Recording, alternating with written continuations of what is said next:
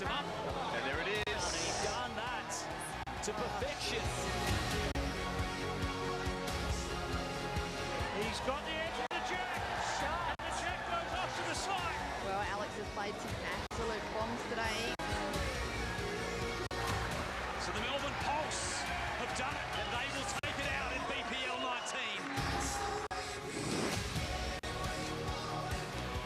Welcome to beautiful sunny Brisbane here, BPL 20 at Club Pine Rivers. Can you believe it? 19 BPLs already in the books. We've got 2 new teams, 12 total, 22 rounds. This is the hardest BPL to win. It is going to be a ripping week. We'll be with you Tuesday through to Friday. My name is Liam Ellison, joined alongside me, former Jackaroo, Com Games Gold, World Champs Gold, Carla Krasanik. Carla, welcome back for another BPL. Thanks, Liam. I'm super excited to be here. I cannot believe it's BPL 20. It's just all them, they've flown so quick, and here we are, number 20. There's a lot of excitement about this one. Back in Brisbane, and we've got 2 new teams. What are you looking forward to most about this week? Well, that's exactly what I'm looking forward to. 2 brand new teams in amongst it, so it's going to make it a bigger competition. 22 rounds altogether. It's absolutely massive for them. And the BPL can turn on its head at any moment. We saw that last year in the decider. The Pulse and the Pirates went to a tiebreak, and it was the Melbourne Pulse who came from behind, really, to upset the Moreton Bay Pirates. Yeah, that's what we love about this format, is how quickly it can change. You don't even have to be the team winning the most ends, you just have to win the ends at the right time, and that's what we saw in that final. And of course, a tiebreaker, what more can you ask for in a BPL final? Going to that last and that tiebreak, get all the players back out there was awesome to see. Yeah, they were absolutely stellar. Dawn Heyman was just terrific for Moreton Bay. Alex Marshall looked like maybe he was headed towards an MVP performance, but it was Gary Kelly who had the last say. Yeah, and that's what we love. These skips, they're so unbelievable. In this format, they always come out with the big shots when needed. Let's welcome in the 3rd member of our team here throughout the week, Lindsay Clark, who does just a brilliant job as always. Lindsay, former Jackaroo World Champ, you've done it all. Linz, welcome back for another BPL. Thank you, guys. I'm so excited to be back. Edition number 20. Pine Rivers is just buzzing. You can't get a car park here. 12 teams, 2 newbies. We've got cardboard cutouts of people. It's just insane. There's party themes every night. Just so exciting to be here. It is. It's going to be a party atmosphere, no doubt, especially when the Moreton Bay Pirates come to play in front of their home club. Let's have a look at the schedule going into day 2. We join us here on broadcast in the BPL. Starts on the Monday. This is the ladder and how things sit, Carla. Yeah, so we've already had 9 rounds played. You'll see 2 teams have actually played 10. They played a game earlier tonight, so we won't see them on TV tonight, but we're early days in this competition. We do see the debut team of Geelong Jets sitting on top, so they'll be very, very happy with that, but there's a long way to go, and the ladder is very, very close. It's very exciting for the Geelong Jets. We'll see them in the final game of the evening against the Sydney Saints. Our first look on broadcast at the 2 new franchises. Yeah, and what an exciting game that will be, so hang around everyone, because it's going to be great to see those 2 teams go head-to-head their first time on the TV rink. Anytime Moreton Bay play here in Brisbane, it is a ripper as well, so stick around for that one later in the evening. And here come the Tweed Ospreys, this unchanged lineup. And they are really, I think they're one of the contenders once more in BPL 20. Yeah, of course they are. You just got to hear the names: Aaron Tees, Corey Wedlock, Chloe Stewart, and of course Wayne Turley, their coach. How awesome is that? They're an unbelievable outfit. And here come the Adelaide Pioneers, searching for their first ever BPL title, and they have a debutante. Yes, they do. Lainey McGorman will be showing us what she can do for the first time here at BPL, and I know she's so excited. She's such an experienced player, so it'll be great to see her out there on the BPL. 8 debutantes across BPL 20, but really Lainey, even though it's her first BPL appearance, Scott Thorborn and Wayne Rudiker very familiar with her and her game. Yeah, they will absolutely know her game really well. They've all played state representatives for many, many years together. Lindsay Clark has Chloe Stewart ringside. I do. Thanks, Liam. Chloe, we're back. Another BPL. How great to be back playing for the Ospreys. Yeah, unreal. One of my favourite events of the year. And, yeah, it's going to be an awesome night. You know, night 1, and, yeah, the crowd hopefully will be up and about. Plenty of supporters here. So, yeah, awesome. Tell us about the energy that 2 new teams and a host of new players brings to this event. Yeah, it's super exciting. Like, you know, we're seeing players that we haven't seen before in BPL. Bit of an international flavour as well. So yeah, I think it's awesome for the event. It keeps growing and getting better. So yeah, it should be really good. And you've had a pretty solid day to start today. Yeah, pretty solid day. So we won 3 out of 4. So yeah, it'd be really nice to cap off the day with another win tonight. But yeah, we'll see what happens. I'll let you go enjoy. Lots of Osprey support. Good luck tonight. Thanks, Liddy. They have indeed had a solid day, 3 out of 4 wins, and that sees them improve to a 5-4 record, Tweed. And this is the Adelaide Pioneers, who currently sit in 10th place, but only a game behind. It is just that close to the ladder. Yeah, and that's what happens, especially early days in the competition. There's only, a game or even just a set win separating people. Scott Fulborn is down on the green with Linz. Thanks, Liam. Yep, here with Scotty T, the mighty Pioneers. You're back in the action. We are back, and we try and bring some action. But yes, it's a long tourney this year, a few extra games. But yeah, looking forward to tonight. We've had some great battles with Tweeds over the years. They're one of the best teams in the comp. So hopefully we can put on a show tonight and go with them. Tell us about your Pioneers team. The addition of Laney, a South Australian, all South Australian team. That must feel pretty good. Well, it is, and that should be the year we're going to win it now. Surely, 3 South Aussies. So. We're here to win. There has been a little bit of talk about the bridesmaid outfits. Are we hoping that today is your wedding day? Look, if we make a final again, we'll take second. But nah, great competition, extra teams, more good players now. So we're just going out trying to do our best and see what we can come up with. So. Well done. All the best and good luck to the Pioneers. Thanks, Lenny.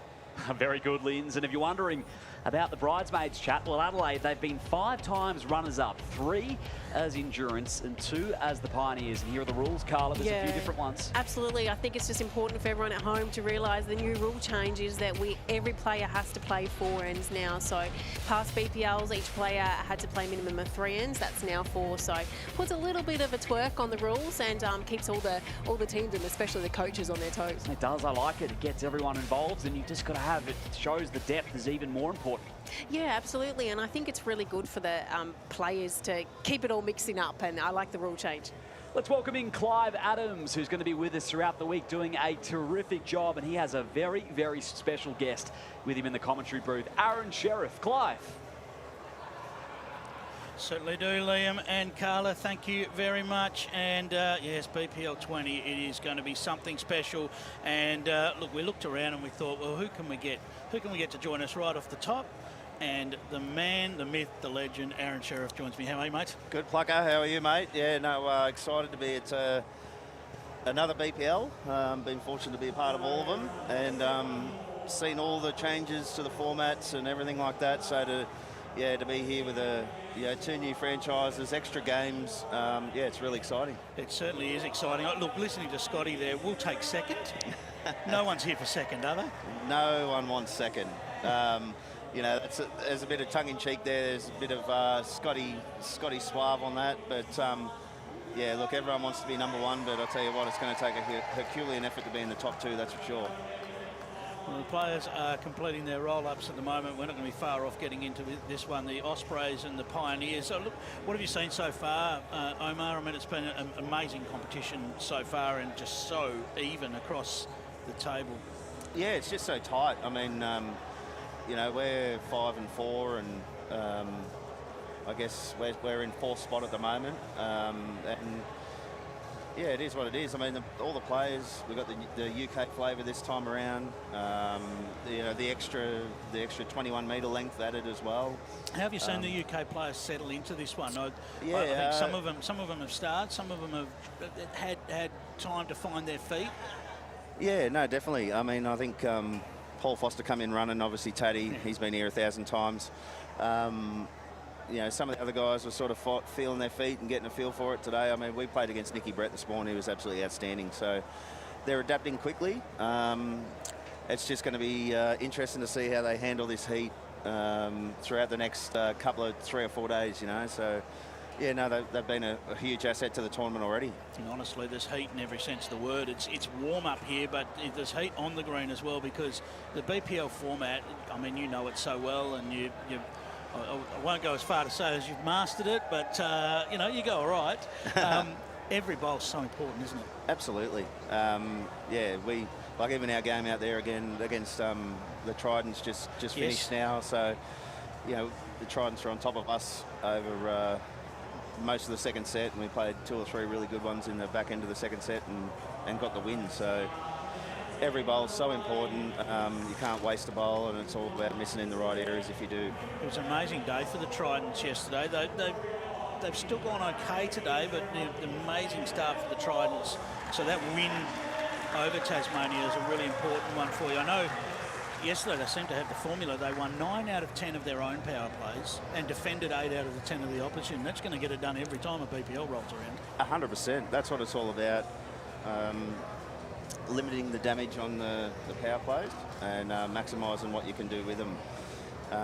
Yeah, I mean, I think being Monday, Tuesday, Wednesday, Thursday, 5 games each day, I think there's going to be some massive ebbs and flows and yeah.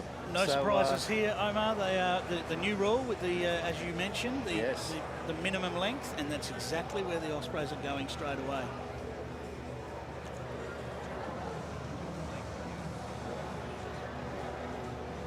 Yeah, no, you know that Corey and Teasy, they love their shorter lengths, so what a start. It's a brilliant start from Corey. Great shot from Corey Wedlock.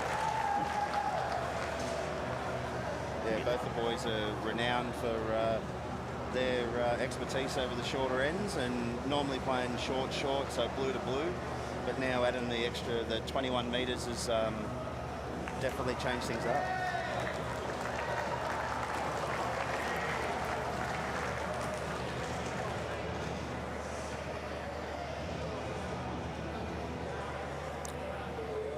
Great reply there from Rudy. Right in the area again. Just tucks in behind. Really 2 perfect bowls to open up. Yeah, really not far away himself. 3 fantastic yes. bowls. Rudy now, he'll be looking down to just touch his own bowl. He's coming in Work his way nicely. past. He's very close. That's very Just well a little played. touch, well played. He's made the shot. Well, if you wondered what you were going to get over the next week, this is just the entree. This is putting the heat on the rest of them coming after. That's the problem, isn't it? If they're going to be expecting this all night, all week. Absolutely. I think what a great start. What's Rudy's thinking now, Omar? He's put 2 good bowls down. Is he thinking past the jack with this one, perhaps? Yeah, I think Scotty's got him on the back end. He's found that line nice. It's probably given it a little chance. If he can turn one of his bowls flat and hide the jack, it's going to make Teasy's job a little bit tougher. So giving it a good chance, just trying to turn it over. Just under the line. Zone, he's gone far enough that he hasn't really made a target. So beautiful weight with all 3 again. Teasy will go up there and look to try and tuck this jack around the corner. Yes, we've seen throughout the event so far the Ospreys opting for this very short length and going with it and often nailing it first bowl. The Pioneers are going mainly long ends. We've seen the Pioneers choosing to lengthen it out, so it's an interesting contrast in this one. Medium to long for the Pioneers. Yeah, well, I think having played Adelaide and knowing what Tweed already do, Adelaide have gone sort of longer with Rudy and Scotty, and then when Lainey come on today, we shortened the length up, and she played extremely well over that. So I wouldn't be surprised to see that in this match. Mostly, obviously, short when Tweed play. If Rudy and Scotty get the mat, I'd be surprised if they didn't go longer. And then when the substitutions made, they'll shorten it up again. Scotty quite happy to leave the jack alone there, but Aaron T's so used to the big shots. He's trotting down after this one. Can he find a piece of the jack here? He was so close with his previous attempt. Looking to hold. Oh. One either just side under. of it. The jack sideways. He hasn't exactly killed off the shot that he had, but perhaps won't look quite as inviting as it looked. Yeah, no, Rudy's straight onto Scotty. He said they need something a little bit deeper, something past. Scotty's obliged here. Doesn't take much to get a jack moving on this pristine surface, does it? You touch the jack and it tends to move a foot just on any touch. Yeah, that's right. You know, when you're looking to trail the jack a couple of feet, normally you want to play a couple of feet, but on this, you know, it really is. Yeah, you know, if you're just a foot over the jack, you get the jack nice and solid, it will probably travel 2 feet. So Teasy in the totally area. different. What's he done? Oh, he's found the gap. Wow. Another. All right, last bowl of this, the first end of the televised matches for BPL 20. Scotty's on a good track if he's here. Delicately trying to add another. Just going to come up shy. Super effort. 2 on the board to the Pioneers to get us started, and we're going to get that answer of their plan lengthwise straight away, Omar. Yeah, what a fantastic start though. I mean, it's a new length for the event, and the 4 players on the rink have jumped on it straight away. So yeah, the boys are kicking the balls right back. So they're definitely going back to the tee. That's the only problem with this new short length is how far you got to kick them back. You get 40 seconds to change over, and look, it's down to 13 already. So yep, here we go, tee to tee. I tell you what, that is a new element, because you don't really see the shot clock between ends come into it too much. No. But right there, he had 2 seconds left when Rudy delivered that bowl. Yeah, we did the mat back short ourselves a little bit, and that's what Kevin said to me. He said, geez, it takes you so long to bloody kick the bowls back. But what a start. What a great start from Rudy. You can see. These 2 players have certainly hit the ground running, and no surprise. Look, we are somewhat unusual for BPL 20 is we're in round 10.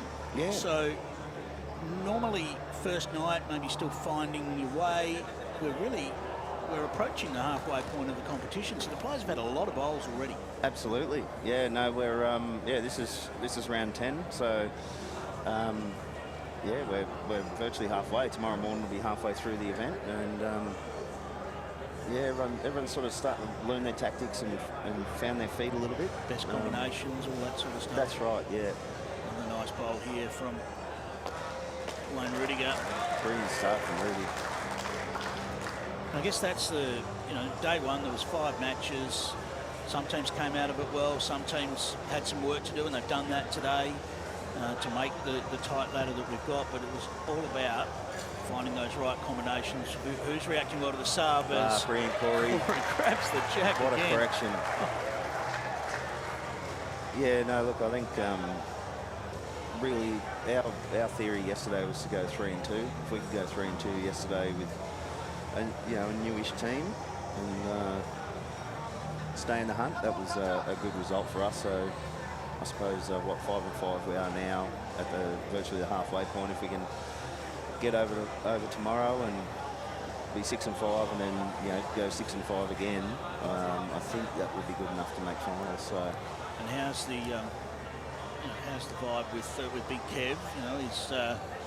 He's definitely one of the characters of our sport. We know that. Absolutely. And, from coach to on green, how's he made that transition? Oh yeah, no, it's been great. I mean, he keeps everything so light-hearted. I'm sure. And I do like to have me fun, but I'm a fairly intense character at times too. So to have Kev there and keep things light and fresh when potentially they're getting a bit nasty. It's very good, and he's implemented our team motto is hydration, not frustration. Right. So that's our team motto.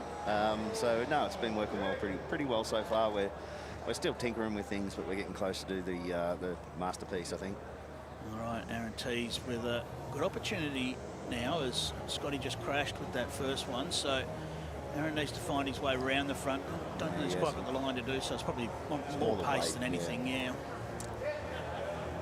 Yeah, well, it's such a massive change, the 21 metres to now going full T to T. It's even longer, isn't it? It's even longer than T to T after it's been trailed. That's exactly right. So, I mean, there's probably close to 20-metre difference in the 2 lengths. Needs to get round the front. He's going to crash. Yeah, great speed too. His weight was perfect, Scotty. Aaron Tees with everything to play for here. He can get a little touch of the jack around the corner, would make 3. Holding 1 at the moment. He's trotting down after this. Looks to have a little bit more pace on it, but I still don't know that he's quite going to get round the front. Just lacking that couple of feet. He's haven't played on it a couple of games so far. It is definitely turning a lot down that forehand, so you can't underestimate the line there. You pinch it, you get in trouble. wouldn't expect Scotty to be short here. We'd expect him to be playing up through it a little. Try and get some movement on those front bowls. He's in the area. Absolutely. Is he past the front? He's Played it really well. He's made 2, I think. A great shot. 2 or 3. Rudy's got 3. Yep. Didn't overdo the weight either, did he? It was just played with enough to get there. Absolutely perfect. Could have been excused to have a bit more behind that. He had the right amount of weight to turn the bowl through the shot bowl, and if he was just around the front there, he could trail the jack himself. It was a fantastic shot. Teases away. Still looking at it.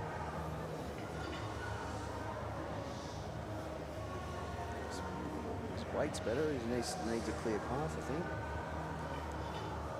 Just going to come up shy by the looks. He's cutting one out, though. It's down to 2. Another 2 on the board to the Pioneers. They lead at 4 shots to nil after 2 ends. Aaron Sheriff, thank you for joining us. No worries. Hope to see you all again at the pointy end of the week. Liam and Carla, a very much quality start to this match.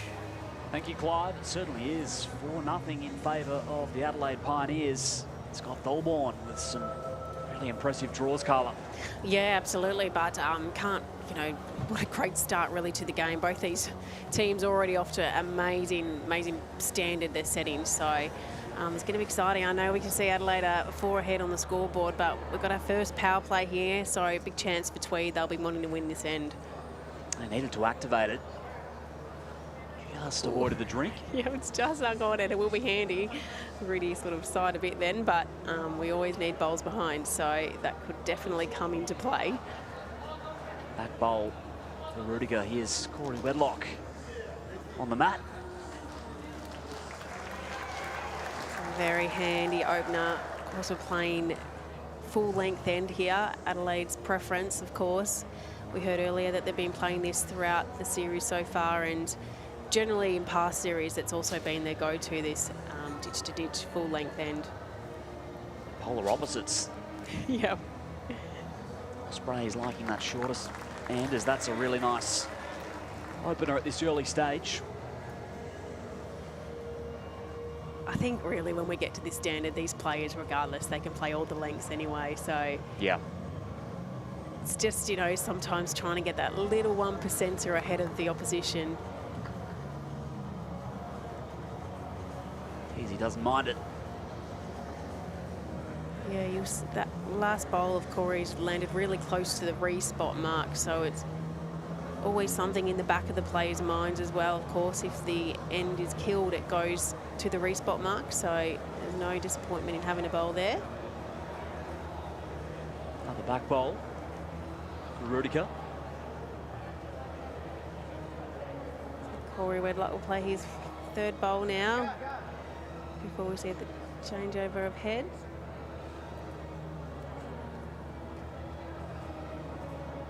It's online for Corey.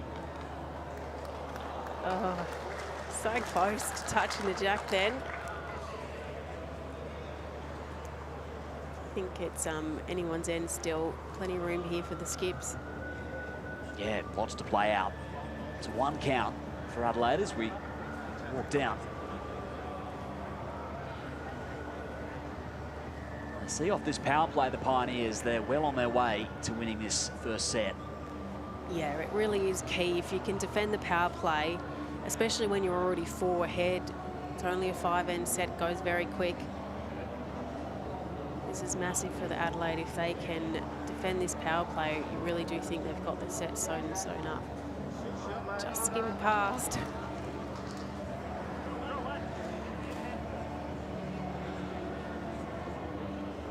Millimetres away from creating movement. He's the 3-time BPL MVP, Aaron Tees. Yeah, he's definitely a crowd favourite. Teesy, he's well known amongst everyone, and of course always Tweed Heads have plenty of people up there supporting them. It's only a short drive up the road for them, so we often see a bus load heading up from Tweed Heads. They are always well supported here in Moreton Bay.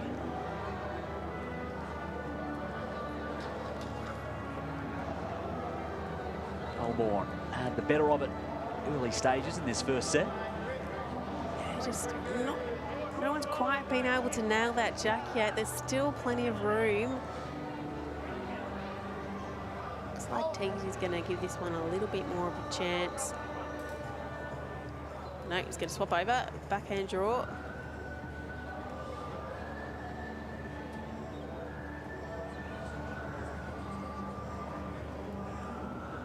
Looks interested, Teasy. He snatched one back. Right there in the area again, but still wide open around that jack, Carla. Yeah, just no one's really been able to quite jump on in comparison to that very first end where we saw the first 3 bowls all within a foot. Scotty will be ideally just passing. I don't want to finish jack high and give Teasy anything to sort of sit off. Might have sneaked in for another one.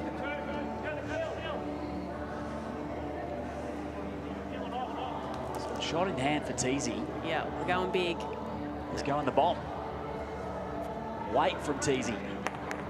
Oh, and have killed it. And I'm pretty sure I heard Corey nominate the kill. Did he? It's hard to hear if the players have called it or not. Spotted, Carla. We'll find out in a second anyway. As we drew up. It's been respotted. I wasn't sure whether Corey was saying about killing, but it's been respotted, and that's a 3. So that becomes a 6. That's a massive shot. That is a huge shot. This has changed in an instant. It sure has. That's exactly what the power play ends do, don't they? They can turn the game around. Not surprisingly, Adelaide Pioneers are going to throw a power play right back at them. Pioneers need to respond. 2 short ends. Oh, look at that by Corey Wedlock. First bowl, big change in length. They've gone from full length to the shortest length you can play, and he's put his first bowl right on top of the jack. Can't ask for much more than that.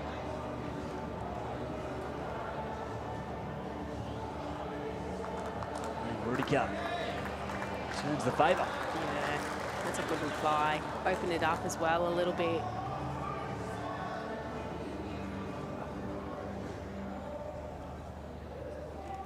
World number 8, Corey Wedlock.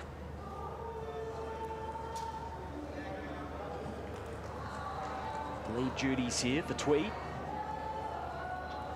Yeah, and he plays it so well, doesn't he? That 3-bowl pair format, he just really plays it well. Never trying to set the heads too much, you know, just get a couple in there, get past. Plays it really smart. He's just got such a finesse touch. He's a real class player, Corey, and obviously him and Aaron play so much together, so they know each other's game so well. Yeah, they're one of 4 unchanged lineups in BPL 20, Tweed Ospreys. A bit of a cheeky one back towards the respot there. Coming handy.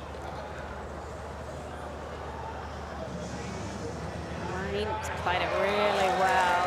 It's a great shot. Just nudged his other one just up onto the jack.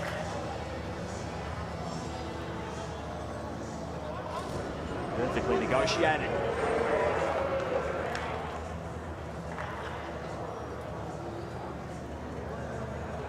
Pioneers power play after Tweed had 6. 3 double to 6 in the last ends.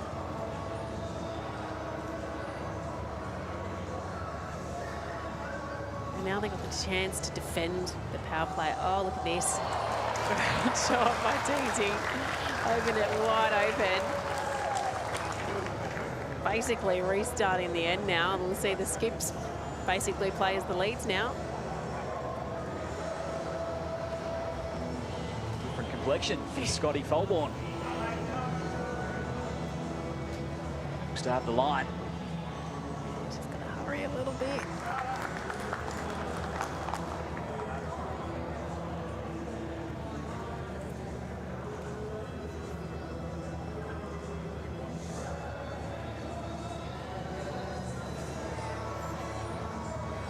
Tease. The back bowl. Good chance here for Scotty Thorburn, if he can get right on top of the jack, it's going to make things really challenging for Aaron Tees with his last bowl.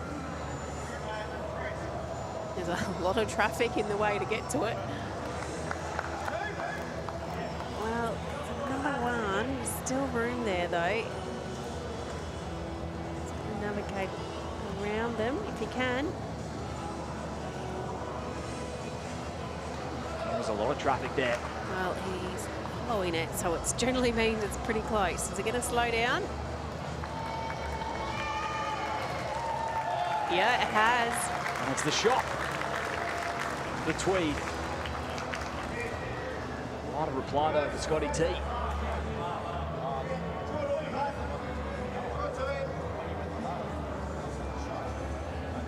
So Scotty can get to that last bowl. It only needs a little nudge, move, 10 centimetres, and he'll bring in his front two. He can roll his other ones up if he gets to them.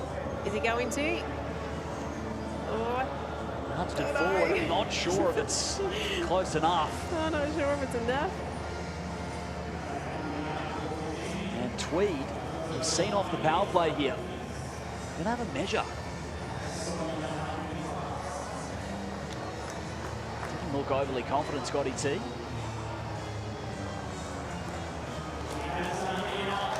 That's huge. There you go. So the power play doubled up to 2. It required a measure. He wasn't sure about it, Scotty Thorburn, but he's got him out of trouble. He did. Nudged it just enough to get there. So here we go, 6-all now. This is the thing about this format. You just can't pick what's going to happen. So Adelaide have the mat back, so they'll go back, not surprisingly, to the T-to-T length, which is their preference. This has been really interesting, seeing the players have to chop from that minimum short length of 21 metres all the way to a full length. And I know these are the absolute class of players, but it's not always that easy to do that. But look at this. Front all hoppers. over the jack, yeah. They make it look so easy.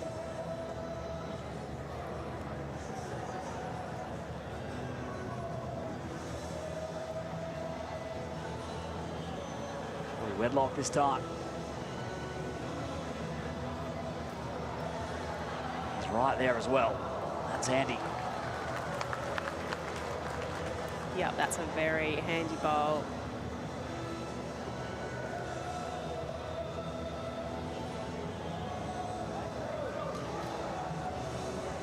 So for Rudy, really he'll be wanting to just pass now if he can. I don't know if he's got the legs.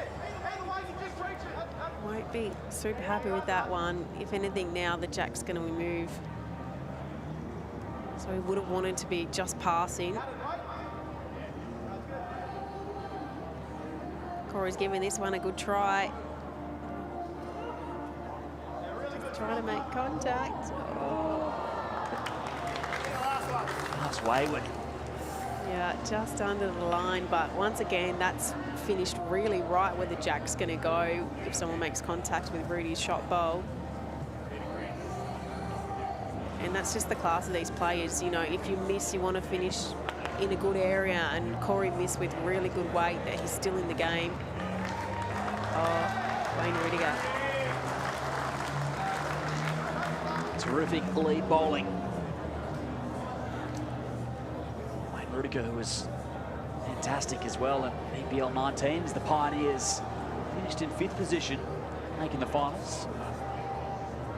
Yeah, Rudy's so experienced at bowls, but this BPL format, oh, that's it. He's played it well. Nudged it into their grasp. As we hand over to the skips. So really now, Tweed are in the box seat with the setup of this head. With Corey's bowl shot, bowls past the head as well. A lot of work for Scotty to do now.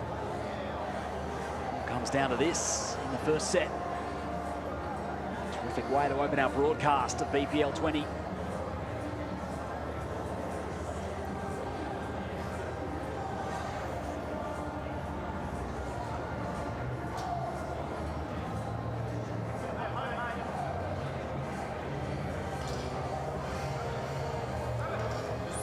toucher. Oh, I think he's got the shot. He has.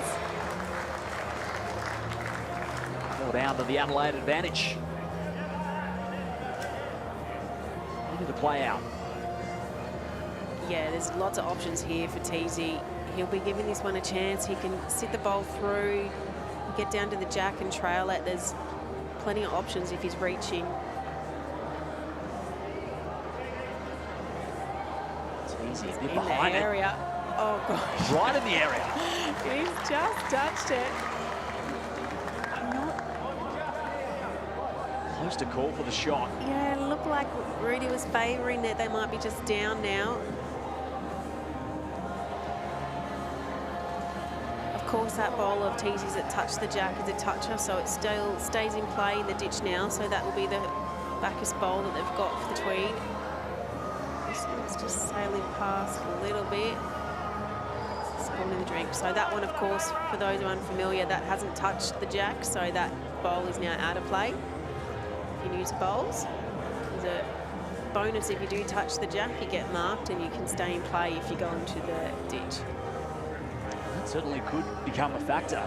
It does. It comes into play so often, especially with these players trailing the jack all the time, and this one's not going to have the legs.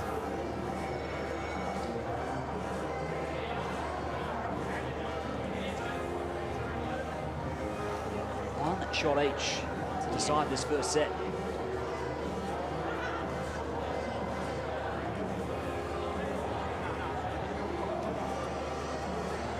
Adelaide won 3 of 4 ends. 3-shot power play for Tweed sees them tied up. Yep. I need this one. Wide berth for Scotty T. Right, can he get there? Corey Wedlock is going to have a really good look at this just to... Sorry, guarantees. They look... Oh, they're not sure. We can see Coach Tells is calling a timeout just to give the boys a bit of a chance to... I don't know if they know if they're holding or not. Is it a measure, maybe? It's close. And of course, the shot clock at BPL, it makes it hard to really assess, so... Yeah, it does. It doesn't give you as much time to think about it. I'm not sure, though. Looks like he's decided not to play his last bowl, so he's obviously favouring his own. Yeah, and they get the measure out, so hopefully he's right. No. No, he's right. There's one to do, yeah. The first set, play of Tweed. Came all the way down to the final bowl. A terrific first set here in Brisbane. Club Pine Rivers, BPL 20. The Ospreys and the Pioneers, 7-6 after the first set.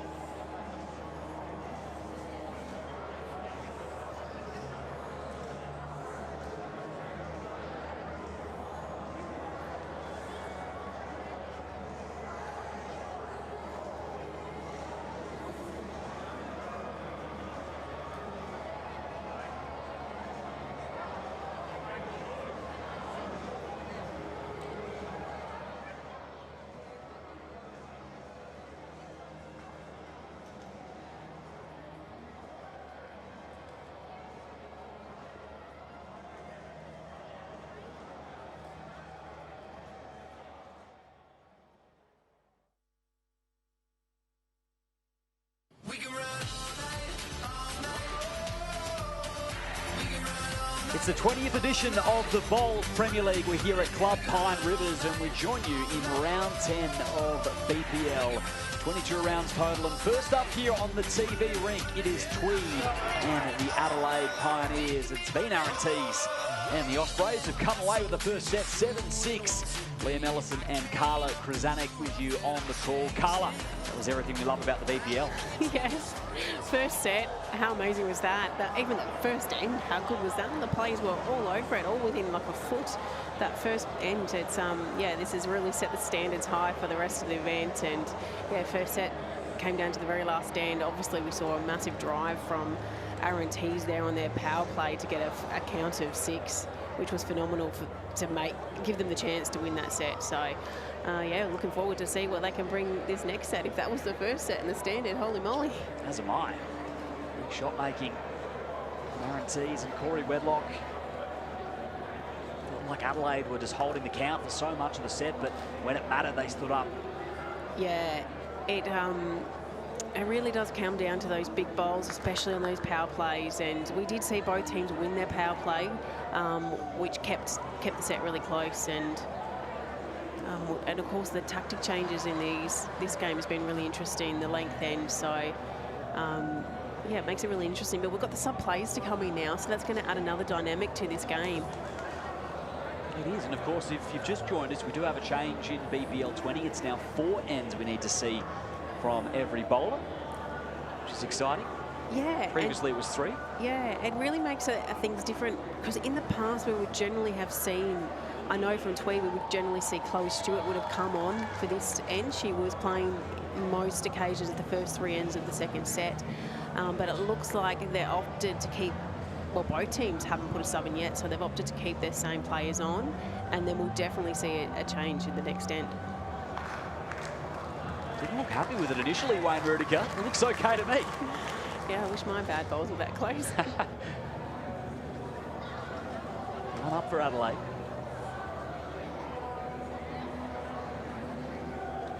Corey Wedlock on the flip side doesn't give too much away. No, he doesn't, does he? Oh, that's a good shot. Stolen right back.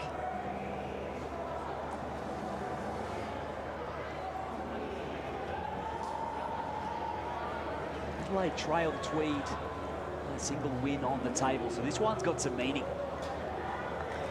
Yeah, it definitely does. And as we heard Clive and Aaron Sheriff talking about earlier, we are already at round 9. 9 rounds have already been played, so we're already well into the competition this time. So it is really important now to get the runs on the board in a row. This is really the middle part of the competition, and that's where you can really move in the ladder board. So these games are really, really important now, and most teams have really settled in with their combination. The rule changes as well, so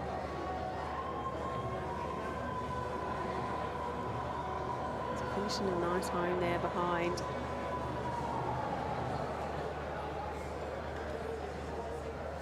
Head taking shape. The shorter length.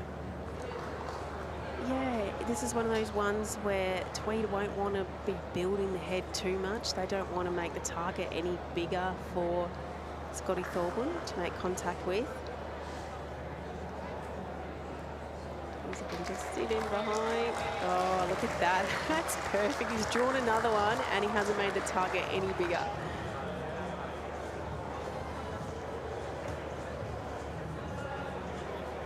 Well, there's not much of a gap there. Scott, he's gone weight. No dice.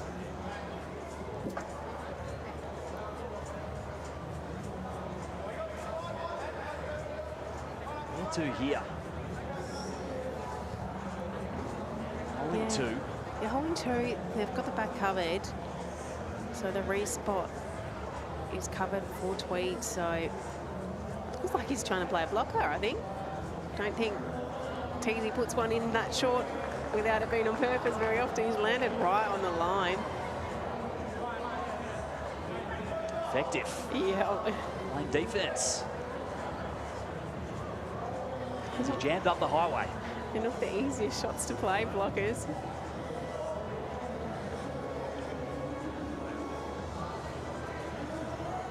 Scotty T try and draw around. Yeah, it's made it a really tricky weight to play for Scotty. Far away. But it's Tweed on the first end. Real smart end by Tweed then. They didn't build the head up any bigger. They made Scotty play the really, really hard shot. So, well, smart bowls, really.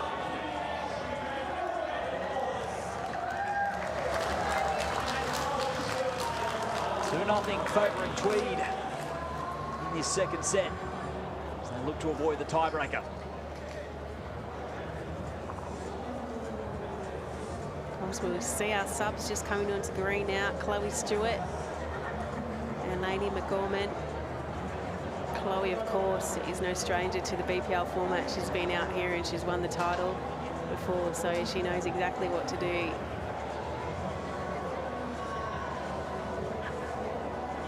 She does. Start.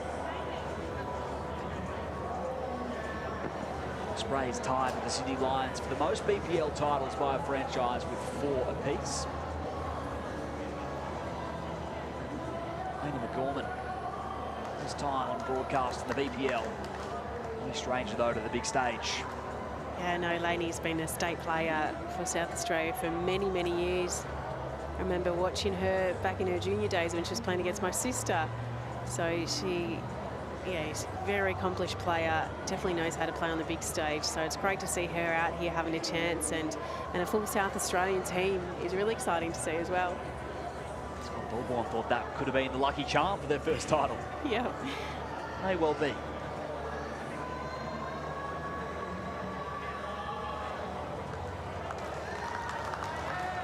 It's a beautiful draw from Lainey. It's nice to get that one close, give you a bit of confidence, and you know, naturally everyone's a little bit nervous their first time in BPL, surely. You're only human. It's a different environment, isn't it, the BPL, the bright lights and the music. It is, and it's also just such an exciting event and such a well talked about event, and your first time there, it's so exciting. You work so hard to get a chance to be there, and you know, naturally, if you're not nervous your first game, then there's something wrong.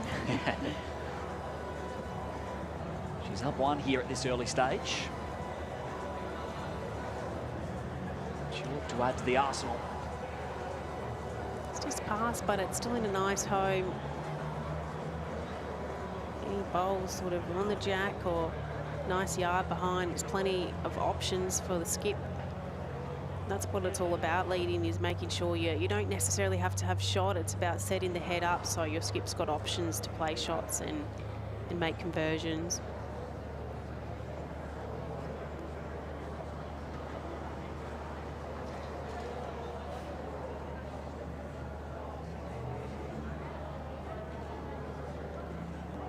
Just held out guarantees.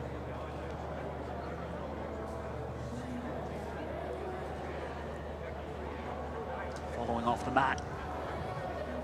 Scott Thorborn. Not going to have the legs for Scotty.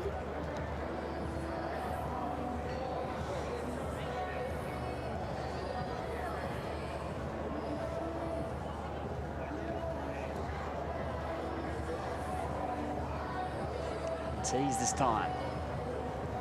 Yeah, he's in the area. Shaping up. Touch the jack, he has.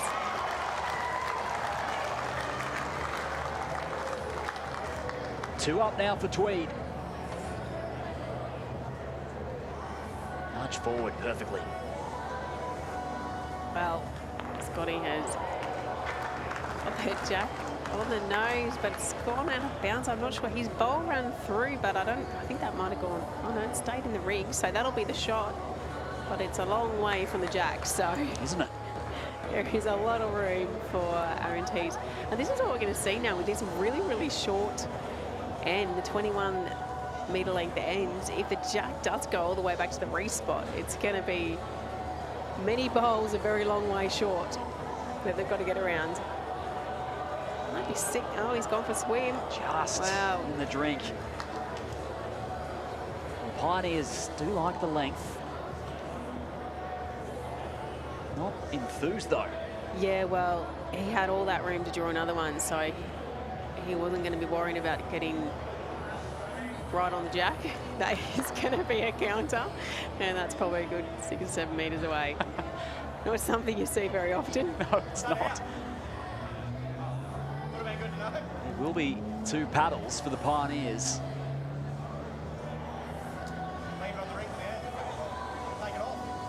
So, I was just talking about there's a bowl that's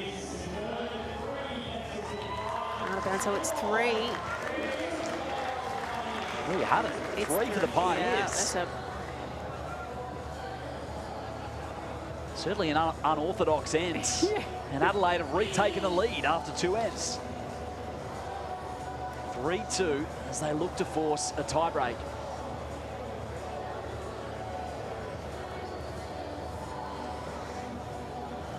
McGorman straight into it. Yeah, that's the joy, isn't it? Not having to roll the jack then. Just start straight away. Already back into it. No time for Tweed to worry about dropping the 3. They've just got to concentrate now on winning this end. Of course, both teams still have their power play in their pockets to use.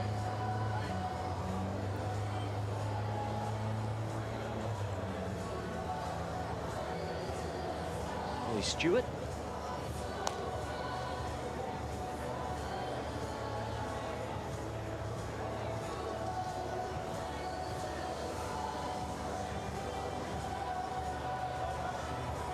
South Australian native Laney McGorman.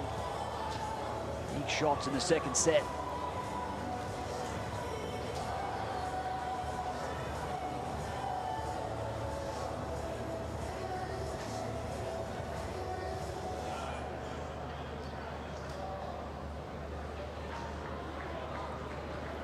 Just looking to drop a yard. I'll just pass. A big chance here for Laney if she can put one right on the jack now. Just a couple feet on her last. She had a good line. She's been closer so far with her weight.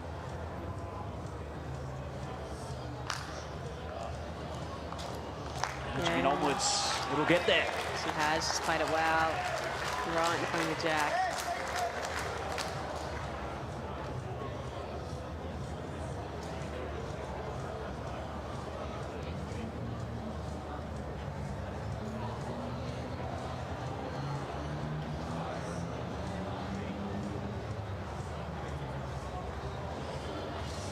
Another down back.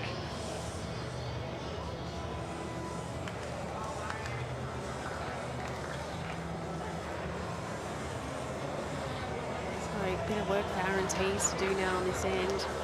Scotty held the first bowl and try and just add, or probably just trying to just sit inside Chloe's back bowls and drop in amongst those. He can count and cover.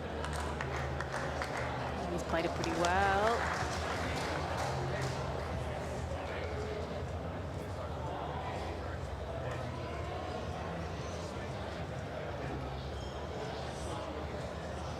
Looks like he's a bit quick as well.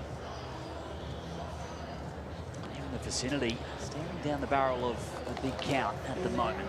Adelaide's holding 3, so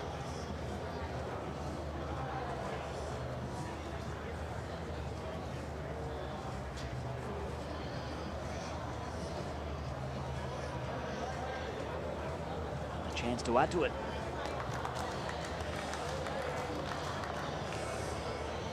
That's a nice shot though, just nicely passed in amongst where all those Tweed bowls all sitting together.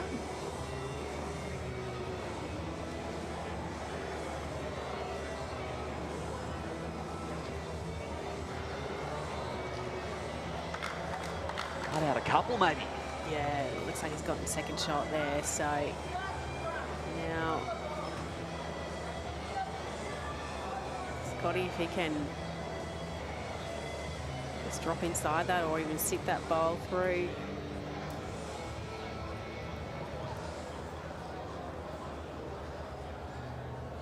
Last shot for Scotty T.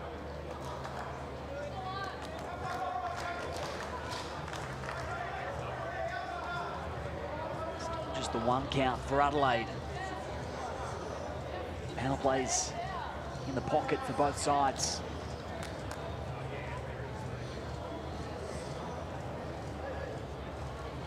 I expect we'll probably see the team that loses this end might bring their power play into action in 4. Oh, he's flicked it out. What a shot. Time and time again, he stands up, Tees. Poked it out of there, had the second shot. And a power play indeed has been activated.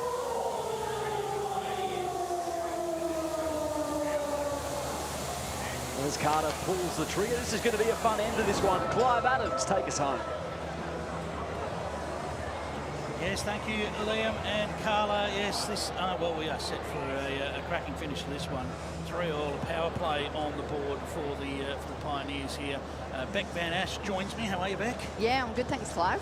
Well, you joined me at a very good time because this one is coming down to the wire. It's been a high-quality affair so far, and well, who knows what to expect. Power play for the Pioneers makes this crucial for them to get this end. It's going to be a big end, and the crowd's out in force for first game of night 2. Absolutely, a bit of a remodelled show rink, if you like, this year, and the crowd's responded. It is a full house. I actually really like it. I like the changes that they've made. It has a good vibe to it. I think it's really spectator friendly, and I think it'll be pretty exciting out there on the green. Yeah, absolutely. I know. Look, it actually looks like it's pretty warm out there because I've just noticed Teasy actually get an ice block from somebody, one of the spectators alongside, and cooled himself down a little bit as Chloe nails it there. This short length, Beck, it's new this for BPL 20, and the Ospreys have really taken to it. How have you found it? I know you haven't played it a lot. I had a look at your stats. Hasn't been heaps of them, but how have you found it in terms of, does it change the line a little bit? Does it, you know, how have you found it different? Yeah, it definitely is, and I probably played the most of them against the Ospreys, funnily enough. Yeah, okay. We played them earlier today, and they did it a few times against us. They've been doing it a lot. They've chosen it 3/4 of the time when they've been choosing the length. So yeah, and look, it's probably no surprise that I think this request or suggestion for this particular amendment came from this franchise in the discussions. But look, I like it because it has brought another just change to the format. You know, I think people are saying all the time, you know, we need different things just to freshen up the BPL. So yeah, another little adjustment. It is a challenge. So you've got the length side of it, like it's hard because it's shorter. I think because and most greens, most carpet greens, you would very rarely get a mat on the tee and jack right on that minimum. It can be pretty hard to roll, can't it? Yeah, yes. So I think because of it, there's not a lot of action that probably happens around that spot a lot of the time. So it is changing the line a little bit. It's making the line what I would call a bit lazy, so it's tightening it. So, you know, it's not as simple as when you're out in a grass green, your line is pretty similar whether you go short or you're long. Where it's just adding that extra little intricacy to it, I guess, and bringing out another challenge. Interesting, it redefines the back bowl as well, as we see Aaron T's head round the back. He had a bit of a mishap in this direction last time in trying to get round to the back because, of course, as Liam and Carla call, once you take the jack from there and you put it back on the spot, as Scotty Thorburn tried to do, but not able to connect, it is a massive difference. It is. It just got us against Moreton Steamers the last game on the live stream. So we had just come off this rink, so we played out here on this green, gone over to the other green. We're struggling to adjust to the speed because it is a little bit slower over here, and Moama went mat back short, and it really tricked us. Teasy goes bang right there, puts one right on the front of it. I don't think that's going to change Scotty Thorbur's mind. He'll be going big again. Solid weight, looking for contact, and he's just missed. And T's still with another one to play. It is a big end in this match, and Tweed have given themselves every chance. One each left to come here. And reminding you once more that Red Jack is on the rink because it is a Pioneers power play. So this is a huge moment. Looks like we've had a timeout call. Timeout called by the Ospreys just to work out exactly what their tactic needs to be here. I think this is going around the back again. We've just got a few bowls in the ditch still, so I think Tees is just making sure of that as well. Looking to finish mid-range by the look of it, cover a bit of everything with that one. It's the same old story, and we've said it a lot over the years, but you know, winning your power play is important, but defending your power play is important. So it's such a big moment for Tweed if they can defend this. Talk about the Trident's day yesterday doing that, because there was a stat that stood out to me, but let's see what happens with Scotty's bowl first. Let me wait again. Must find some contact. Doesn't like it, but he got a result. It'll crash and bang as that ball hits the back of the rink, but that will be 2 shots to the Ospreys. They now lead at 5 shots to 3. They defend the Pioneers' power play. They call their own. Of course, that won't have an influence on the overall result. But more importantly, the Pioneers need to chase down 3 shots here to get this one to a tie-break. Now, let's talk about your day yesterday. I know the day today hasn't quite gone as... Let's talk about yesterday, yes. Clive. Let's focus on yesterday. I'm happy with that one. 9 out of 10 of your power plays you won and defended 8 out of 10 of the opposition's power plays. If you do that, you're going to be very close to the top of the table, aren't you? Yeah. two important factors, aren't they? Yeah, unbelievable. I haven't seen too much. When that stat came up at 90% power plays won, I don't think I've seen a stat that high after 5 rounds of a BPL, to be honest. Yeah, we actually talked about it in some of our training runs leading up to this event, and some of our focus around power play ends, because it's something we probably haven't done and capitalised well enough on in years gone by. So it was a bit of a key focus for us. We tried a bit of a tactic yesterday. We didn't do it today, and maybe that's something for us to consider tomorrow. But we had a bit of a theory when they called their power play, and if we had the mat, which generally happens, you know, they call the power play when they've got last bowl, we would bring the mat up to the minimum and jack on the tee. And our rationale behind that was, you very rarely, and I don't want to say it never happens, but you rarely see numbers dropped when the jack's on the tee. It's generally closer. When your mat's up, yeah. Gives us opportunities to smack things. Whereas a longer end, you tend to get gaps and things like that. Yep. Okay. Bit easier to smack things and wreak some havoc, you know, all that sort of stuff. So we went with that bit of a theory. If it was their power play end, we'd bring the mat up, really try and keep them to ones. And I think that was really important yesterday. So when we did lose a power play end, we only lost 1. Only just passing the jack there. Yeah, look, it's interesting. You are one that likes your tactics, aren't you? And interesting to think that one through. And well, might be something in that, Clive, because we lost a couple of power plays today. We lost 3s, which became 6s, and we're sitting here 1 and 4 today, as opposed to 4 and 1. You're in a very tight field. And wins. It's so hard to read at the moment with you know, even down to 7th on the table, it's won 5 games. You know, so there's not a lot in it as Laney just parks another one just past. So there is an opportunity there for a little nudge of the jack to create 3 or just a couple of close draw bowls. But Aaron Tees is going to have something to say about that.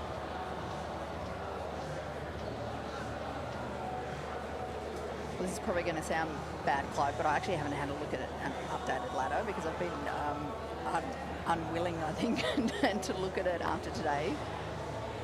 You are still in 3rd place. Everyone else has still got a game to go tonight. That's true. That's true. So, yes, that... So it's kind of a bit skewy at the moment, isn't it? I was going to bring that up. Yeah. You have already played your night session game, played just before we went to air. And unfortunately for the Tridents, it was the Steamers that got over the line there. It was Aaron Tees's part 1 right on the jack and made things very difficult for the Pioneers. And that's the thing here, isn't it? I mean, Teesy's job, he can afford to lose 1. He can afford to lose 2. Yes. But yeah, his job here is just make it as hard as possible for Scotty Tholborn to make it 3. It's interesting what you just pointed out, though. They prefer not to drop 2, wouldn't they? I mean, a set 1 is better than a set draw in terms of it does come down to countbacks, and in a tight format where we don't know how many wins it's going to take to make finals. It's probably in the realm of 13 or 14 wins that you're going to need to play finals. But those net sets could come in very, very handy. And I think we've seen the net sets really come into play the last couple of years in particular. So since the teams went from 8 to 10 teams, I think we saw net sets play a more important role. So now, and as you said, we don't know exactly what it's going to look like now with 12 teams. But you can only imagine that net sets probably plays a part. We've had a couple of sets where we've been out to quite a lead and we've really tried to capitalise on that and get as much of a margin as possible. And when we've actually had some big set wins because of that same thing, who knows how much shots could come into play at the end of this as well. The scoring hasn't been a problem for you. You certainly put some shots on the board, that's for sure. When you've won big. There's no doubt about that. And Tees. Nestle's another one in the area. Great shot. So, what can Scotty T come up with here? It's a good shot, but I think he'd be a little bit disappointed. I think he would have liked probably another foot, 18 inches on that bowl, just to really split those three. Cover Adelaide that jack bowls. movement. Yep. Looks like they have called a timeout. Yep, timeout is confirmed. So Scott now just trying to work out whether or not there's room to turn the bowl to the jack, get a result. I've seen Scotty T over the years play some absolute crackers Can find a and way, make can't something he? out of nothing. Yeah, he's definitely a man made for the BPL format, but definitely made for the show rink. He's down he does to love the nighttime matches. 13 seconds left on the clock, but he'll get it away comfortably. So looking for some contact and some jack movement. Oh, he's just drifted under the target. It was very close, but just drifted under the target. It will be 2 shots to the Ospreys. We'll double that to 4, courtesy of their power play. And they will take the match. 9 shots to 3 in the second set. 7-6, 9-3, and a big win for the Ospreys. They will move up the table courtesy of that win for the Pioneers. Leaves them just in a little bit of strife, but still a long way to go in BPL 20 and time to still make their move. Thank you, Beck, for joining us, and good luck for the rest of the tournament. Thank you. Look forward to it. Yes, well, the Ospreys are winners there in game 1 of night 1, and Aaron Tees is just making his way over to Linz, so we'll be able to get down there shortly and get a word from our winners. Aaron Tees with Lindsay Clark. Thanks, Clive. He was very busy thanking all the support crew. A very much needed and very satisfying win for the Ospreys, TZ. Yes, thank goodness. Yeah, no, I had to go and thank the supporters. They always come up and they make it a lot more fun for us and make it easier. Tell us about the game. It was a strange one to call. So that first set, a massive power play victory. Corey called the respot, had a really good win on that one and then snuck away in the second. Yeah, that's just kind of been a little bit cheeky with the format. I think they totally destroyed us that first set, but we just got a lucky number in a power play and turned into 6. And yeah, they were, I've got to be honest, they were the better team in the first set, but yeah, we just got away with it. And tell us about the support. Is it interesting seeing your big life-size cutouts out there and your face in the crowd? I've got to be honest, that's just a big waste of cardboard, that. But no, yeah, it's pretty cool, but yeah, what a waste of cardboard. And nice and hot out here, mate. You got some ice early, now you can have the rest of the night off. I'm sweating terrible. Mrs. at home with COVID, do you reckon she's sweating? I'll trade her. Well done, Teasy. Well done to you and the Ospreys. Keep it going. Yeah, cheers. The Tweed Ospreys get it done in straight sets. And our drink-wise moment of the match, well, Aaron Tees, he did tease it, Carla. Yeah, you can't go past this shot. This was massive. Big drive, they were down, and yeah, of course they have all the bowls right on the respot. And so we all know you can't forget about the respot because that was 6 they got in that big shot. Power play ends, it always comes into play, and they only won 2 ends of that set. Do you agree with his assessment in the end of the first set? Yeah, I do, I think. And he's pretty honest assessor, I think, Aaron Tees. So I think they know that they were probably outplayed a little bit in that first set, but he played the big shot at the right moment. They got it done where it counts, and the Ospreys improved to 6-4 in BPL 20. Coming up next, it's the reigning champions, Melbourne Pulse, taking on the Perth Suns.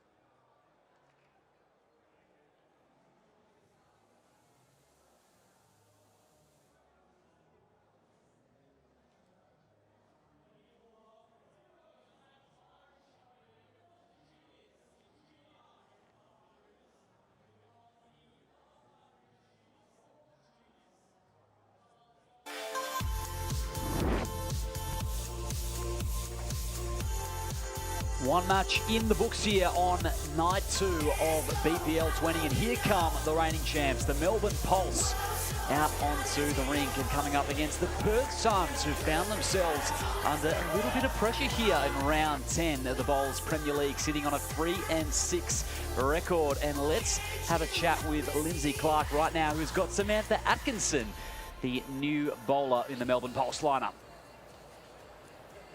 Thanks, Liam. I do. Sammy, the mighty Pulse defending champions, but your first BPL, how are you enjoying it so far? Yeah, absolutely loving it. Thrilled to be here, and yeah, the boys have been very welcoming and just grateful for the opportunity and soaking up every moment. Tell us about the energy in a BPL. It's unlike no other event. Oh, it's unbelievable. The crowd, the atmosphere, the standard of players, it's phenomenal and something I'm never going to forget. Beautiful. And tell us about the event so far. So day one was pretty good for the Pulse. Been a little bit slow starting today. Hopefully get this win tonight. Yeah, absolutely. We came out and got a few really good wins to start off. We had a bit of a tough morning this morning, but we were all bowling really well, so we've managed to stick in there, and we've come home with the last game with a win, and hopefully we can finish with another win tonight. Beautiful. Keep that momentum going. All the best to you and good luck tonight. Thanks very much. A great day one, though, regardless, for the Pulse, and a win here would see them launch back up into the top 3, Carla. Yeah, absolutely. It's a great team, really. Obviously, Gary Kelly and Barry Lester played so much together. And, yeah, Sammy Atkinson, what a great fill-in for Alan Fyfe, who's obviously out of him, just had a baby recently. Congratulations to Ellen, and Lindsay Clark has Carl Healy. There's a lot of fans watching in Perth. Thanks, Liam. Yes, the WA Suns, lots of support for you guys. It's been a bit of a tough day so far. Yeah, it's been a bit of a tough one, but that's what the format is. You can get through, be so close to some games and just not fall over the line, but we hope to turn that around tonight and have a really good day tomorrow. So, tell us about, with all the new teams and the change-up of players, having the same lineup as the last BPL, how much of an advantage that is. Yeah, it's great in team building. As long as you stick with the same team, you can work on sort of old tactics and stuff like that. The inclusion of the new teams are fantastic. It gives a bit of a fresher look to the game and a few new fresh faces. So good. Beautiful. Well, I'll let you go, Carl. Go practice, and good luck to the Suns tonight. Thanks, Lenny. Back to you, Clive.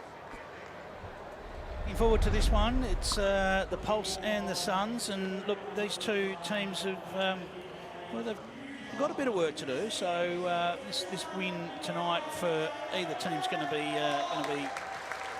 very, very important, as the players are out there completing their roll-up before we get into this one. So, you know, having a look at the tail for these two teams at the moment, we know that the Pulse have been playing.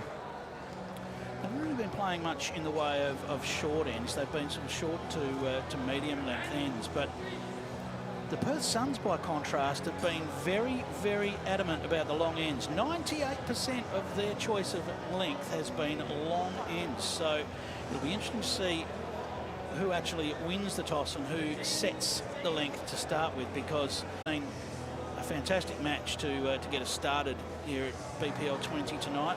The Ospreys and the Pioneers put on an amazing show, really. I mean, that first end, when you know, people are out there just finding their way on night one, and bowls just within millimetres of the jack to get us started. So it's going to be another interesting one. The Suns had a good day yesterday. They were 3 from 5 yesterday. However, things haven't gone their way today. They've had a couple of close ones. They haven't been able to get over the line in another match today. They've seen themselves go from 3rd on the table all the way to the bottom, and have their work cut out for them to make their way back up. Of course, this is the 10th round. There's plenty of time to move their way back up, and it's the ebbs and flows of a BPL. You get good runs and you get challenging runs, and they are in the depths of a challenging run at the moment. But that can all change. Of course, for the Pulse, Gary Kelly always loves to put on a show. So does Barry Lester. They've played a lot of bowls together. And Sammy Atkinson has been on fire over the last 18 to 24 months. Everything she's touched has turned to gold. And another big character on the green, not scared to show her emotions, not scared to embroil herself in the match. This might be quite a noisy one, this one, because we certainly know Blake Nairn's not shy. So he'll make his presence known as well. And Carl Healy has been delivering time and time again. Saw him earlier with the opportunity to trail a jack. Went close and just nudged the jack too far, as looks like the man that's just been out on the rink is going to join me. Aaron Tees, welcome. Hello, thank you. Mate, look pretty warm out there. It is extremely hot out there. I was sweating big time. Yeah, I saw you actually grab a block of ice from one of the kind spectators. Yeah, I grabbed a couple. Grabbed a couple of blocks. There you go. There we go. Yeah, so that was crazy out there. Like it's hot enough over there during the day, but I think you add them lights, and it's pretty crazy heat out there. Yeah, well, we saw during the day, particularly some of our international stars, just feeling the warmth a little. Having a little struggle, yes. Yeah, I was telling them the same thing, and they said, well, if you're struggling, how do you think we feel? Yeah, absolutely. It's not exactly that it's been steaming hot, so to speak. It's been more that humidity, isn't it, that just gets into you. Just gets trapped I under know it. Alex Marshall said to me he's never had so much trouble holding onto a bowl, and he actually felt that his hands were leaking. Yeah, no, 100%. The bowls do a little bit of sweating as well. I've been using the Z-Scoop grip lately, and it's been great, but I can't get this thing to stay. Now talk about that match, because that was a fantastic display. I mean, even the first few bowls from Corey and Rudy, they were all over it right from the start. That's what I said to Scotty. I was like, I'm not really looking forward to playing mine after this. The standard was really high, except for my draw to the ditch there. Well, I was going to bring that up. Look, it's the contrast between the super minimum length, which your team has been playing a lot of. Yeah. But as soon as the jack goes to the spot, it's like a new world. It is, yeah. I didn't rush it, but I thought that other bowl was still in. I don't know whether you've seen it. But yes. I actually thought that was still in, so I thought, well, worst case, I've got to get close, because obviously Scotty's going to beat that one. You thought you were only one down. Yeah, I tried to get as close as I could and just overcooked it. But I didn't realise that bowl was out and turned into a 3. Yeah. Not ideal, but you can look at it now and say, oh well. Yeah, it's all right now.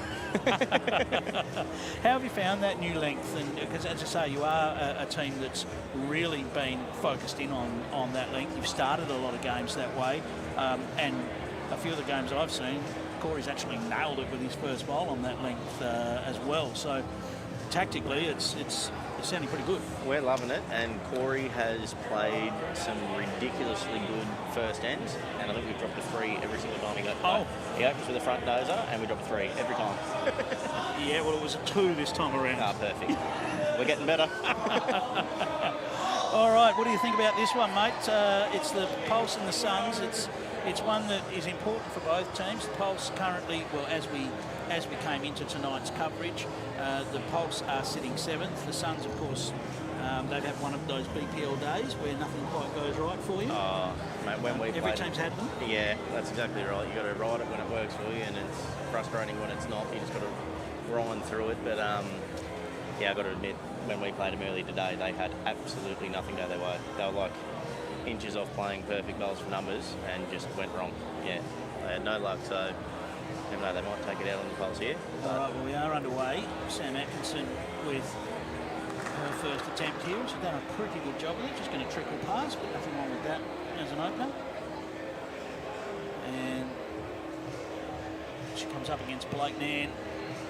The Suns a fairly settled lineup with Carl doing the skippering and Blake and Christina rotating through the lead spot. Yeah. And Blake's done a pretty good job with his opener here. That's a pretty damn good opener. First night, you've been here a lot. Mm-hmm. Is there always just those little nerves tingling away for the first night of the BPL? Yeah, it's always a little bit doing that first game on telly, I reckon. Yeah, 100%. Because you just, you only get 2 a year, so yeah, it is. I got to admit. And an important win for, we didn't really talk about the importance of that win for your team, but certainly get you away from this pack. I mean, we've got a pack there that have won 4 and 5 games. So obviously one win either way tonight makes a huge difference. So certainly at the moment sees you closer to the top of the table now, up into probably second, but we'll wait for some other results, of course. But up into second at the moment, got to be pretty happy with that after 10 rounds. Oh yeah, absolutely. I think this is going to be a very, very tight finish, this BPL. Yeah, well, no one really knows, do they? You know, there's been a little bit of surmising about how many wins it'll take. It's probably somewhere in the region of 14. It used to be a 50-50 record. That's not going to get it done. No, this time around. No, I don't either. Yeah, I reckon you're around the mark. So Blake, with his final bowl of this first end, he'll be looking to. Looks like he's just looking to get in amongst those bowls at the back of Sam Atkinson, and he's done that. Yeah, so it's pretty handy. And 2 to the Suns as we change over. Gary Kelly, one that loves the moment, teasy, as are you, but you always expect a bit of fire from Gary Kelly when he's on the rink. Yeah, he loves the big moments too. He's pretty damn good at them. So. Who's been down 14 kilo just quietly? Is he really? Yep. Impressive. Who's been someone that's stood out for you over the first 10 rounds? Perhaps of the new players, who's stood out to you and said, wow, they've really adopted to the BPL fantastically well. I haven't really seen like a great deal of the new players, to be honest, but I've just heard a lot of, like, I know against us, Disco was on fire, and I've heard a lot of great shot discos. So okay. He's probably my standout at the moment. We haven't played the Saints yet, but I'm looking forward to seeing what Jamie Walker does. He's one of my favourite players. I really like watching him overseas. So. Excellent. It's just added another dimension to what is already an amazing event. I mean, to think we're in 20 of these events now, it pretty much universally every player says this is their favourite event. Oh yeah, this is fun as, yeah. I love BPL. And to have taken it to another level with some of the stars that a lot of us have watched on TV over the years, and now have them as part of this event, just that next level again, isn't it? Oh, absolutely. Yeah, it's pretty cool to get a chance to play against them. You know, you're always watching them just be absolutely elite on TV. Gary Kelly. Can you give us any insights of the TV rink, mate? Having just come off it, looks like the forehand going back in the other direction is turning quite nicely. Yeah, it's actually getting back nice. So yesterday when we played on it, to now it's totally different. So I'm assuming just the heat, people, lights, I guess. Carl Healy, not bad here. Just needs to run the journey. He's done that. It's a good opening end. It's fell out, so we'll just have to wait and see. Looks in from here, but it is hard to tell. 3 it is. So 3 to the Suns to get us underway here in game 2 here on night 1 at BPL 20. And it's a 3-0 advantage to the Suns.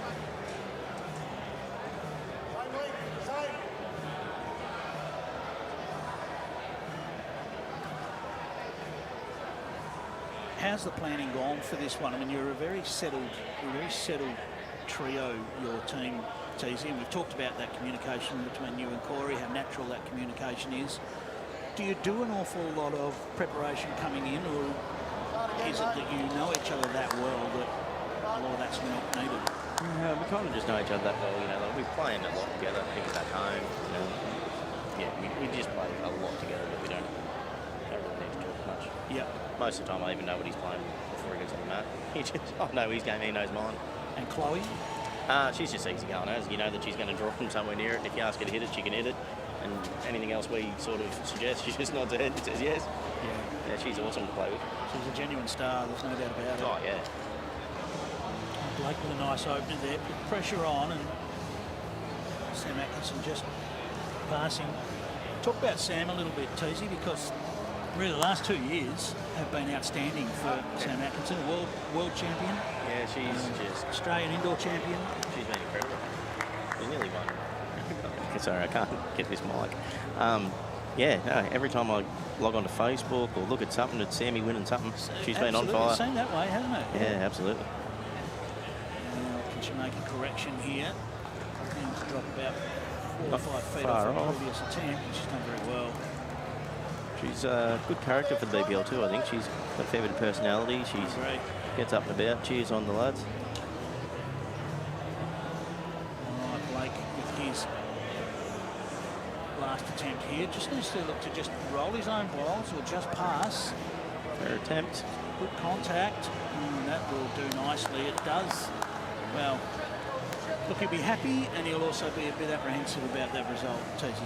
Yeah, look, he's played a cracker, but he's set it up pretty well there for Sammy. It's a bit framed at the front. And Sammy will not be short with this. No. Any sort of jack She movement. likes it. Work off the bowl or jack movement. Needs to get down. Just going to hold on the outside, but Gary Kelly will not be minding that setup at all. Another one back there for Gaz. I don't mind a bet. So let's take the opportunity. We've got you up here, mate. What's Carl Healy thinking as he walks back with this sort of a head set up? If you're in that situation, what are you trying to do with that first bowl? You get back. I'd probably just get the spot. Knowing Gary, he's got a very good hit. You'd rather force him to play the harder way. Okay. I'd be going for the tee. So you're not trying to change it, you're trying to get round the back first? Yeah, I think it's hard to change. You try and change it, you back up and jack, you've given away a shot. Well, tick, you got it right, because that's exactly... Thank goodness for that. That's exactly what Carl's done. And Gary Kelly, all down to a choice of weight here, how much weight he chooses to play at this. Maximum result's about 1.5 meters. It is, but I did think he'd play bigger. It's too hard. Yeah, see? It is hard. I would have went bigger. All right, Carl Healy. Don't necessarily see him going round the back again, so maybe try and match up those two bowls just behind. Yep. Try and finish in that zone, in that trail zone. Change it up a bit. Well, that sits better.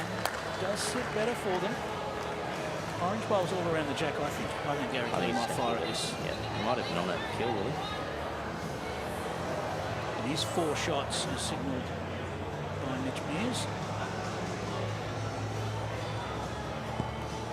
Probably still expected more weight there, but he's solid anyway. Contact.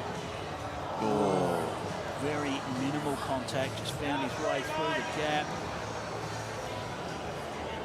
And caught the edge, so it's back to 3. I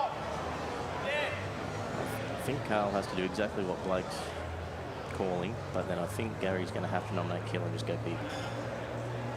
Maybe. So close.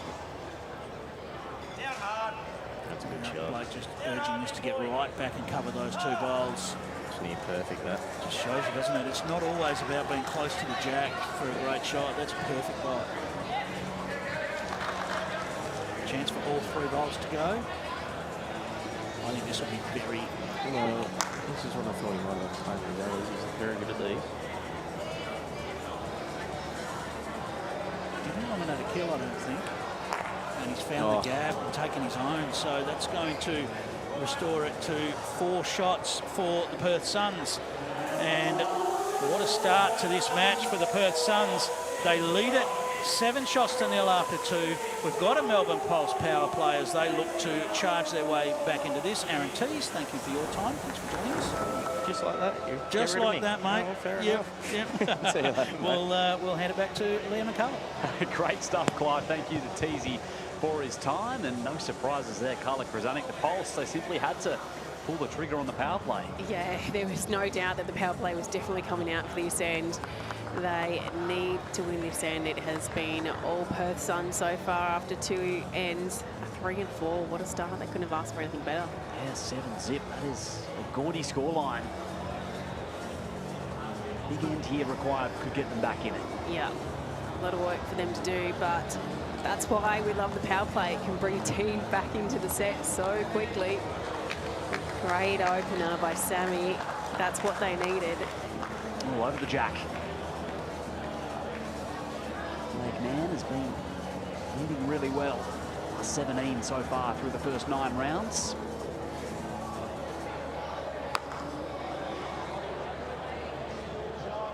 Very handy reply by Blake. That's a great shot. Nice and close to the jack. Carla Samantha Atkinson, the addition for the Pulse. That you're very familiar with, a teammate of yours? Yeah, fellow Victorian, so great to see Sammy out there having her first BPL. I know she was really pumped for this opportunity, and she's a Dandenong player herself, so she'll be enjoying being up there representing the club and having the chance to play alongside these great players and Gary Kelly and Barry Lester, and of course their coach Jeremy Henry, the experienced amongst those three. She'll be learning off them without a doubt, so she loves the big stage too, so I think she'll be really enjoying this atmosphere. It won't be deterring her at all. Big man watching on. Quality start. Yeah, that's both leads. Really smart ball. It's just past it, finished in a nice catching position.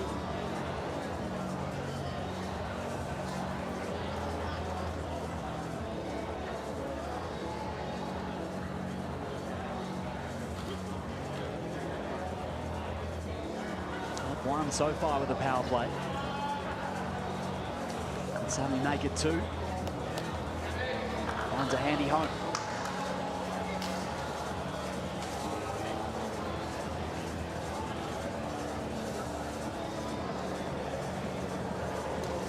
Interestingly, the Pulse are sitting in 5 and 4 on the table, but they actually have the worst shot differential so far in the BPL. Yeah, I guess that it can happen in this format, that you can end up losing a set by quite a large amount, especially if you drop, you know, like we saw in that last game. They lost a 3 Adelaide in that power play, and that dropped to 6. So they add up quickly if you lose a number on the power play. And before you know, yeah, your shot differential isn't all that pretty, but getting the wins on the board is the main thing. So they are 7th on the ladder currently, 5 and 4, so not in the worst position. Yeah, indeed. Negative 38 so far in the week, but well in the hunt. Perth, on the other hand, are really wanting this win. Really important for them to sit on the bottom of the ladder. Haven't had a win yet today, so really big for their confidence if they can get away with this win today. Oh, Healy. Got another carry. Shaving wide.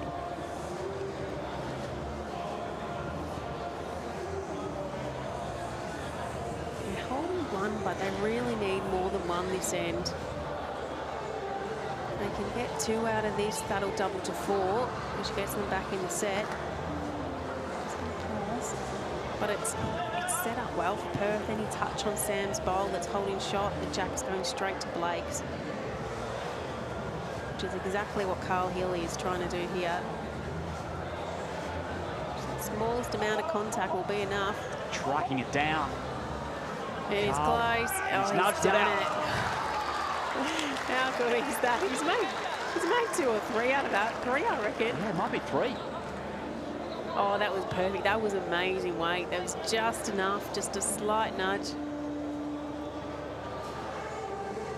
Nice look, Gary Kelly. This is so crucial. Weight behind it. And 1 for the Perth Suns. And we see off the power play.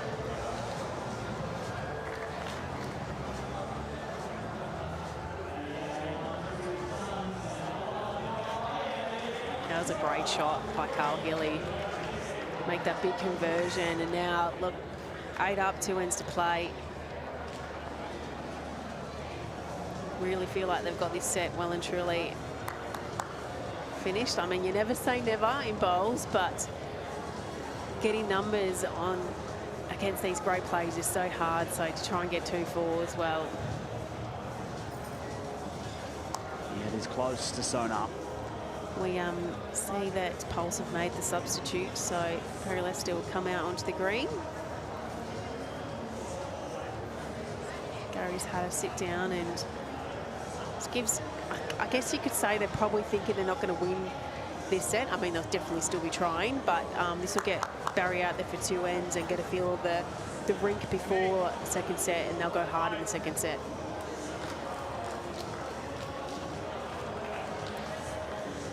Gary Kelly's subbed himself off.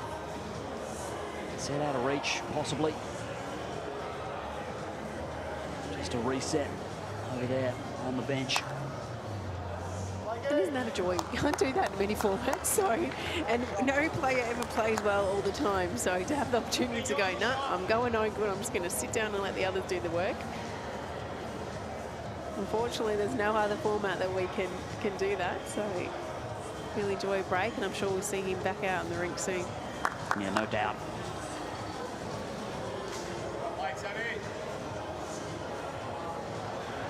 There's the angle for Sammy. Yeah, she's played that well. Hasn't got the shot, but she's finishing a really, really good home. Just passing in amongst the head.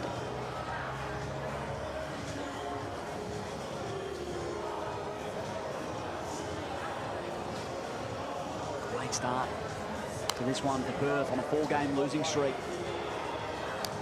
Blake Mann tracking it down for 2. Yeah, he's playing really well, Blake.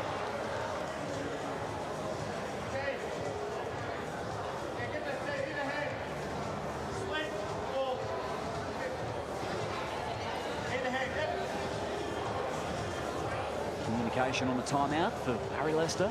Yeah, he's just given Sammy the option to play either hand. Obviously wanting to make contact. The call was to play weight to the tee, so if you miss, you finish on the tee.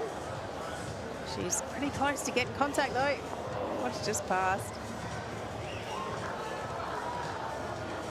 Pass found the gap.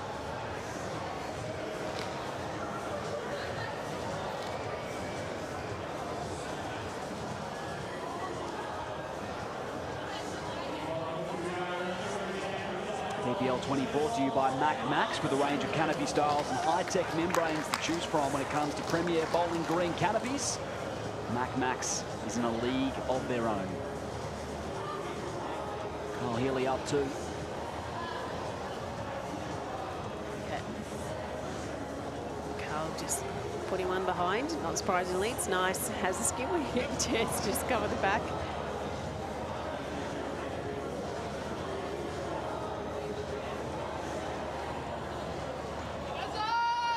First look off the mat. Mix it up. He's taken one out.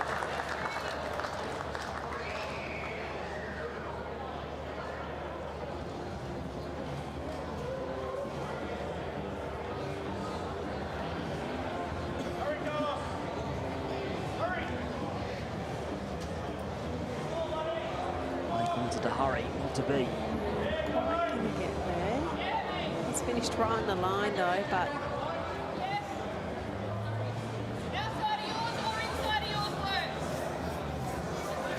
nice shot, Barry, to play on his forehand. Of course, he's a lefty, so his forehand will be the chance. There is a chance they can flick out that one Perth bowl. Works off his own bowl.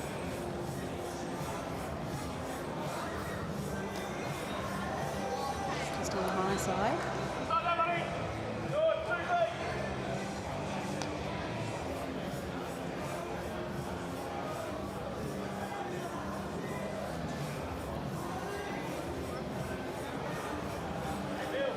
This could put it out of reach. Yeah, it's key really for Carl to get another one in there now, because there is a chance for them to make a 3 or 4 maybe, and that's a great shot. That's a really good shot. That really takes that option away now. Can't see Barry being able to make a big number here. To get off the mark. This round 10 matchup. Perth motoring away. They sure are. Power play's got to be activated for Perth. This could be a huge, huge count in this first set.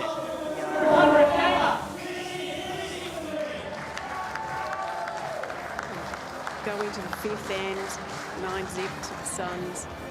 Obviously, there's not mathematically possible now for the Pulse to win this set, but with the table so tight, it's really important that every end you're trying to get as many shots as you can, because if it comes down to shots, well, it's going to be really important. So this is obviously their power play as well, Perth, so they can really blow this one out of the park. Christina's opening bolts. Just a touch on the short side, but she's quite a good line. She'll get a feel of this rig now before we go into set 2, so not a surprising decision by the coach to bring her in. We've seen an even spread employed between Christina Christic and Blake Mann leading for Kyle Healy. 47 ends so far for Christina, 43 for Blake. Yeah, coming into this series, I thought we probably will see a lot more that, you know, the lead might play one whole set and the other lead play the other whole set, sort of 5 each. A bit more consistency in the sets. Good start for Christina Christic.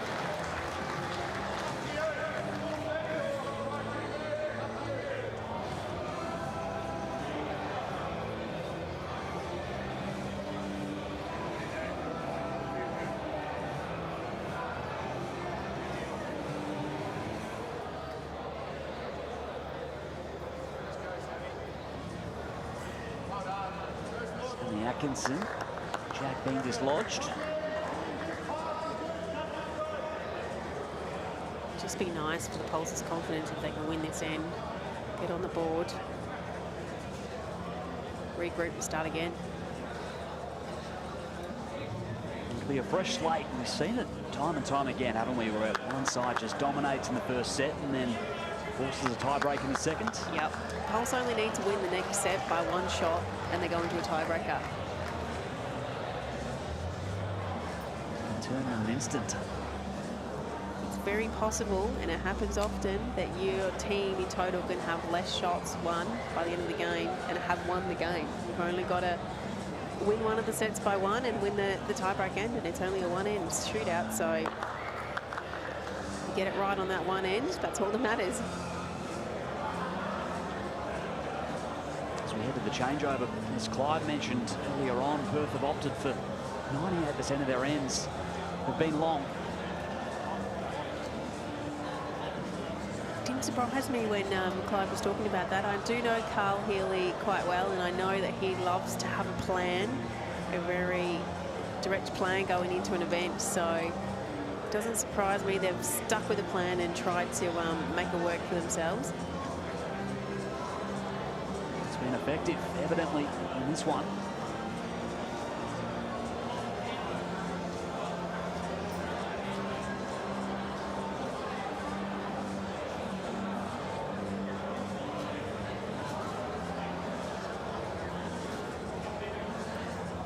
Leicester made some big shots in that decider. BPL 19 in Moama.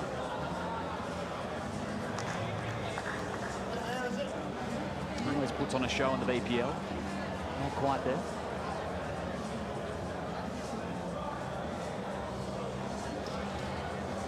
Viewers at home might notice this evening that all the players are wearing black armbands tonight. That's in acknowledgement to Anne Templeton, who was a long-standing scoreboard marker at BPL who recently passed away. So it's great to see the players acknowledging the volunteers and what a fantastic contribution she made to the BPL event. So everybody's thinking of her this evening. Yeah, well said, Carla. Good to see the players getting behind it. You definitely don't have events without volunteers, so, and you get to know them really well, especially people like Anne who are there every year and coming back and continuing to help out. Helps the cause for Perth. Still 2 up. Over 100 volunteers helping out across this event at Moreton Bay. It's massive. Yeah, that's what it takes to put on these huge events. Supported by such a strong community, thankfully.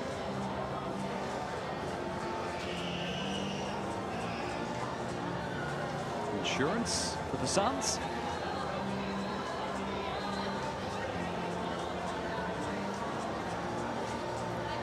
Well, Barry Leicester trying to get on the scoreboard in this set.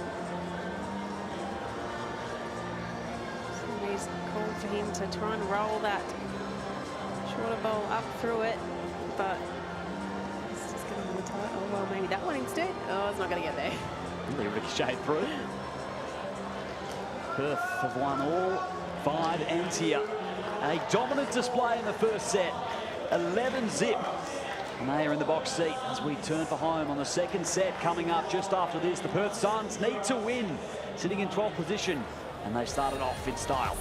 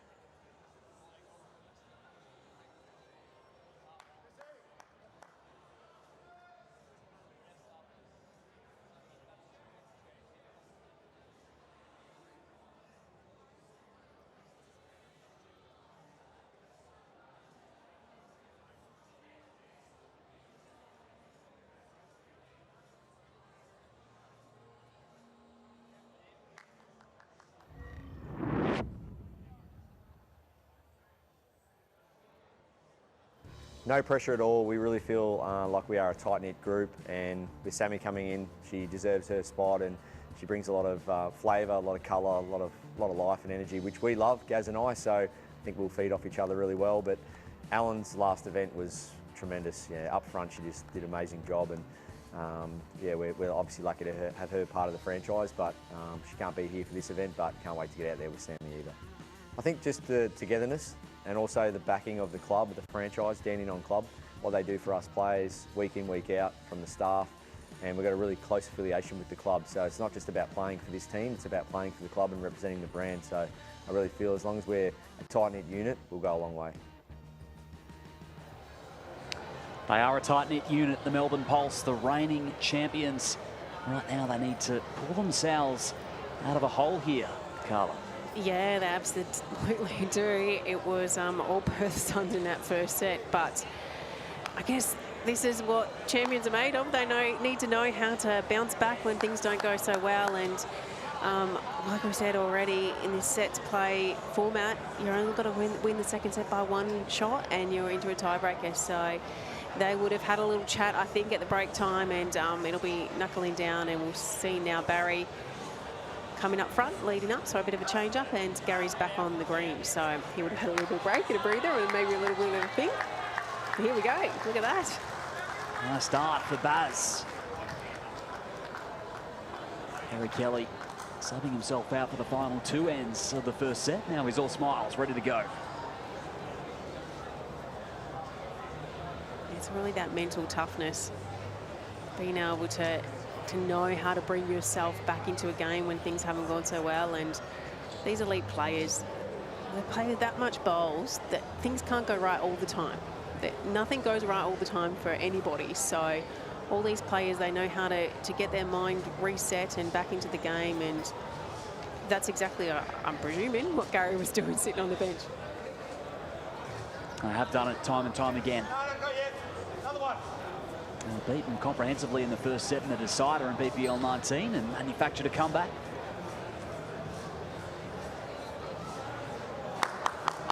The MVP of that tournament, Gary Kelly, knows what to do. Oh, Gary just trying to just draw around. Looks like he has. Oh, he's drawn another one. Artfully dodging the Perth bowl.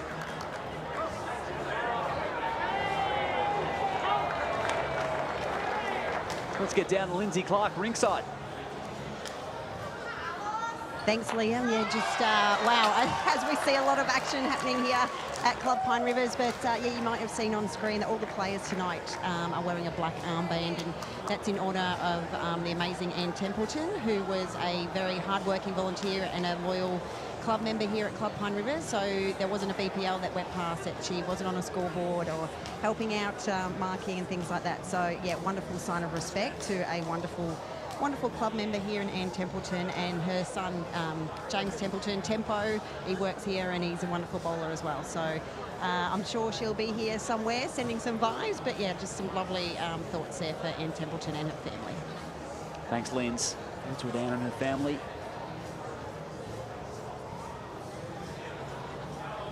Closing stages of this first ends. Lee Spot and Perth have the count. All right, we're holding 2. There's 1 in the ditch as well. There's that last bowl that Carl's just drawn. Kelly, long draw. Yeah, he's just got to sneak past that one. Can he get there? Doesn't have the weight. Oh, it's fallen out. For a moment, you thought maybe. He looked like he had it and just flopped out. Fortune favouring the Suns. And Melbourne, rather, yet to register a shot still in this one. And they played that end so well. It was just that big, big drive by Carl. And they're not giving them a sniff at all, Perth Suns.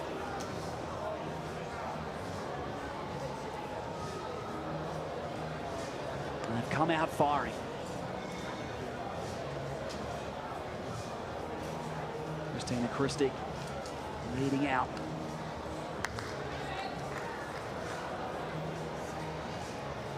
Nice fallen short, so nice opportunity here for Barry. He can jump on the jack early.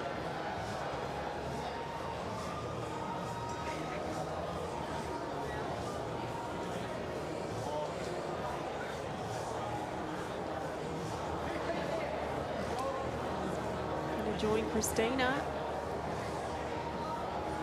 Child's second shot.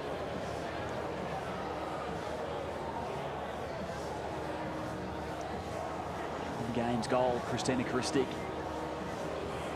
Perth, one of those 4 teams with an unchanged lineup, like the Ospreys, who we saw in the game prior.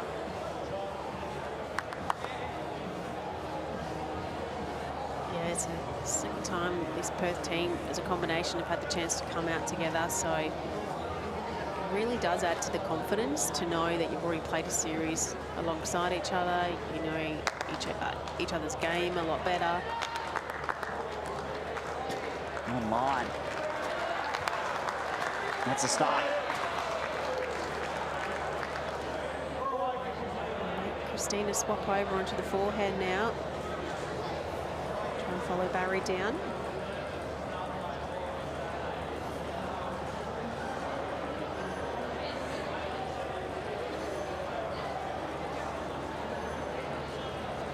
She followed the same track. Oh, she has. Look at this. What a shot. Sublime. Christina steals it back.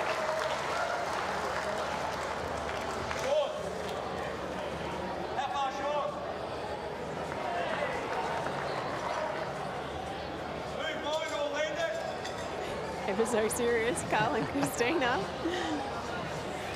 Deep in concentration.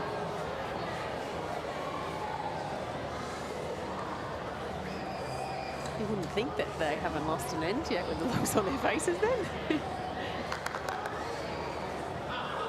Oh, well, they know they need to come away with a victory here.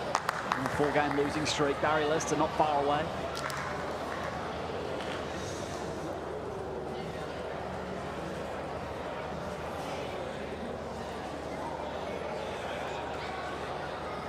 Very cool, calm and collected, isn't he, Gary Kelly? Carl Healy, though, looks steely resolve about him, Carl. He does, yep.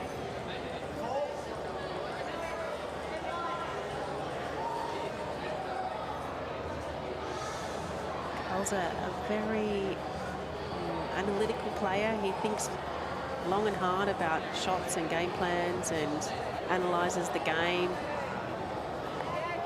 Kind of like the stark contrast to an Aaron Wilson who's straight on the mat and just plays, you know, off the cuff and by instinct. Carl's quite a thinker and a precision player.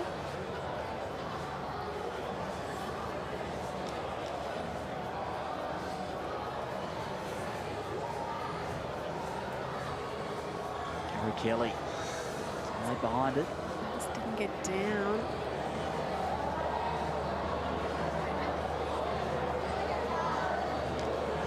It's not an easy shot for Gary to play. There's not a large target.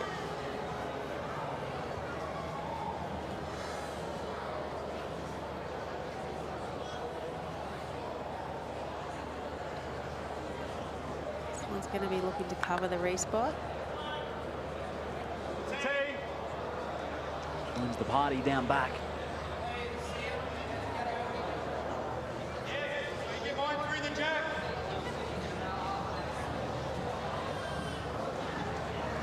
We'll see some weight from Gary now.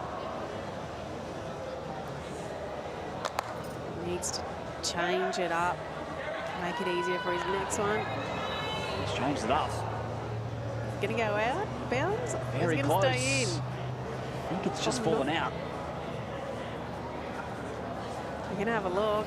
If this is out of bounds, the jack will go back to the respot.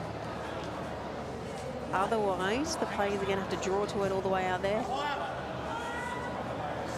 Called an umpire, so the umpire will come along and have a look just to determine if the jack is in or out. Players can't decide amongst themselves, so right there on the line. yeah, only the smallest part of the jack has to be touching the line for it to be in. It doesn't have to be the entire jack, just any part of it. So they'll use the mirror to have a look, but it looks like the umpire's made the decision quick. It's out of bounds, so it goes to the respot. No looking around.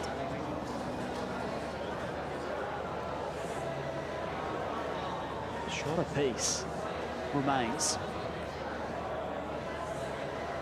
Carl had one on the spot in his previous attempt.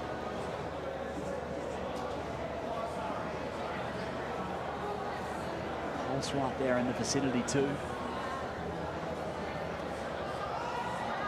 Oh, look at this shot. It was just sneaked around it. That is the shot. Brilliant draw from Carl Healy.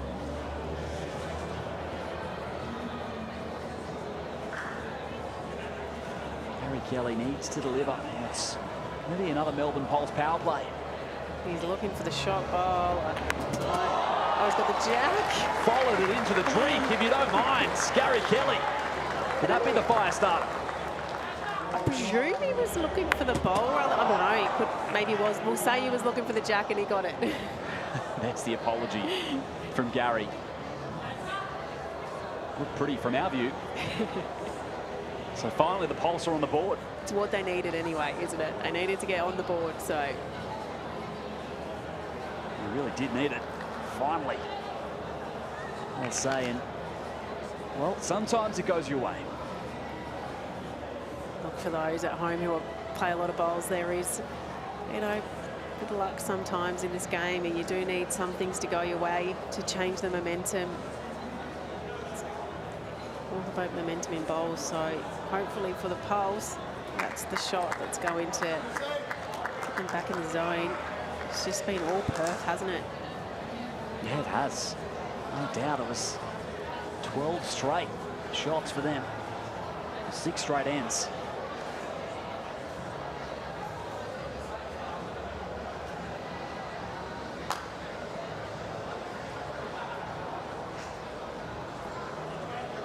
Played again by Christina.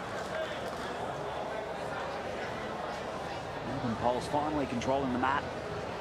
Seen them going with a mixture of options. Medium length's been their most common.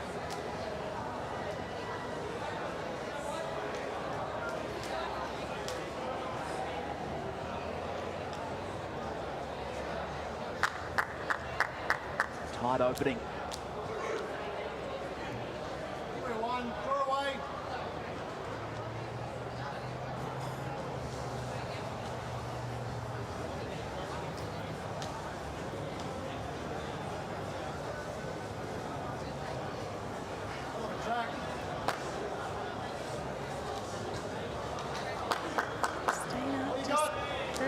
Here on the jack. I think that's going to be the shot. It is. Great holding two again. Impressive weight from Christina.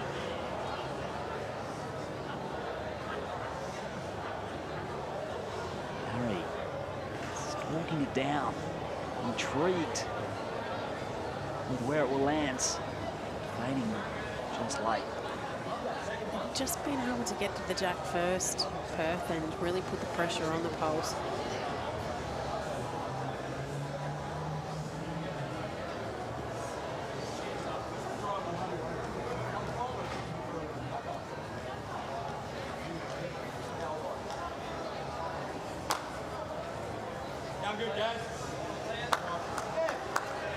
Landed one already, Christina.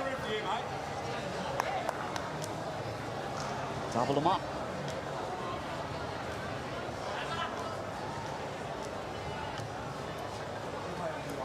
It's going to get a bit of work for Gary Kelly to do this end.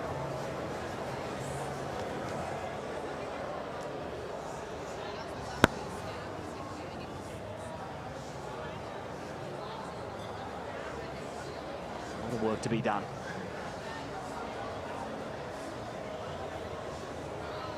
Power play still in the grasp of both coaches.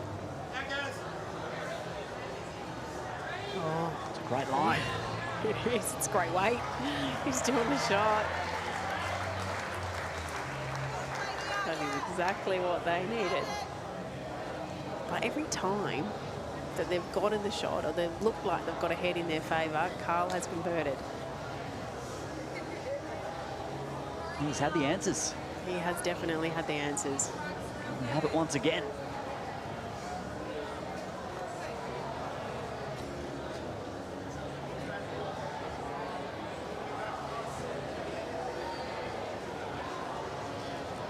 All fans hoping Gary Kelly can get on a heater.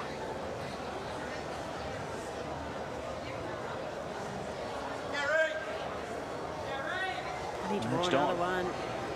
Oh, wow, he has. How good is that? Gary Lester loves it. He's drawn two bowls around Christina's shot bowl, which was less than a foot short. And it's two pearlers in a row. It's up to Carl to respond. All wide.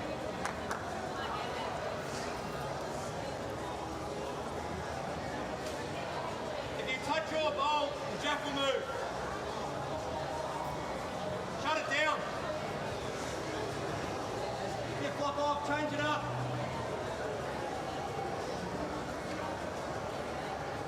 So, call from Barry.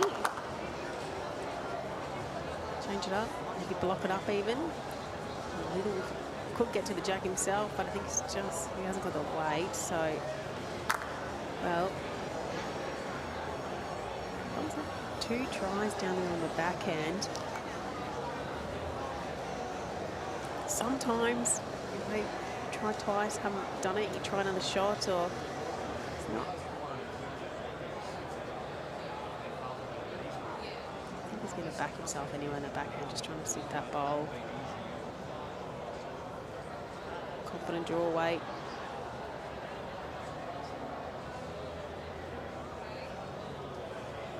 Big moment in this game, third ends. Needs to convert it, doesn't have the legs. The pulse on back-to-back ends. And they take the lead on this second set. Power play activated by the Perth Suns. 2 ends remain here. It's going to be a ripper. Clive Adams, over to you. Yes, it's been a determined display so far from the Perth Suns, but they are being challenged right now in this second set, and we will see how this one pans out. The Perth Suns activating their power play here, and it's going to be an important power play at that. Wayne Rudiger from the Adelaide Pioneers joins me. How are you, Wayne? I'm very good, very good. It's been an exciting couple of ends here. Perth obviously have to win this end to make sure it doesn't go to a tiebreaker. And Absolutely, they were so dominant in the first set, but that counts for little in BPL format, doesn't it, Rudy? You've got to be ready to go in the second set as well. They haven't been far away, of course, but you've got to expect the Pulse to come back. Yeah. Well, this end's going to be critical, really, in the scheme of this game. If Perth can get a 1 here, and they've got to win one of the. Well, they've got to win both ends or get a number here. And if they do that, they're well on the way to victory. Chrissy celebrating her 200th BPL game right now. The Perth Suns played their 300th game as a franchise in the last round today, in round 9, and Chrissy's played 200 of them, counting tonight. Well, that's about 66%. Yes, well, for the mathematicians at home. You being a numbers man, I yes. reckon you're all over that. Love it. She's been a wonderful contributor for the Suns and, of course, for the Jackaroos as well. A wonderful ambassador for our sport. Flat out nice person. So, just we wish her all the best in her 200th. And she come up with something here. She's up and about. She needs to run into something. A little piece. It helps. Certainly still got the shot as a result of that. Of course, Gary Kelly getting the jack in the ditch a couple of ends ago in this direction. He needed Baz to say the jack's a good result as well. Then he could have claimed it. Oh, he put his hand up. He did the right thing. Yes, he did the right thing. I think he would have much preferred to hit the bowl still. Yeah, it was worth a couple. But you let it go and then you start praying. Barry Lester in the area. Just passes by the outside of the jack. Very good effort. Just left his bowl in a real good spot for Gary too, so it gives him plenty of opportunities. High standard game, yours with the Ospreys, Rudy. It was a good game of bowls to watch. Certainly, you two started on fire. There's no doubt about that. That short length, and you were all over it. Yeah, we both tried hard. I gave him a bit of sledging to start with. I think that was a bad idea. Oh, did you? Yeah, no, not really. Oh. I was going to look for some more detail. No, I mentioned he's my bunny, but... Oh, really? Nah, far from it. Far from it. I don't think Corey Wedlock's too many people's bunnies. Gary Kelly now. As we said, crucial end here. The Pulse really just need to win the end. It's as simple as that for them. Really for both sides, it's win this end. With the Suns having their power play in vogue, a 1 would double to 2 anyway and get them back level with an end to play. So one either way here is huge. Yeah, well, I suppose Melbourne, the Pulse have still got their power play, correct? Yes. So I believe that Melbourne would just have to win one of these next 2 ends. Would be very good for their situation. Yeah, absolutely. Get it to a tie break. Yeah. Unless a multiple is involved, and it looks like there's a multiple now. There's 2. Yeah, it's a great shot from Carl Healy. And covers up the jack a bit as well, just makes it that little bit more tricky to get to for Gary Kelly. Always harder to draw to a jack that you can't see.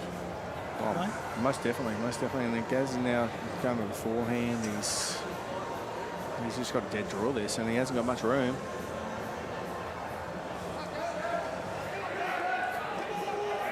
He's played a cracking shot here. Wow.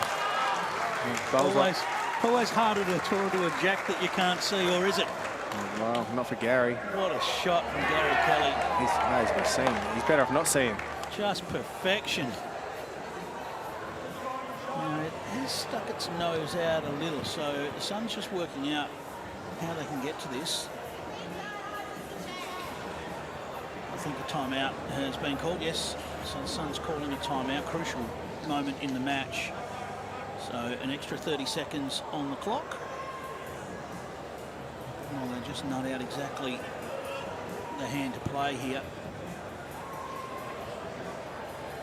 Like Carl's worked out he has to get shot. There's no point in getting the second wood here. Another second wood's not going to help him.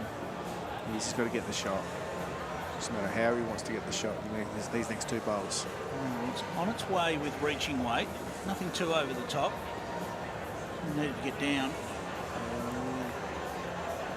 It's okay. He's giving himself more options. He's got a bowl at the back and a couple of bowls at the back. 2 Perth Suns bowls just waiting for any jack movement. Gary Kelly looking for another one in here. Wayne pretty much has to, doesn't he? I think he's just looking to beat the wide one. Just get another one in the area. It doesn't have to be perfect. Just if he slips a couple of feet past, happy days. The pace is in the area again. Just to hold on a little bit.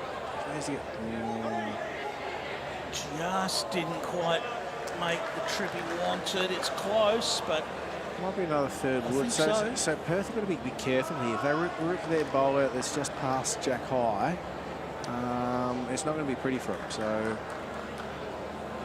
I reckon Melbourne have got at least 2 or 3 thirds. So he's got to be a little bit careful, but at the end of the day, he still has to get the shot. The challenge is reach without doing anything silly. Correct. He's close. He's played a cracking shot. He's got what a shot, and he's got the jack through. What a shot. Carl Healy gets the jack to the back of the rink. And we're just waiting for the official word here. It's 3 double to 6 on the power play. What a turnaround for the Perth Suns. They lead it 7 shots to 3.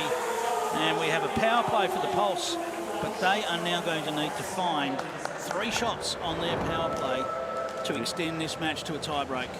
Yeah. Carl Healy right in the zone, as you said. Oh, he couldn't have played any better. He just had to back himself, didn't he? Yeah, he had to take a little risk, and he took risk and reward. And that's, the BPL is all about the big shots. It rewards the big shot, doesn't it? It's so rewarding of those players that back themselves and get the shot.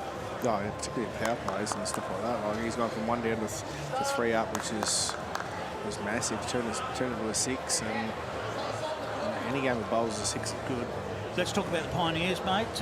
Laney making her debut. Great to see a South Australian female player get the opportunity in the Pioneers side, and I'm sure she must be loving every moment of it. Oh yeah, she is. She's a good young human being, and she's been great for our team. She's always positive, and of course, Australian champion singles player last year at the Nationals 2023. Yeah, she gets to go away. It's great. Yeah, no, she's been around a while, and no, she's just a very good, honest player that does her job, and she's done her job this week too. And yeah, we're very happy to have her, and I'm sure she'll even get better as the week goes on. How have you found the mix this year? Because for your team, it's always a wrestle between who does the skippering between you and Scotty. I know it's a friendly wrestle, but it's still a wrestle to work out who's perhaps going best, who's feeling the conditions, who's feeling the particular rink that you're on. Yep. How do you go about it, working out who skippers and who doesn't? Oh, well, we let the face of Adelaide start off, Scotty, and if he starts struggling, well, then they throw me in there as the last resort. But great shot there from Barry Lester. I think you're a bit better than the last resort, because certainly this time last year you were very important to the Pioneers. Yeah, no, well, we try to do our best whenever we go out there.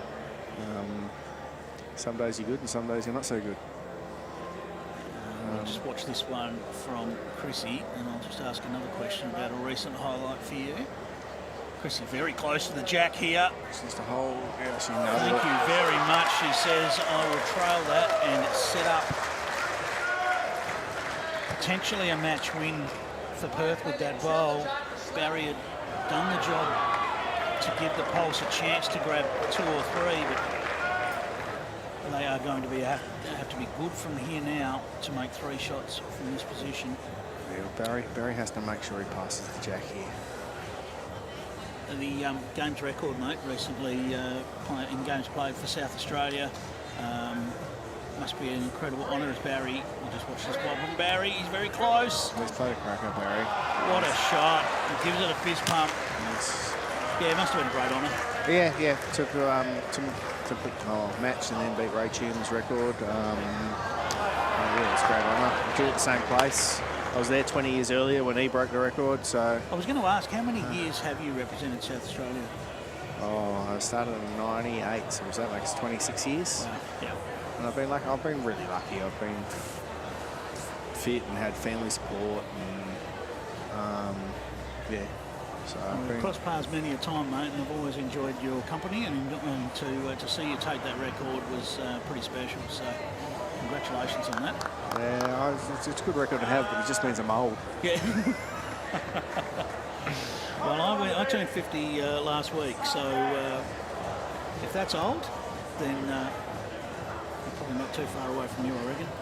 50's the new 40, isn't it? So we'll play with that. All right, Gary Kelly, can he find another one in here? If anything, that bowl of Carl Healy's just on the outside gives him a little bit of a reference point. Oh, Marcelli, he's just got to try and land it, and well, he's right in the area. He's done that for two. It is. We said it would be hard to find three, but there's every chance right now. Carl looking at the forehand side now to try and get down there and essentially just sit that last bowl of Gary Kelly through the head. I don't think he'd be trying to finesse too much here. If you want to get that bowl down and get that bowl out of the head if you can. Just playing a little couple of yards down there on the forehand, a little trundler. Wow. Whether that's good or bad. Well, he's potentially turning the Perth bowl in a little closer. It's still 2 to the pulse.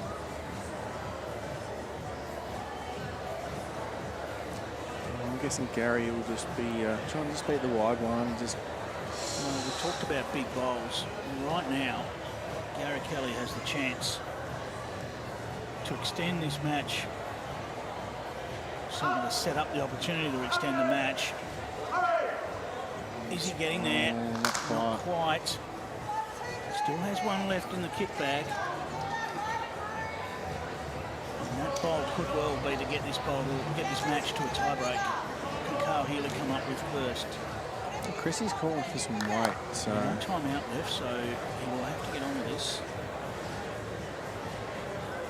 Just the only danger with loads, if you hit the wrong thing, you've got no response. He's just poking down there again. And he's just trying to look for some little land. Can he find a way? Carl Healy. Off the wing. Don't believe that will have changed anything. No, that's just cut the bowl across the front. So still 2.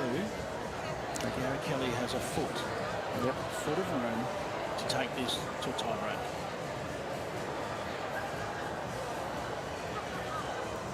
It's on its way. He's stalking it a little bit, so Hero he's chasing moments. now. He's Hero chasing. moments happen at a BPL. No, he needs it in a Is this hurry. one of them? He needs it in a hurry.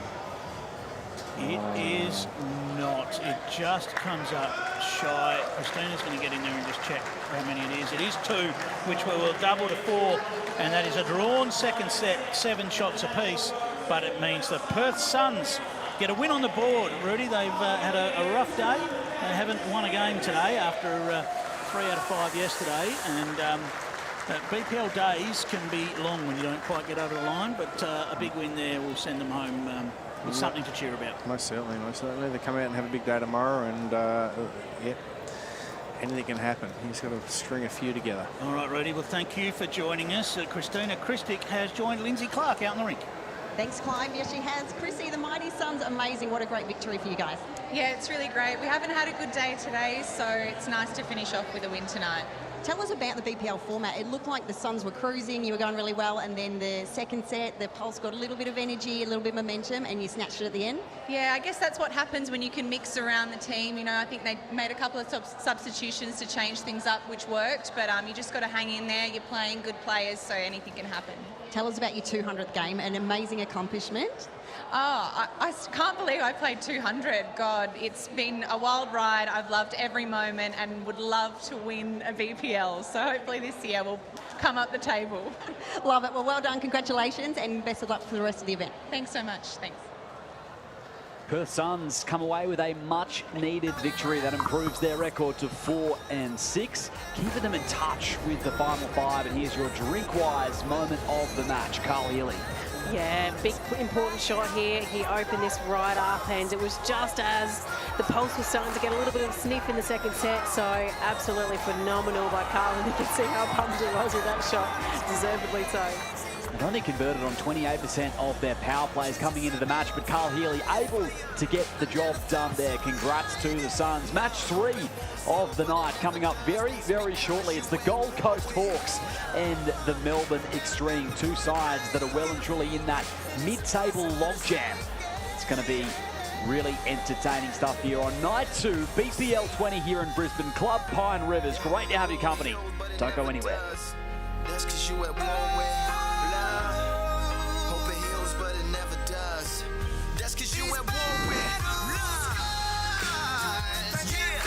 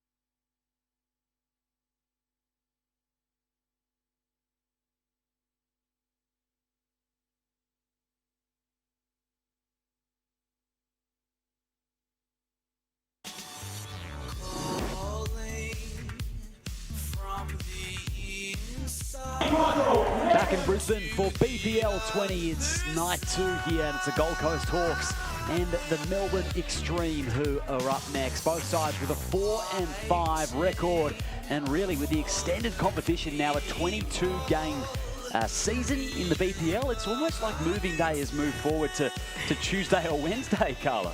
Yeah, it's all sort of changed now. So the things that players have talked about in the past about, you know, we've got to really move today, it's sort of, you could probably move a day forward now. This is really, really important for both these teams, 4-5. This is really crucial to start getting a few runs on the board now. So big, big matchup for both of these teams. Let's get down to Nathan Rice with Lindsay. Thanks, Liam. Here with Nathan Rice. Lurchy, the Hawks are back, mate. A bit of a tough day 1, but day 2, awesome. Yeah, the first 4 games, yeah, we lost them, but all of a sudden we've won the next 4 after that. And we're back in the hunt. So a big game here tonight, win here tonight, and it keeps us in that top 5 hunt. So yeah, big game. Tell us about the addition of Nick Brett. Everyone in the bowls world knows how great he is and able to sort of slot into your team really nicely. Oh, yeah, he's a great fellow. He's played great today, converted a lot of heads, and, you know, all we know about that great bowl he done, and hopefully we can see a couple of them tonight. But, hey, no, he's been great. He gets along with pretty well, and obviously Kelsey and I are pretty cruisy, so it's been good. Nice. And tell us quickly, you got the family and a great support crew as well? Yeah, got the family here today, which is great, and our staff. I've got my 2 kids here, Levi, me, and my partner, Curdy, so they're up there cheering, and, yeah, hopefully it should be a good night. Awesome. I'll let you go practice. Good luck to the Hawks. Well done, Litchi. Thanks, Lenny. Nathan Rice is a star, and he always leads from the front for this Gold Coast Hawks lineup in the BPL. Yeah, what an awesome team. Nick Brett all the way from England. We've heard a lot about this UK flavour, so we're finally getting to see it tonight in this game. So, and of course, Nathan Rice, Kelsey Cottrell, and coached by Mark Thatcher. So a great lineup, of course. Ali Forsyth is returning to the Melbourne Extreme lineup in BPL 20, and he is on the rink right now with our very own Lindsay Clark. Thanks, Liam. Yes, Ali is back. How great to be back in the BPL action, Ali. Yeah, really enjoying it. Look, it's just nice to be back out here playing amongst such a great crew, and yeah, trying to get a couple close. Tell us about your form so far over the 2 days. A little bit up and down. Like, we've lost a few close ones, but it's sort of the nature of the beast, you know. Like, it's not going to go your way the whole time, and it's just trying to be patient and yeah, make the most of your opportunities when they come. We saw, I think, one of the most iconic BPL moments of all time when you won in that amazing final with the Blackjacks. Have you brought any of that energy this time around? Oh yeah, I've got to sort of save some of it now. I'm getting a bit old, so I've got to sort of just hopefully just simmer along, and sort of hopefully we can rise to the occasion later in the week and get through to final. So hopefully I can bring something in. Wonderful. All the best. I'll let you go practice. Good luck to the Extreme. Thanks very much. Cheers. Yes, another big match coming up. I've got Barry Lester up here with me for this one. Barry, welcome. Thanks, Clive. It's good to be here, mate, and yeah, loving the action so far, and loving the new setup too, the grandstand and all that. So it's great, isn't it? Yeah, the atmosphere just goes from strength to strength, mate. Now, just listening to Ali then, he said that the tournament's been a little up and down, and we've lost a few close ones. That could be the story for every team at every BPL, couldn't it? Yeah, it's going to be something that all the players from every team are going to say, because there's 22 games. So, you know, been out and about, travelling the last few weeks, visiting clubs and that, and they're like, oh, good luck at the BPL. And I'm like, oh, no, I hope I make it to the end, 22 games. But yeah, it's mental toughness, it's physical toughness, and it's from a team perspective, it's self-belief and belief in one another. So yeah, we didn't quite get the job done then. Carl played a couple of crackers. Chrissy was solid up front, but yeah, 3 days to go. Absolutely, and it's, you sort of have to ride with it, don't you? I mean, it's when you say it's a battle of mental toughness, it's a battle of mental toughness from set to set, and then it's a battle of mental toughness from game to game. And there's not big gaps throughout the day between games. So you come off a disappointing, often games come down to a heartbreaker one way or another. You've got to get back on the bike again quick and get over it and get the next one under the belt. Yeah, and people come up to you, they say, oh, how did you go? And you're like, actually, we won. Oh, we lost. You're not even really reflecting, because you're just straight on to the next game. And it's weird when someone does actually come up and say, oh, so how is going and how did you go in that game? It's like, oh, wow. Actually, yeah, can't quite remember. We're just straight on to the next round. So, and that's really cool. And you just know that your next best performance or your next best win is right around the corner. And it's a bit like roulette, mate. Hope your number comes up. Yeah, absolutely. You just got to hope that the big, and it's all about the big moments, isn't it? Those big shots. You talked about Carl in that game. It's those big moment shots that the BPL encourages and rewards. Yeah, you know, Jack here or there, like Carl was stiff early in the game. He played a good shot. Jack went out of bounds. We all of a sudden held 2 on the tee, and then he got a couple of crackers. It probably evens itself out after 22 games, but I'm really excited to see Nicky Brett play his first TV match here. You know, we think about the overseas bowlers, yes, and we know the fanfare the BPL gets, and so it should. But to all the bowlers tuning in from all around the world tonight, this morning, this afternoon, wherever you are, yeah, it's great to see some more players from the UK come over. This was interesting, because I was talking to Nick earlier on this evening about how his first day went, and he said there was a lot to take in. The brain was running 100 miles an hour in terms of all the different things to think about. And I said to him, you know, many of our players that go over and compete on the World Bowls Tour have the same experience where they get on that portable rink and it's all a bit new and it's all a bit different. And by the time you've figured it out, the game's gone and you're on your way back home. At least for a BPL, you've got a bit more time to wind your way. And Nick's done that today, and he was a lot happier with his form today than perhaps his performance yesterday. Yeah, throw in, a little bit of jet lag, throw in maybe, the diet, the nutrition, the hydration. You get here, you get off a plane, and it's humid, and it's stormy, and it's sweaty, and you're like, wow, last week here I was bowling in Scotland. So, big adjust for Nick, but it's great to see them bounce back pretty well today after a quiet day, first day, and then you see Jamie Walker and Paul Foster playing their first event. So it's great to see. And if you are tuning in, obviously, from around the world, just keep spreading the word about this event. And the format. Yeah, and there's some people out there sort of saying, we change the teams and we want to see new faces. And look, we've got new franchise, we've got new faces, so no one can be complaining. And look at this setup. It just doesn't get any better, Clive. Yeah, no, you're spot on. Just before we get the match started, your team, you've got some familiarity and you've got a brand new. In fact, we had Christina out there playing her 200th game, directly up against Sammy playing her 10th. Yeah, well, first of all, congratulations to Chrissy, and she had a great game too, and hats off to her to be able to clock up that many games. And but to our team, Sammy, we're still reading each other's calls and still reading each other's body language and all that. So, but no, she's been great. She's up and about, absolutely loving the opportunity. And obviously, Elsie can't be here, but Sammy's holding the fort pretty well. It's an opportunity earned, isn't it? Because she's been red hot form over the last 2 years. And as we see, Kylie Lavis on the mat. We're going to get that wrong at some point, but well, I wasn't going to say Lavis, so thank you. Newly married, and it starts off with an absolute cracker. So. Yeah, retained her spot in the Australian Jackaroos squad after having a decent 12 months and being married. I've seen it so many times, Clive, players, male and female. They go out, they get married, all of a sudden it's like they've turned this switch that says my life is more settled now, and they go out and win everything. I think of Mark Casey, Brett Wilkie, these kind of players over the years. I know when I got married 2015, I was sort of within 18 months Australian Bowler of the Year, ranked #1. It's just, I don't know, it's a weird thing. So settling effect. So if keep an eye on Kylie Lavis over the next sort of 12 months, 2 years after recently being married. So congratulations. Not far off the to jack her. with this one either. Just going to pass through the gap, and of course Kelsey Cottrell, fantastic player, world #1, and has done it for so many years at BPLs as well. Both of these teams interesting, this one, Baz, because both teams favour that medium to long length. We certainly know Kelsey loves a T-to-T. Both of these teams like that longer length, so I don't know that we'll see too much of the minimum length come into this one. There's a lot of players, I guess now, or teams as well, that you can pretty much pick what they're going to do, especially the teams and players that have been backing up the last few years in the BPL. Yeah, Helensvale, Kelsey wants to go long. Aaron Sheriff, Miami want to go long.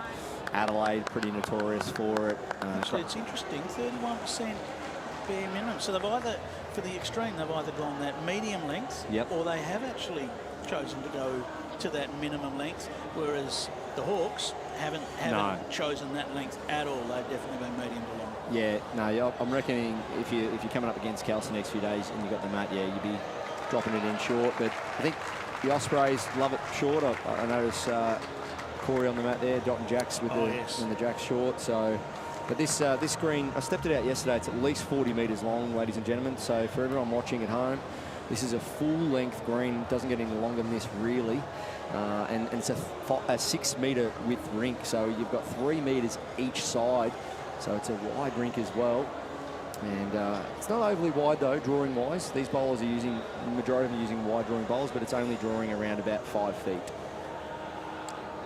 Good information as Nick Carl just goes around the back. So Ali Forsyth starting on the bench. I've noticed they did that a little bit today with Nick in charge. And it's Nick versus Nick. Yeah. Because we're Nick Brett here. A lot of people will know that one bowl. The that's Titanic right. themed bowl. Nearly as good as Michael Walker's Jack in the Ditch at Moama to win the BPL. Shout out to Tex if you're watching him back there at Moama, mate. Didn't he have his mates there for a Bucks do or something? Oh, yeah. He played it in front of his brother and his brother's Bucks party. Yes. I'll never forget that night. Wild. One of my heroes played the hero shot. So Nicky Brett needs to find 2 feet of weight and obviously finish inside his last bowl. Stalking this one. Tell you what, he's in the area. Yeah, he's played this well. Probably needs to just sit off something if he doesn't get there. Yes. Is he going to hold up? That'll do for shot. He's done well, Nicky Brett. 1 and a look is the signal from our marker as Nick makes his way back. Yeah, there's you got noise, music. It's great to see Nicky Brett, these kind of players experience this for the first time versus some of the arenas they've played in back home. I will say, Baz, you would have noticed it when you were out there. The crowd's come out for the first night. They're out and about tonight. Absolutely. No, I really can't think of a better crowd night one. I know a couple of years ago around COVID times, you can't blame them, but if Nick Kayo get this jack. Wow. For 4. What an effort. 4 hanging on any movement of the jack, really. What about the weight control there? Perfect weight. 4 feet of weight just to trail the jack. Look at that, just missed it. He knows it. And 1, that would have been huge. The big ooh from the crowd that you get at these events. Just lets you know you were close. Nick Brett now with the final bowl of this first end between the Hawks and the Extreme. He drew it with the last. Has he done it again? It's the hurry. Not quite. Just going to fall out. So it was 1 on a look. So we'll get the tape out here.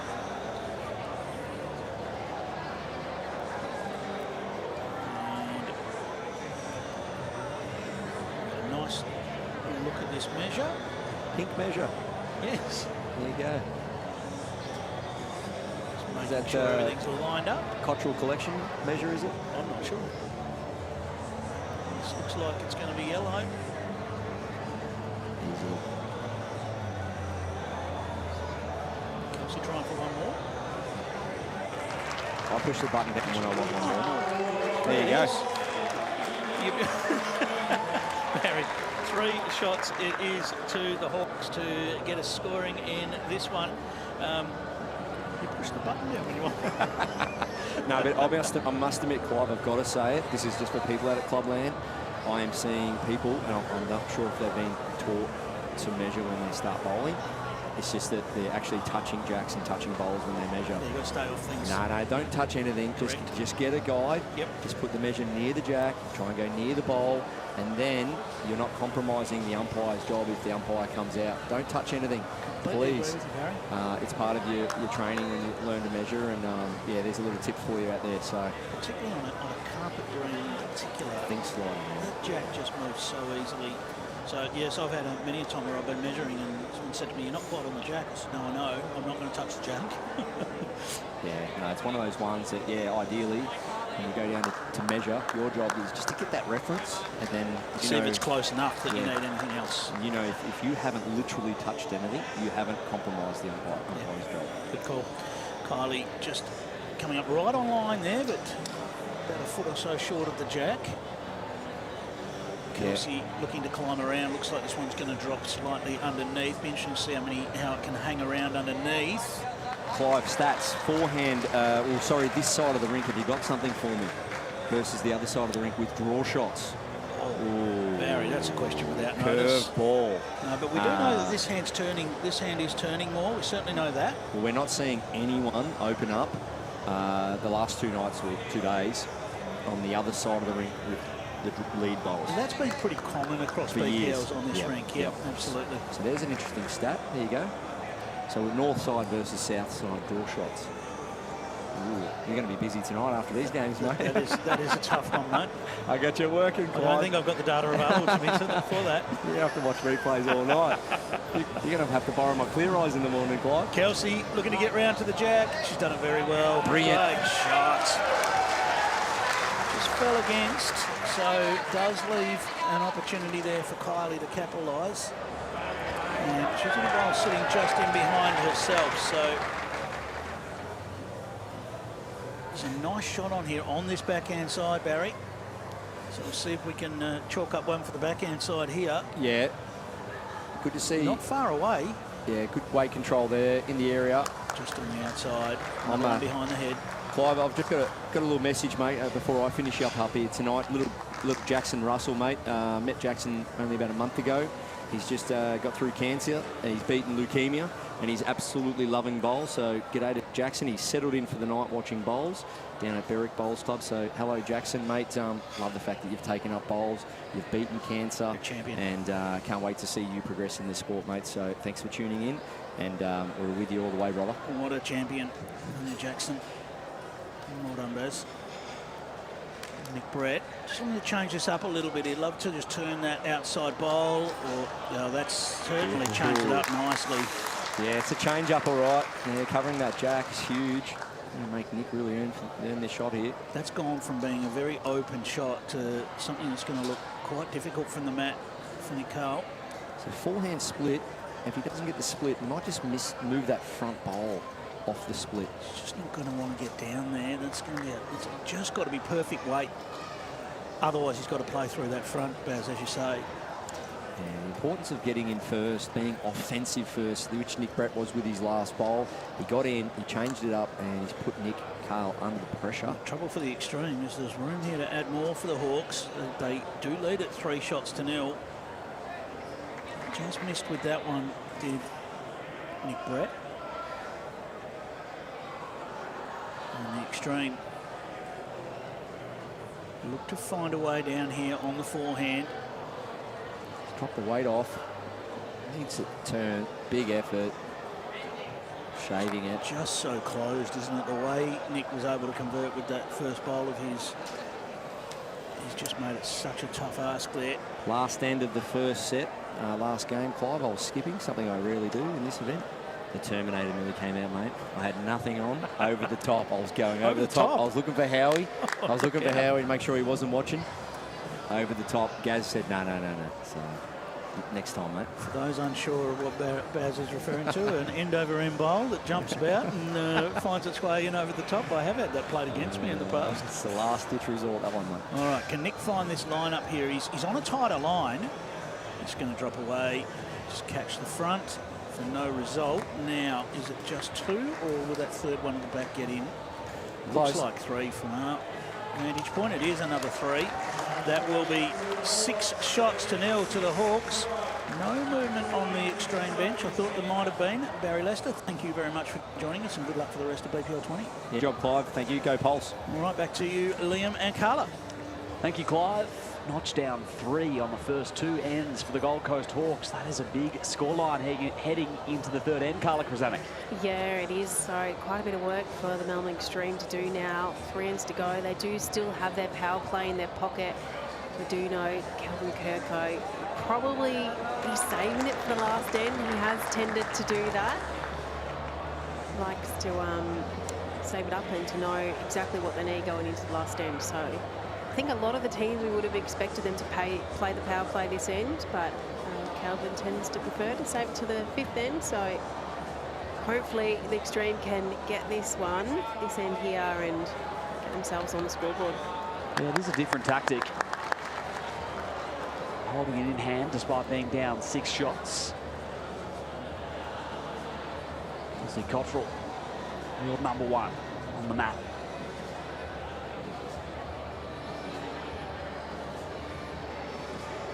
Barry was talking earlier about how players have gotten married and changed their name, and they've gone on to win title. Kelsey Cottrell, still Cottrell, she's engaged, of course, to Andrew Howie, so God help us if she got married, because my gosh, she's won a lot of titles as a Cottrell. We'd all be in trouble if she gets married. Can't go any higher, can you? Surely not. Surely not. Holly Laters. Lovely start to the third end.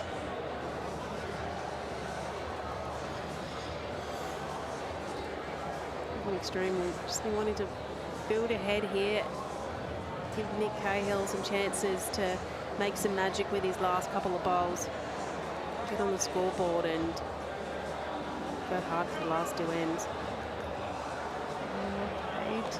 Just hung out a little bit.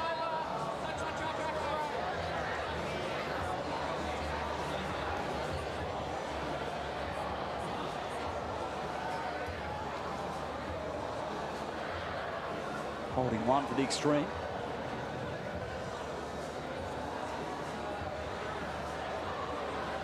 Kylie Lavis was just superb this time last year at BPL 18 in Club Pine Rivers.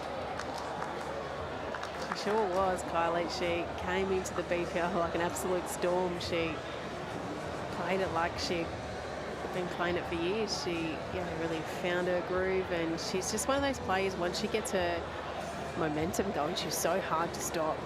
She just really gets in a zone and just draw. She's really hard to stop once she's found it. All-star team member in that one, BPL 18, Kylie Lavis. It's a debut event, so very impressive stuff. Nick Brett, does it have the weight? Not quite. Certainly not far away. Cahill's got a nice chance on the forehand. A couple of Kylie's bowls on the way in, or if he just sneaks past them, he can sit that bright yellow ball of Kelsey's. Looks like it's going to hold for that one at Kylie's. It is. Oh, please just roll through. Why would he draw up?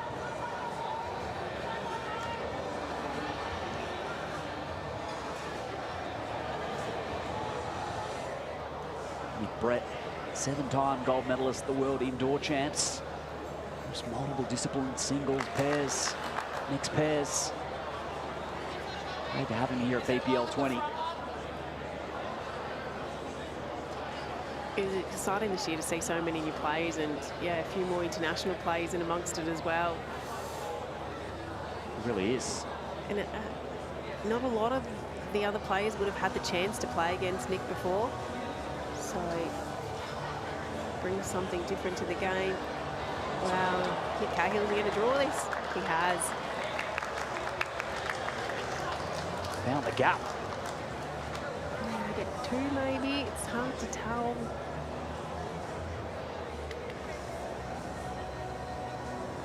It's right there for two. It's close, that's for sure.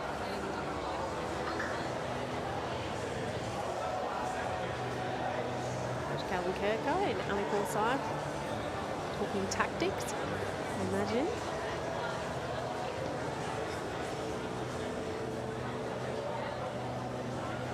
Break this up and force the hand of the power play maybe, but the extreme will take a nice count at the end of this third end. It's last with the extreme, Nick Cahill in BPL 17. Chance here to get one of those threes back if he can draw another one in.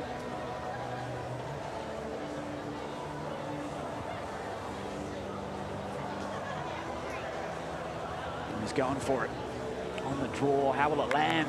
Waiting short. It'll be two for the Melbourne extreme. And will we even measure for a third? Yeah, they got the measure out, so I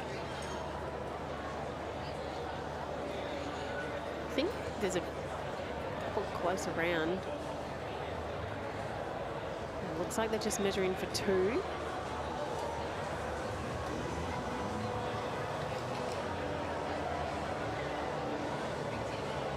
It is. Two back on the board for Melbourne. That's important. Cuts the margin to 4 shots. And now the power play is activated.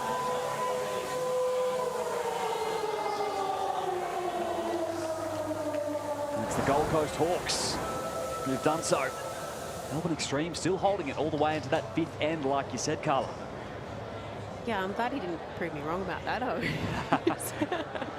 Obviously played for the Melbourne Extreme for a number of series, so with Calvin, so I do know what his tactics are. They haven't changed too much. Oh, good opener by Kylie. That's what you want when you're defending a power play. First bowl touch up. Fortunately, she seemed to just hit the seam and roll the other way, but it's a good opener.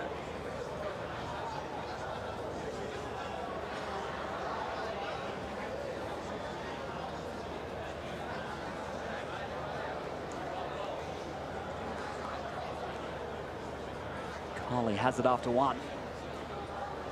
Seen the tee to minimum on the Melbourne Extreme a fair bit through the first 9 rounds. Yeah, I have no doubt they usually after the practice day have a little chat about what you're feeling most comfortable on. It's really important to have a plan going into this event. I mean, sometimes you end up doing plan B, C, D, and E, and then you go to Z. But you've got to have a plan going in, and the picture length they've all felt comfortable with, and this seems to be it.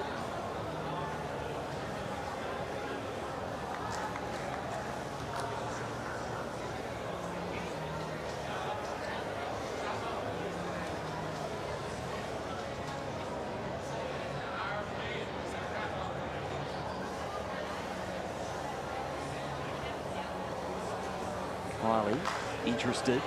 Yeah, this looks good. She can get right to the jack. Really nice weight. She has. All over it, in fact.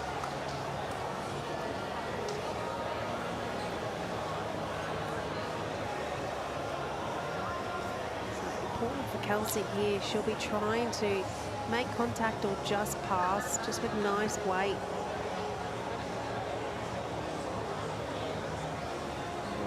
Caught at the front, so this is really well set up for the extreme.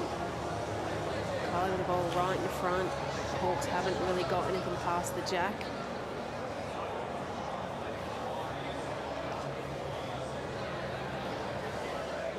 BPL 20, value partner Aero Bowls. Harbour Bridge trajectory gives unparalleled accuracy even in the wind. Same line every time thanks to Aero Bowls. Kayo, the skip.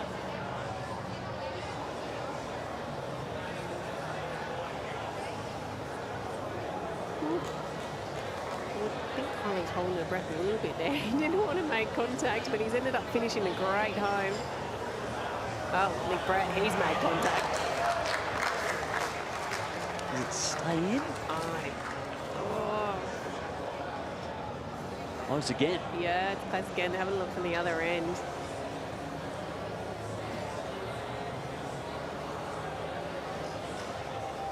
Looks like it's in. So the players are maybe draw into the jack. Way out wide. So see that Cahill's gone quite close to the boundary there just to be able to get wide enough. Is he going to get back in bounds? I think he has. That's a great shot. It's very tricky when you draw into a jack way out where you haven't been yet. You don't know the line. The weight can be different when it's really out wide like that. Delicate dance along this line. Nick Cahill was able to do it. Nick Brett, it's landed in, but landed short.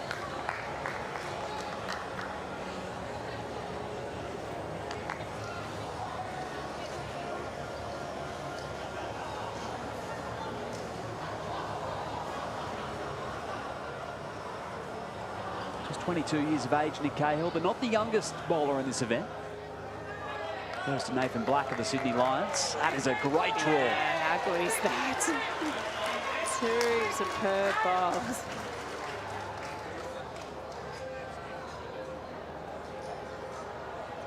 So running weight, not surprising. Looking to get both of those bowls out. Oh, it's missed wide. Well played by Nick Cahill. Two terrific draws, an advantage Melbourne Extreme almost. They trail, but they have their power play. It's game on going into the 5th end.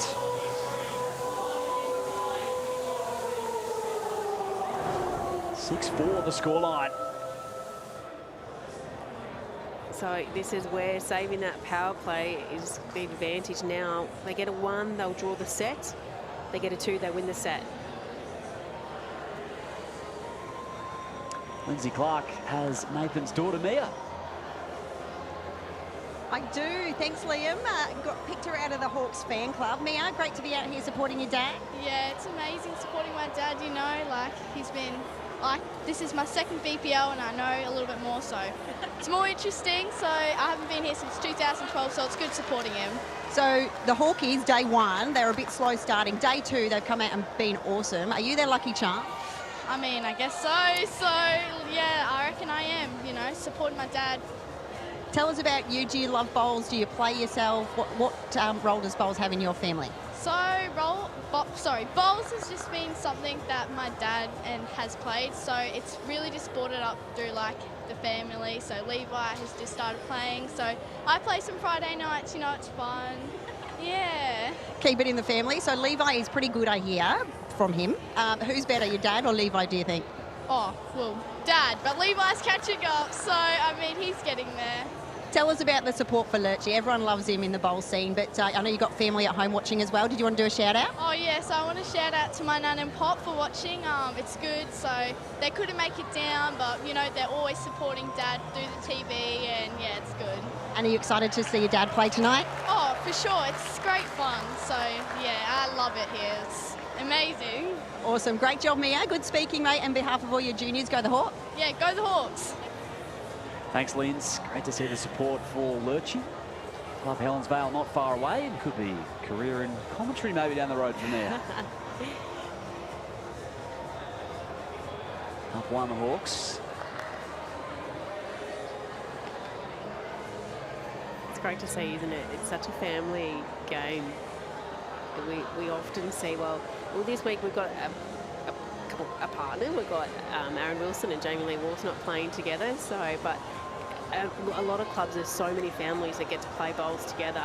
You know, not just dads and sons, but mums and daughters and dads and daughters and grandparents and grandkids. There's not many sports that can happen. So it's a family game, and it's great to see all the kids out supporting their parents, and lots of babies in the crowd I've already seen as well. So bowls isn't just for the oldies, it's for everybody.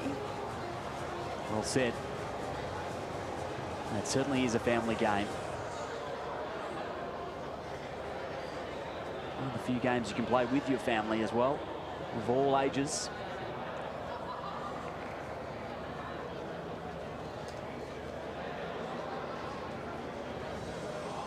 One of our new franchises watching on there. Oh, we'll see them in action a bit later, the Geelong Jets. Last game tonight. Brett just putting a back one in. Those at home, that's definitely not a wayward bowl. That was intentional, just covering the respot.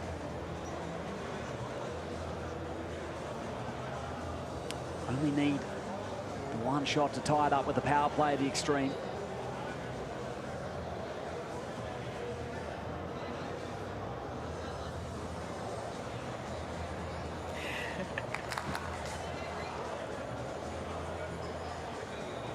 Finishing nice home, that one, just trying to finish in a catching spot. Obviously, Cahill is trying to change up his head. Needing to make contact with the jack. He's just gone under though. Whoa, almost sneaked in. Really did, just fell down. Well, reached its destination.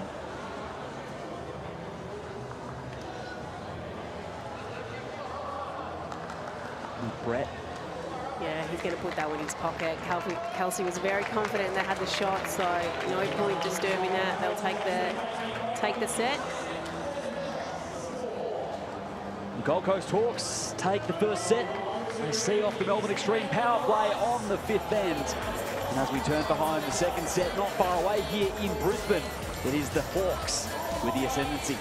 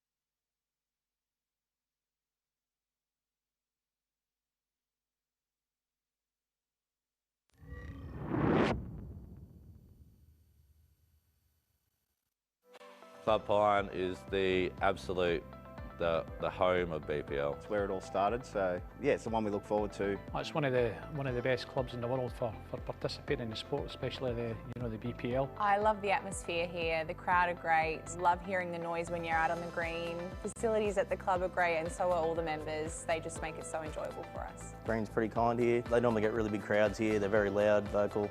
They're just good fun. One of the best clubs I've ever played at. It is the inaugural home of the BPL, the spiritual home of the BPL, and the pirate ship. Well, Taddy Marshall there, it looks like.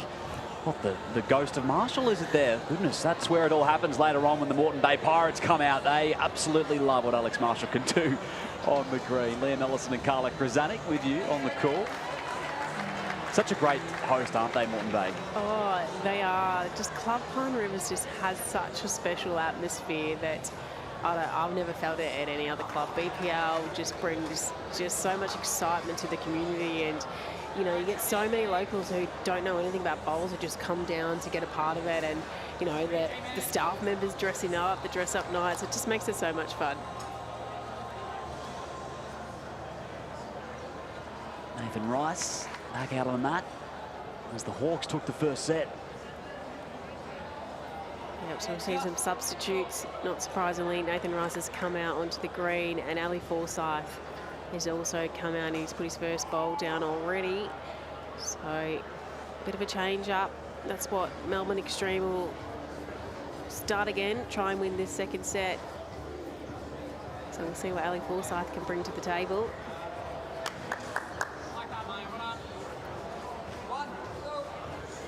Handy line, he's found the line straight away.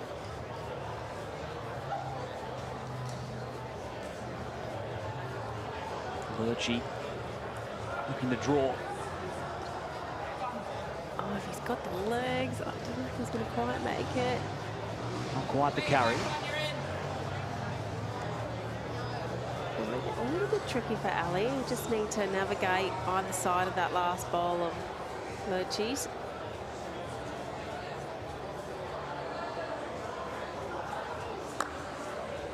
Gonna get there, this one. Back into the fray, Ali Forsyth, and looks to hold shot at this early stage. Plenty to play out. Earlier on in the week, we saw Nick Kayo leading for Ali Forsyth, and recently it's been Ali leading for Nick, and that's proved fruitful and most effective combination still at this early point of the competition. Yeah, this is obviously a new combination as well for the Melbourne Extreme. Matty Flappower, who's been a part of the team since the beginning, of course, not surprisingly, has now gone across to the Geelong Jets and is coaching them. So we've seen Nick Cahill come in. He has actually played with Melbourne Extreme BPL 17 when Ali was unavailable, so he's not unfamiliar. But this combination, these three, this is the first time that the three of them have played together. So it takes a little time to work out, you know, what combinations are going to work best and how you're going to play the series out. Found a lovely track. Doubles up the count.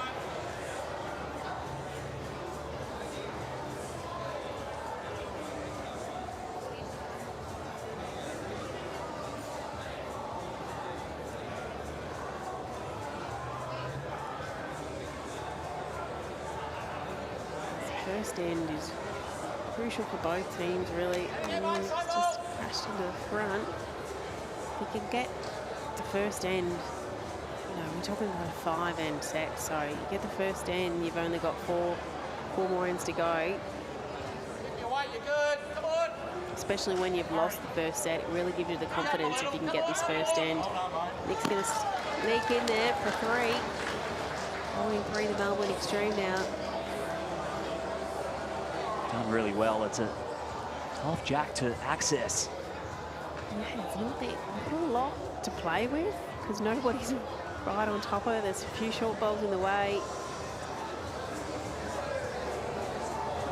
Oh, he's so close of getting that bowl up and over, and it's just missed wide of it.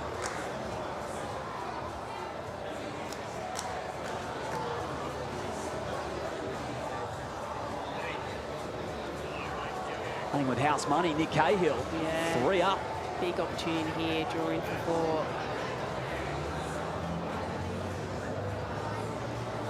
What a way to start a set if you can get 4 here.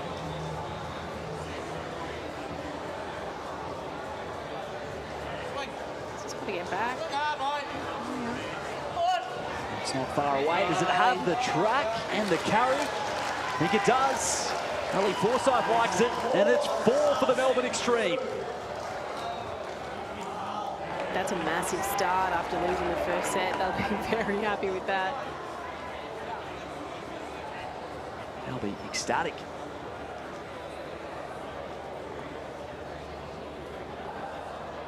Already tops that first set scoreline.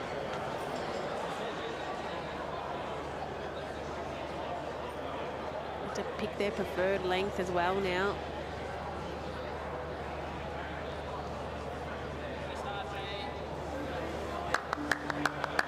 It's a good opener, just passing. Really nice home by Ali.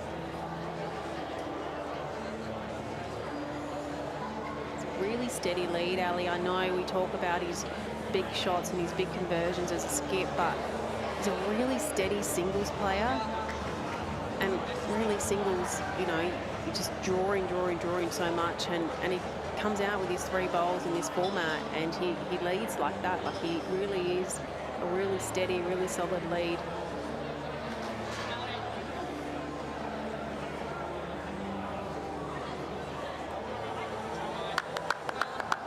That bowl for Ali.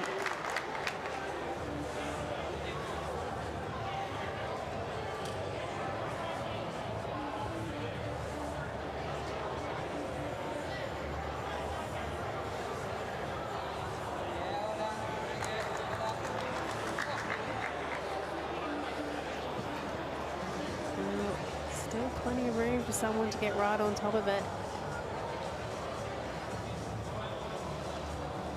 Those clubs with a 4 and 5 record. These are the double point games, if you like, separators. Yeah. Really important for both teams to get a win in this game. It's only going to be one of them, so both know how important wins are to start moving up the leaderboard, consolidate a little bit in this middle run of the tournament. Well, still plenty of room for the skips.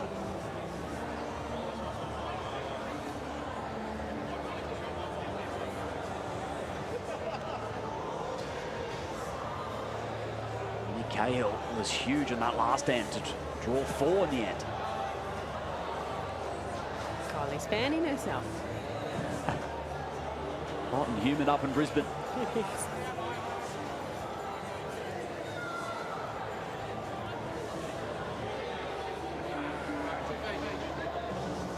Knocking another down there for the Extreme. Yeah, still no one has found their way to nail the jab just yet. Here we go. This is the one. B shot. Near perfect from Nick Brett.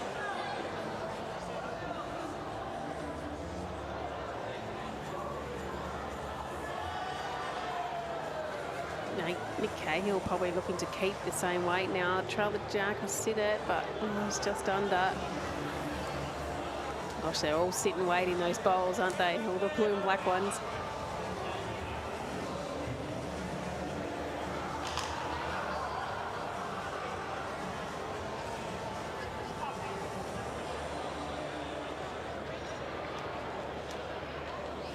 Drawing the other way this time for Brett. Can he double up? He's close to it. I think he's drawn another, but ideally I think he was hoping to cover those bowls with Extreme, all sitting behind, waiting. Yard trail by Nick Cahill, and they're going to be holding a handful. I don't know if it's going to get down. Gold Coast still with a shot to come as well. Extreme just didn't really get themselves firing in that second end at all. Yeah, I think Nick's bowl might have come in for second shot, might have cut one out.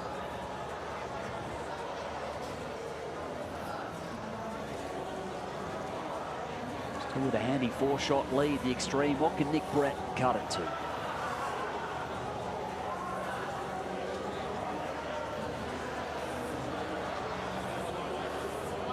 Looks to be one for Gold Coast.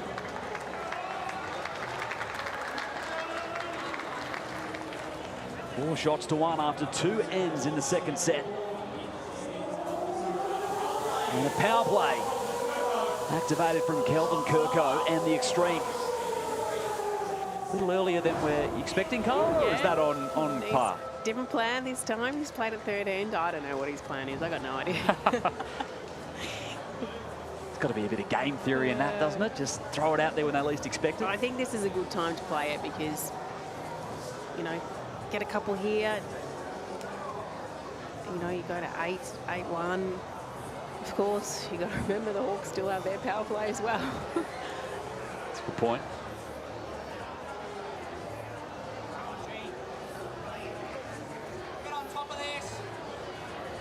This is a good start. He knew this was coming. Front hopper. Terrific start from Lavis. I think Kayo knew it. Early foresight, excuse me, is Lurch.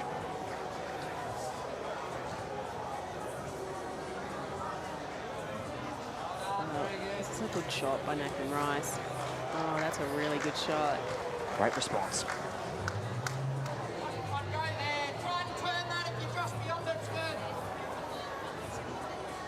Swap over.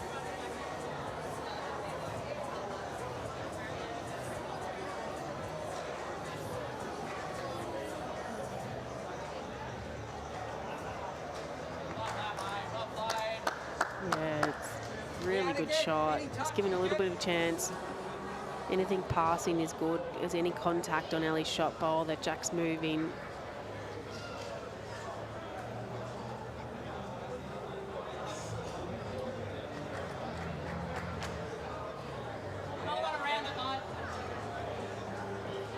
So often has skipped in the past for the Hawks. Now leading out for Nick Brett in this end. I'm sure we'll see change-ups throughout the week, as we have from these two, Forsyth and Kayo. Yeah, it really is handy when you've got options amongst your plays, and most of the teams do. You know, because nobody, there's 22 rounds, nobody is going to be on point for 22 rounds. So you've got to have options to, you know, if someone's sort of losing their way, if they go back to leading, sometimes that helps to find your draw line again. Yeah, it can be a long week. It's a long week. It's a lot of games. If someone played awesome for 22 games, I'd, oh, good on him. I don't know. There's always going to be ups and downs. Nick Brett back on the mat.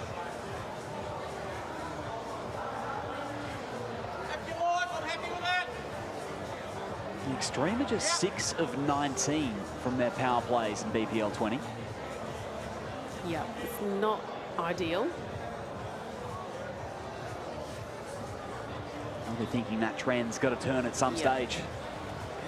And I think they'll know that if they can change that trend, that's going to be the difference, because currently 4 and 5, you know, they need to be winning more than they're losing. So if they can start to win the power plays and defend them, we all know that makes a humongous difference in outcome.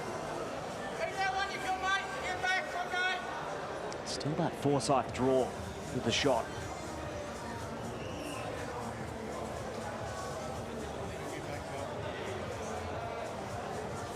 Melbourne Extreme as well at the moment. They've only got 7.5 set wins, so there's quite a few teams sitting on 4 wins and they're on the bottom of them. So sets are very important as well.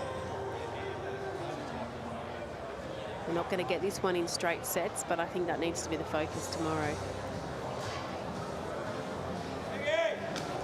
Oh, this is close. On target. Oh, look at that. Snatched it back.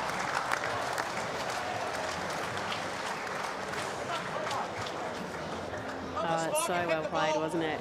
Just the right amount of weight for it to hang around.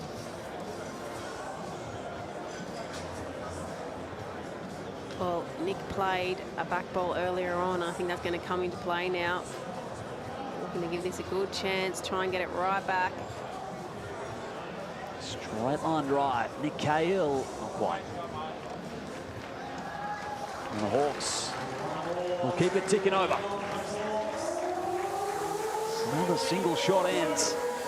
Up to 2 bowls. The margin here, and a power play has been activated by the Gold Coast Hawks. Clive Haddams, take us home. Thank you, Liam. Yes, it's well, another extremely important moment in this match as the Hawks call their power play and look to get a score on the board to try and clinch this match in straight sets. Christina Christic, the 200 gamer for the Perth Suns, joins me. How are you, Chrissy? Yeah, feeling great. Super exciting to have played my 200. It's a big milestone. So yeah, happy to be here. Yeah, I'm sure. And it was 300 games for the Perth Suns as a franchise in Game 4 today. Oh wow! And you've played 200 of them. That's pretty cool. Yeah, so amazing. And it was a happy one as well. Yeah, it was. Great way to finish the day. I was saying to Linny in the interview that we didn't have a great day today. We lost 4, but all very close. We were in all 4 of the matches. That just slipped away from us, so it was just fantastic to finish off with a win and, you know, start positive tomorrow.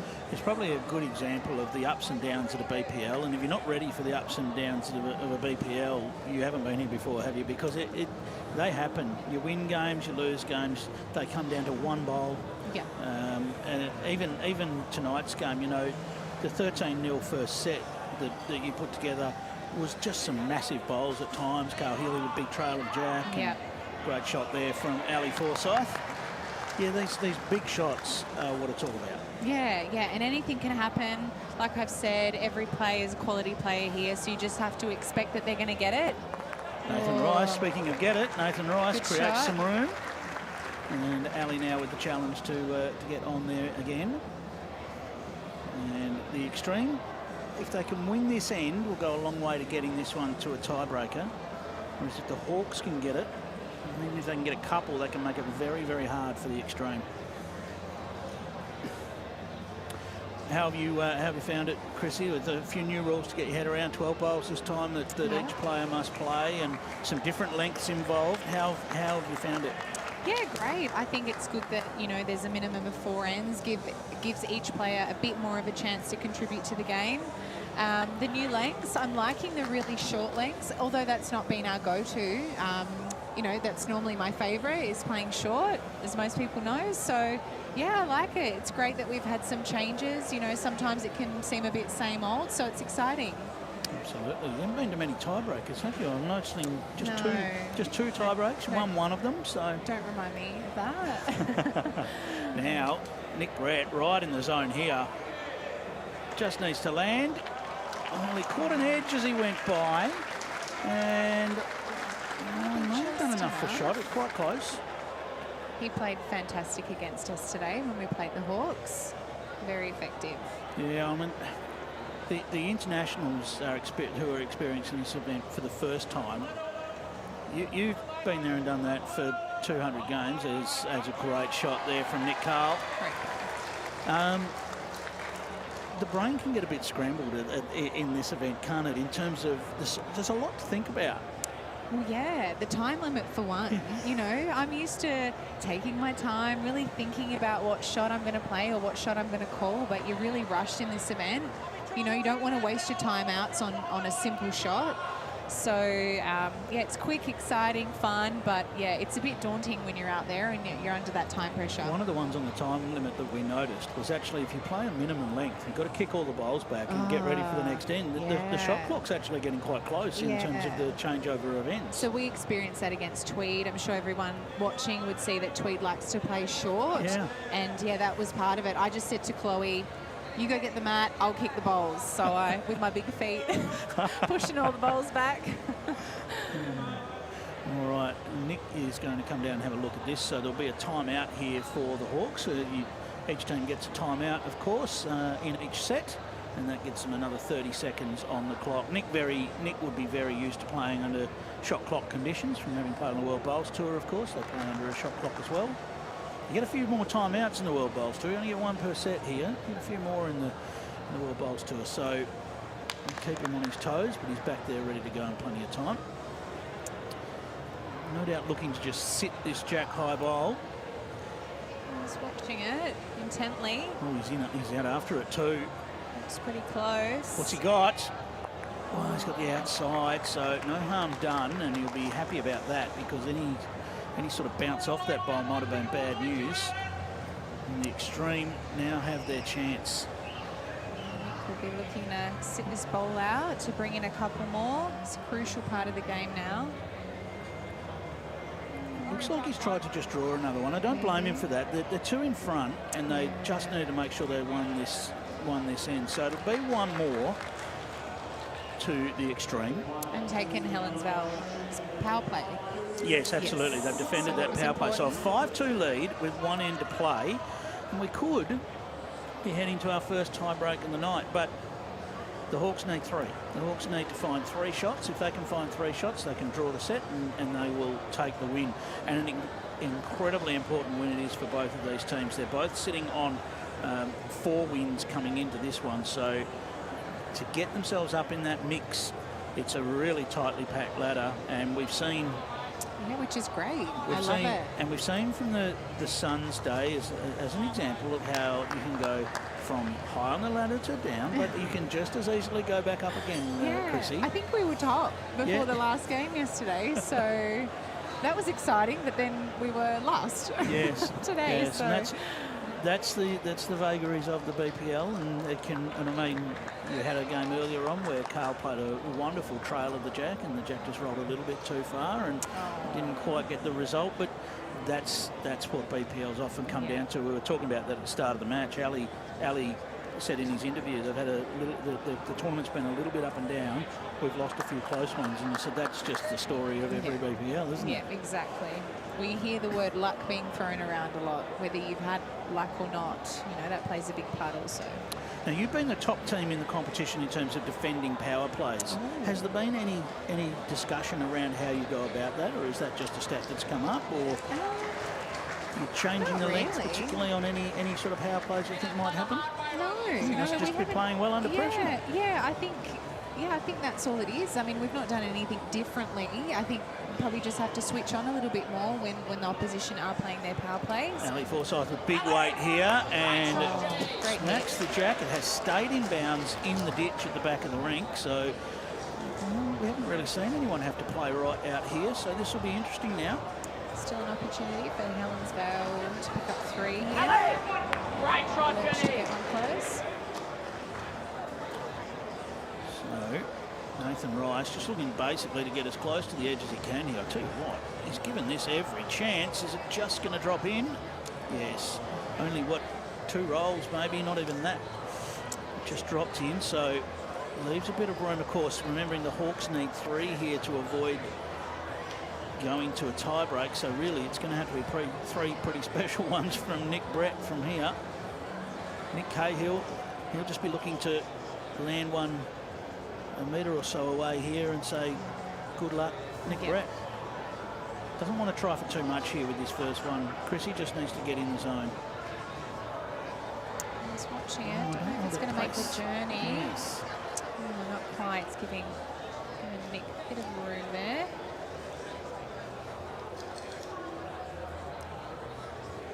I was talking to Barry about the fact we had yourself out there playing your 200th game against Sam playing her 10th. You know, just a wonderful contrast. And how is the vibe between the players out on the rink during these games? You get the sense that there's a great understanding between the players and a great respect for each other as Nick just needs to pass this now. And he has. That is going to go a long way to getting us to a tie-break here. Because now, well, Nick Brett just has to concentrate and get another one in the area here. Nothing for trying to sit bowls or anything. Just needs to get another one in the zone, so he's got a shot to play with his last. Just taking an extra second to think about it. Well, I think he has actually looked to sit this bowl. He's looking to sit the bowl. Must make contact now. He's turned his own up. It's gone in the ditch. That is, I think that is going to be all she wrote here, and we'll be going to a tie break, which will mean all 3 players will head back out there. But yeah, the contrast between when when you played your first BPL, the nerves that, you know, the jingly nerves, and I'm sure they still come. Yeah, I still get 200 games nervous on. now. You know, you don't want to do a wrong bias on TV. Always check it about 10 times. No, it's you know, it's great. We're all mates out there. You know, we're all, you know, supporting each other deep down. Just love being out there. So Nick's just used weight here, but there's not really a result that he can get. So it's going to be 2 shots to the extreme, and we are off to a triples tiebreak to determine our winner. The first triples tiebreak of the night, as I get my tongue twister sorted out. And so in this situation, all 3 players now re-enter the rink, and they play one end of 2 bowl triples to determine a winner. And this winner is one that's really going to put themselves in the mix coming into tomorrow. So there's a lot of momentum to be gained from this one. It'll be interesting to see the choice of length. Yeah, we tried in our tiebreaker today to do the tactic of Matt right up, Jack on the tee. Had Blake drive with both bowls. Unfortunately missed. We did lose the tiebreak in the end, only just. But, you know, it's interesting to see whether some of those teams take that risk or not. But obviously not here. It's something we see on the other green a little bit more than on the TV rink. The TV rink, just the weighted shots are a little harder to play. So on the other green, we see that a fair bit. As Kelsey Cottrell, why would you go for the jack when you can do that? Great start. Very good start, right on the line too. So, Kylie Lavis. I haven't made a mistake. I thought I would get that wrong at some point, but we've got it right. Kylie Lavis, newly married.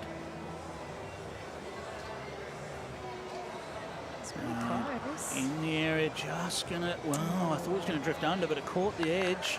It's good she gave it a chance. Yeah, it's probably hasn't really made it any different. I mean, no harm done. Still room there to get to the jack. Of course, we talk about Kylie getting married. You're not far off that. Yeah, getting married in March. So exciting.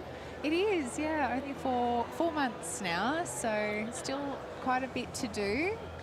Well, what Barry was talking about, the fact that the players that have got married have had, you know, ridiculous form runs. They've really done really well after they've got married because they've sort of settled down and settled in and they've had really good results. So well, you're I've a Commonwealth Games gold medalist. So what have we got to look forward to? I don't know if I can top that. Little edge and pops the jack out. So that really restarts the end. It's basically now a 2-bowl pairs end to determine our winner here. Nathan Rice next to play. Jack popped right out to the side here. Too far away. Just needs it to pull up now. He's certainly put it in a good zone, that's for sure. Probably not the winner, but puts a bit of pressure on.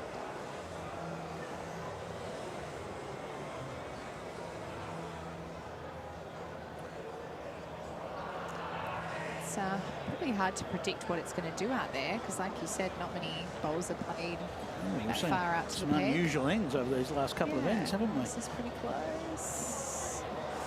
And maybe. Well. Yep, it's fallen in, so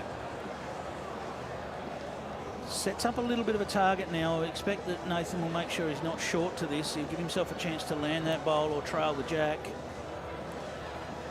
And he's in the zone. Is it going to get down? Just on the outside edge.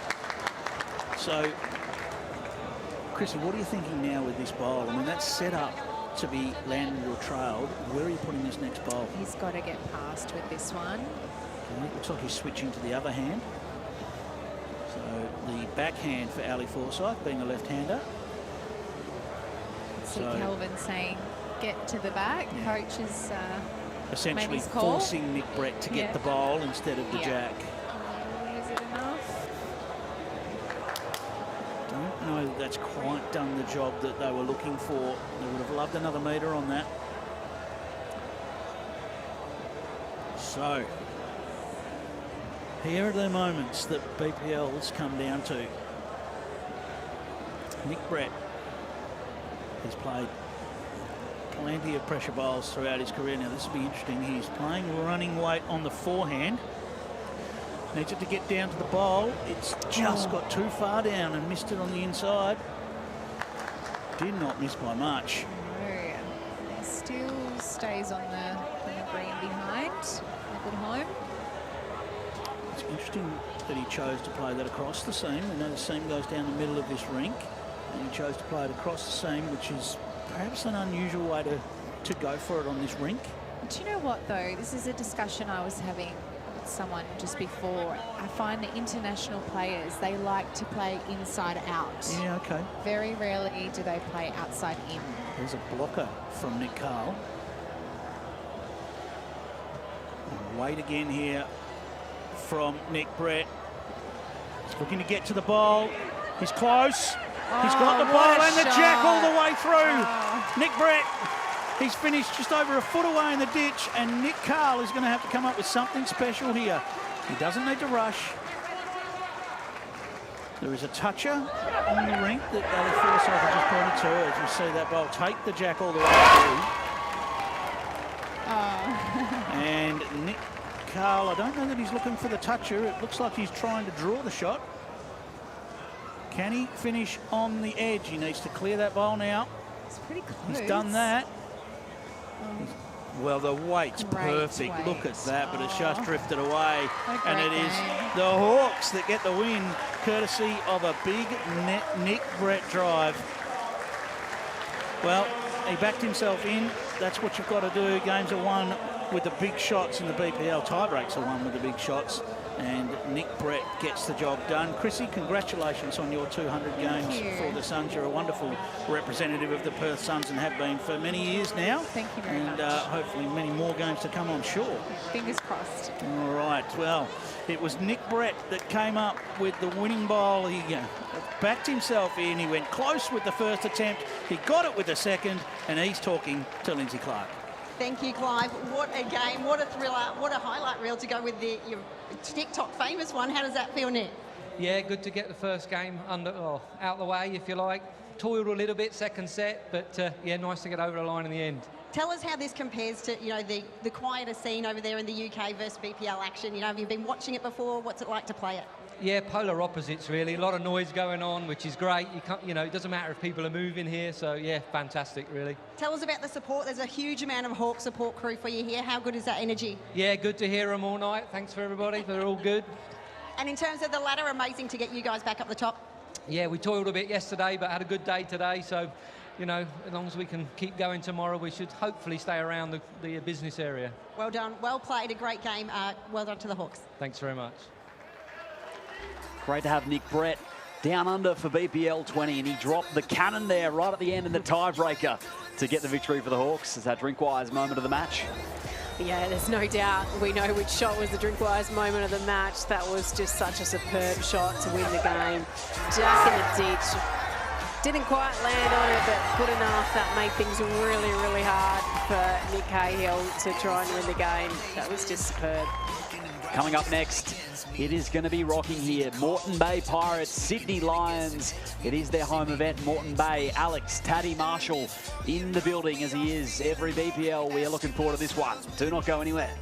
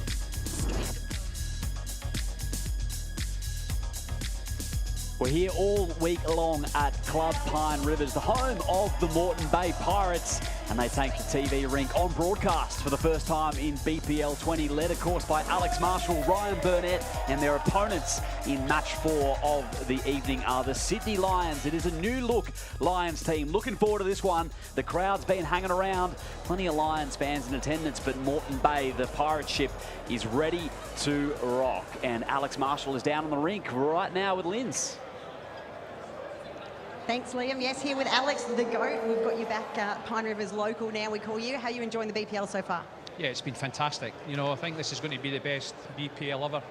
I think it's spiced up a little bit with some of the UK guys coming over, Nicky Brett, Paul Foster, Jamie Walker and Catherine Redknapp. So I think it's going to be the best ever. But yeah, I just love it. You know, the atmosphere, the crowd get involved, and yeah, just looking forward to it again. Tell us about the UK guys coming over. Have you given them any tips since you've been here before? No chance. There's only one person who's got a tip, it's Catherine.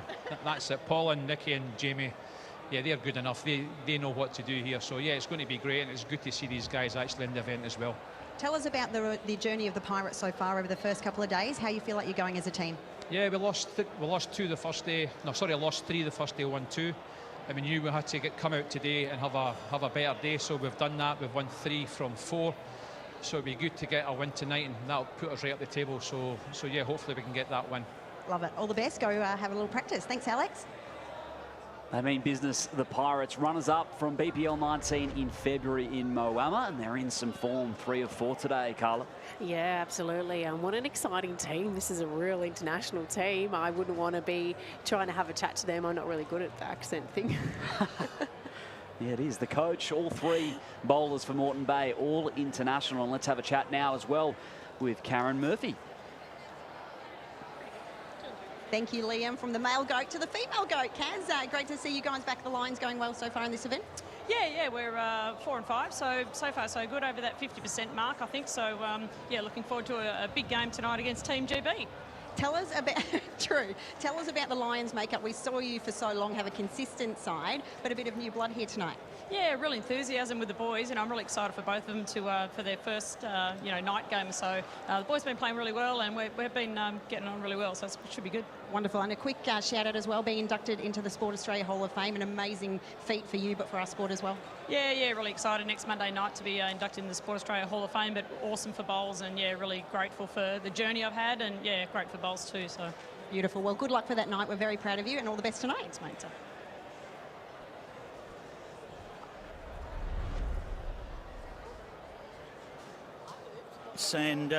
And the Sydney Lions with Karen Murphy, one of the greatest we've ever seen play the sport. So this is going to be an exciting one, there is no doubt about it.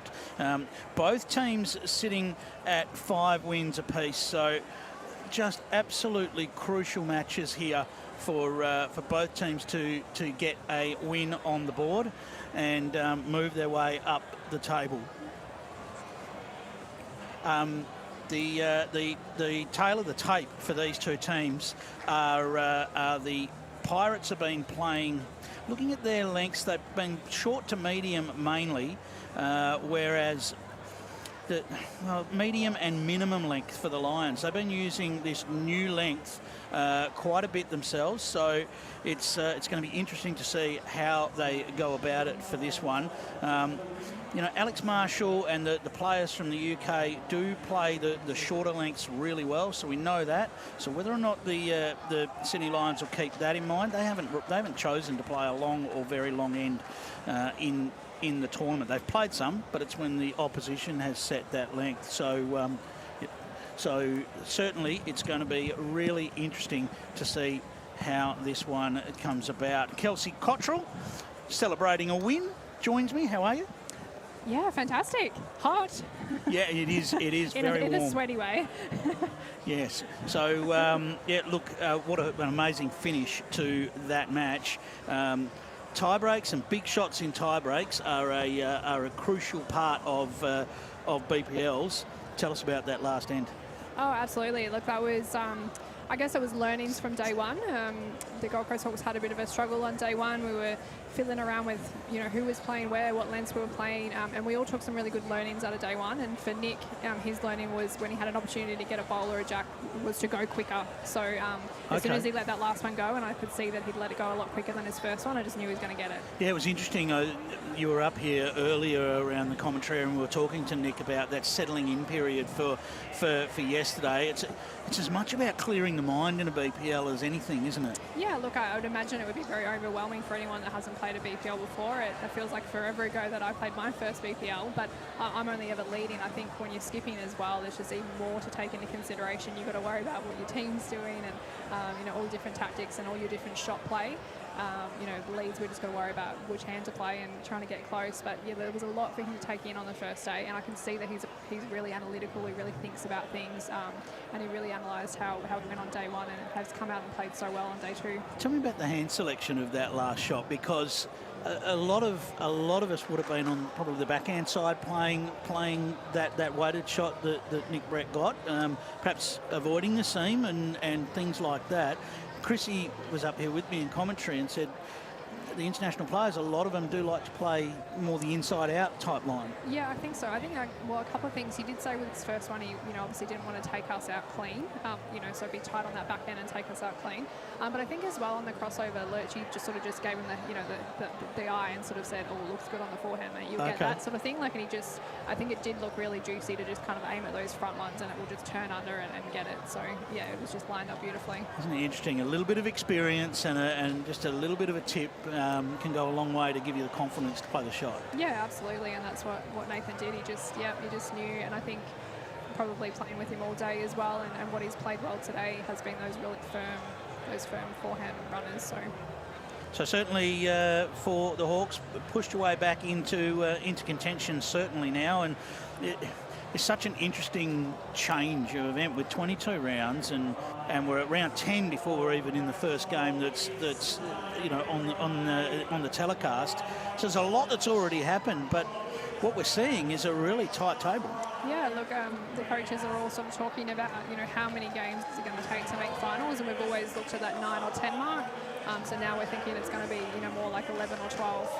Now, I'm tipping a little bit about May, because I saw her nip over to the bench and ask for a little bit of advice here for the Right at Home Challenge. What did you say, Kelsey? Yeah, so I believe May's probably never bowled a bowl in her life.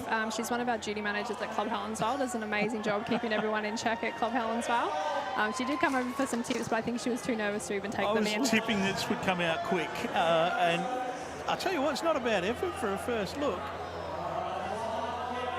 Well, a little bit of a fold maybe a little bit of a fold might slow it down a little bit if it goes over the fold of the right at home target. This is the experience you can get at a BPL if you're picked out of the crowd. That looks like it might have a little bit better weight on it, Kelsey. This is in the area. Well, it's going to go over it. Over the bump? No, just rolled a little bit too far. So you get 3 attempts here if you're picked out of the crowd. We pick someone out each night, so if you're coming along... I hope everyone at Club Helensvale is on their feet cheering her home here. Tell you what, I think Val might need to use some clever footwork here. Yes, there might be some clever footwork in play. Oh, and Val's missed. You always get a little bit of help at the Right at Home Challenge. Look, that takes some bravery, I'll say that.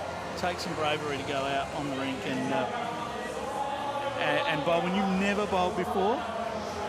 Most people will be happy to do that just quietly at their local club, and of course if you do want to get involved, get along to your local club. There's always someone there to welcome you, and you can experience our great sport, Kels. Yeah, absolutely, and if you're in the Helensvale area, come and play some barefoot bowls with us on Sundays, and May will be behind the bar serving you beers. She might be able to give you a few tips from when she was on the show rink at the BPL. All right, let's get underway. It's the Pirates and the Lions. A place right at the top of the table on the line here for these two teams, and it'll be Ryan Burnett to get us firing. Ryan Burnett very familiar with the conditions here at Club Pine Rivers, Kels? Yeah, absolutely. I'm sure he would have come out and had a bit of a practice in the weeks leading up. Actually, no, I think he might have been overseas, so he might actually maybe have cost himself an opportunity to have a bit of a practice. And Nathan Black for the Lions, young South Australian player who is making his mark on the sport. Of course, we saw him last year come in. He was here for the BPL Cup, and he was recruited in to take the place of an ill Scotty Feldman. Yeah, how good side. He got a taste of BPL, and now he's here doing the real thing, the full 22 rounds, the slog. Yeah, he's a great young man, that is for sure. He's leading up for Brett Spur, who's also making his debut at a BPL. So quite a different look side, and I guess the Lions were one of the sides that essentially were forced to make some changes with the new sides that came into the competition. Yeah, they were. So with Ben Twist going to the Saints, and Dawny Heyman moving. Oh, no, sorry, Dawny was with Brisbane, so Brisbane have also got the change. Yep, it was Aaron Wilson that made the move. And Aaron Wilson went to another team, so there's been sort of three massive moves in terms of the players that have played in BPL before and moved to other teams, and then we have all the new faces as well, which was very exciting. Yes, great shot there from Ryan, falls back and gets the shot. Now, Nathan Black with his final attempt on this, the first end of the match. And the line looks tight, but is it going to hang on? Not quite, just going to drop under. I wanted to talk to you, looking in the last match about power plays and what goes into deciding when you're going to call your power play in a match, Kels, because sometimes it's hard to read. Is it when you've got last bowl? Is it the first time you've got last bowl? That's sometimes a way you do it. Does it have anything to do with the direction of play? Are you reading it more in one direction than the other? Is the opposition sub? There's so much that comes into it, isn't there? Look, I think for us, it's probably just a gut feeling from our coach. Rookie just sort of sits there and, you know, you can hear him thinking, okay, if we score one this end, we'll be 2 up, and if we drop 2 here, and if we lose this, and all right, so, you know, like, and you can think, like, thinking it all through, and it must be so difficult to make that final decision. But I think it's just a gut feeling of how your players are going, and just the scoreboard. And I think as well, just try not to waste your power play. Like, there's that really fine line where you want to hold your power play in case you need it, but you'd hate to, you know, not use it at all. You know, use it on the 5th end when you're already up. So I think it's always around that 2nd, 3rd, 4th end that the stress levels of the coaches go up a notch, and they've got to try and figure out what they're going to do. But yeah, for us, I think we've tried to be a little bit more on the aggressive side with our power play in this tournament. Just to make sure we don't waste any, and we've got an opportunity to bury the set. We jump in there, play the power play, and try and get it over and done with in 4 ends. Well, I can tell you, stats say you've wasted. I mean, they're never a waste, but you used 3 in that situation where you've already been in front. Only 3 of the 18 coming into this round after 9 rounds of competition. Brett Spur, well, he finds the gap. Such a narrow gap, so yeah, it's actually the Geelong Jets that have used the most on a final end when they've already won a set or a drawn in a set, so it doesn't have an impact. But yeah, they've done that 8 times out of the 18, which is interestingly high. Yeah, so our 3's not too bad. But I think sometimes that means you're in front a lot too. Yeah, true. That's exactly right. I think for us after Moama, we took away from that we were defending our power plays really well, but we needed to attack better on our power plays. Alex Marshall turns the bowl up onto the jack, just precision. Well, this is leaving Sydney with next to no shot to play here. I don't think they've got anything past the jack, and that's resting right on it. So yeah, it's one of those ones that could play a good bowl and only make it worse. Yeah, this is going to be very delicate. So it's the other side of the rink for Brett Spur, looking to try and just find a way in here and potentially just cut it down to 1 would be a win. Yeah, it's on the outside by the look of it. So that is 3 shots to the Pirates on an almost perfectly played end, really. And they get a scoring in this one on the first end. 3 shots to 0 over the Lions. No movement on the benches yet for any early power plays. That's one way to stamp your authority on home soil, isn't it? Come and play it in like that. It certainly is, and we've seen over time. I mean, you've been out there on the rink with Taddy, with Alex Marshall, and I'm sure it's a wonderful experience clapping every single bowl that comes out of his hand, basically. Yeah, I mean, that's the thing. Like, I think, I mean, there's lots of things that make good players good, but most, 99.9% of his bowls, as soon as he lets it go, it's on a good line. So it's all down to the weight. So you're right. You sort of, as soon as he lets it go, you're sort of clapping. You're like, he's in the area with every single bowl, and then not just him, all the real world-class players are the same. He has certainly put on a show over the years that he's been involved in the BPL. And see Cameron on the bench there, waiting for her turn to get involved. As this is not far away from Ryan Burnett. Needs a piece of the jack now. He's got a lot of the jack. What a great shot. And also great to see the Pirates bringing in Catherine Rednall, another star of the female bowl scene in the international stage. Great to see Catherine getting an opportunity here. Yeah, absolutely. I mean, I don't know a lot about her. I don't follow the sort of English UK circuit that much, but from what I've heard, she's one of the absolute stars on indoor. So I think what an amazing decision for Brisbane, for the Moreton Bay Pirates to choose someone who's so good on carpet surfaces. A few years ago, they had the Australia versus the rest of the world challenge. Yes, Moama, yes. Catherine was part of that, and she was absolutely outstanding. Yeah, I think that was the first time us Australians had probably seen her and thought, wow, yep, that's how you play on indoor. That's how you play carpet. Nathan Black, can he find a way in here? He's on the backhand side. He's chasing this down. He needs it to run now.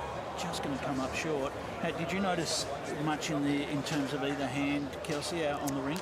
I was fortunate tonight. I was able to just stay on one side. Nathan prefers the other side. I think the other side, so the side that Nathan just played, then I feel like that's always just that little bit slower. Yep. And a little bit tighter. But still very playable. Does that sometimes come down to like your bowls that you're using as well? Sometimes you can find a nice line on one hand and you can't quite find it on the other at times. Yeah, and the different lengths as well. I don't know if it come up on TV, but the really little baby length end that Kylie played against us. I didn't watch her first bowl go down, and I kind of just chucked mine down on a line that would have been fine on a medium to longish end, and it just didn't do anything. Yeah. And then I watched her second one go down, and she took like less than a foot of carpet, and I was like, wow. But you would never get away with that on a medium to long end. So it depends on where the jack is as to how much the bowls are going to turn. It's good insight. It's good insight. Alex went round the back with his first, and Brett just tried to nest him in there. So Alex now may come back to looking to add another. Just wanted to get something round the back to start with to defend any weighted shots. Looks like he's thinking about the squeeze of the jack here. So he's put one out there, so the jack moves. We're almost in the same situation as we were last time, Kelsey, that jack movement isn't necessarily a good thing here for the Lions. No, depending how far he gets it, of course. So, Brett Spurt, what's he got? Oh, just caught the edge, and he's rolled around, so no result there. Just needed to clear the front, and he had every chance of at least sort of nestling in there. Still 2 to the Pirates. At least he has opened it up for his next one, so Tabby might maybe play the backhand and try and beat him to it. Well, the line's there now, isn't it? There's no real danger for... The only danger is opening it up, really. Now it's Marshall. His final attempt on this end. Just needs to run the journey now. And we've seen...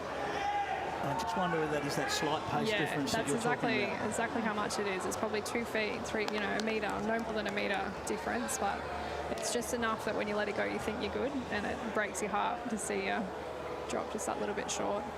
But also, I mean, who knows? Like, he's so tactical. He may have been thinking... Trying to get in the way? Yeah, if I draw it, but if I'm a little bit short and in the way, that's not too bad either, because we've got everything at the back covered. All right, well, Brett Spurt, his last attempt is on its way. I think he's wide.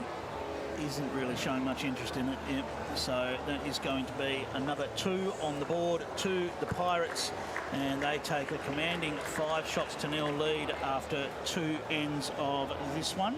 They're going to hang on to their power play by the looks, but they're going to swap positions. So Brett Spur's going to head up to lead. Nathan Black's going to head up to skipper. Kelsey, thank you for your time. Much appreciated. No problem. Go the Hawkies. Good luck for the rest of the tournament. I seem to be saying that to everyone because everyone's in the mix. We all need luck.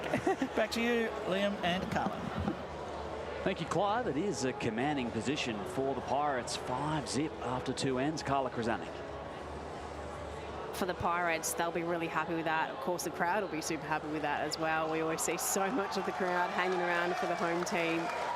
And that's a good start again. Brian Burnett has been awesome these first couple of opening ends. I like the change though. Sydney Lions, they've swapped Brett Spur and Nathan Black around. I like that. Both these players are super versatile. Things aren't quite going right, so let's just change them around and see if that changes the flow of this set. Especially when you've got this new look Sydney team. They're still working each other out. Yeah, definitely. And I guess, you know, Steve Glasson, coach for the Sydney Lions, he's been doing that job for quite a while now. So he's got a few tricks up his sleeve, and hopefully this is one of them for the Sydney Lions. And Burno off to a good start for Moreton Bay once more. Red Spurt, New South Wales local. I think he was hunting a little bit, that one.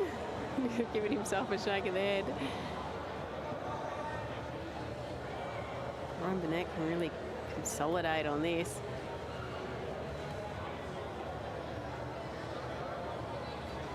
Racing away the Pirates on home turf. He's finishing a really nice home, just covering out there.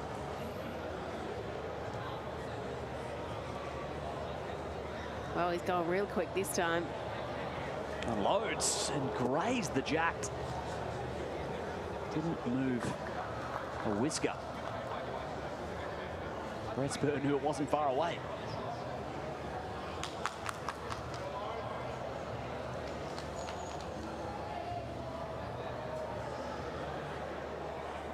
Here's a challenge for Nathan Black. Skipping against the goat. Yeah. He'll be relishing it, I'm sure. I think he'll be loving it, actually. He's a great kid, Nathan Black. He's full of energy. He's just loves the game and has a really great attitude. So I think he'll really enjoy this opportunity to see, you know, how he goes matching against the great Alex Marshall. Nudged it in a free count now for the Pirates. 21 years of age, Nathan Black made his debut for the Pioneers. He's a late replacement. He's close. Put some weight behind it and mixed it up. It's still a 1 count. Oh, it's a great hit. He was really unlucky that hung around in there. Got it basically perfect to clear all 3, and one just stuck in there. Much better than 3 down, though. And he'll take it. Alex Marshall going to draw another one. Short, but it's make anything any easier for Nathan Black.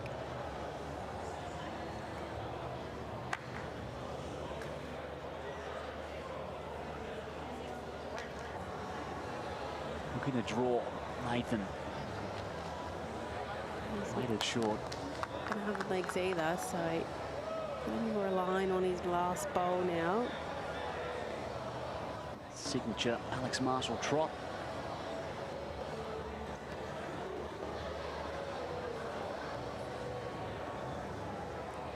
That's what the Pirates faithful will be hoping for. It's the best bowls event in the world. That's what Alex Marshall said. He's time and time again suiting up for this outfit. They love him here. You just know when someone's willing to travel across the world numerous times that it's a great event. He just keeps coming back, and we love having him here, and it's great. Now we've got even more UK players. This is brilliant. It's just so exciting for the event. Yeah, it's terrific. Nathan Black again looking for the same track.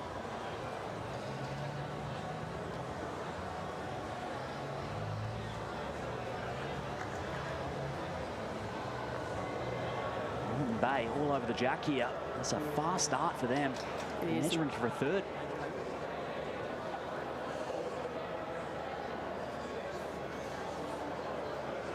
They settled in really well, and Sydney Lions are just not quite finding their way yet. Both sides with a 5-4 record coming into this game, and 2 more shots on the board for the Pirates, and the power play, unsurprisingly, activated for Sydney. Yep, definitely need to consolidate with this power play, or else it's game over for these guys. So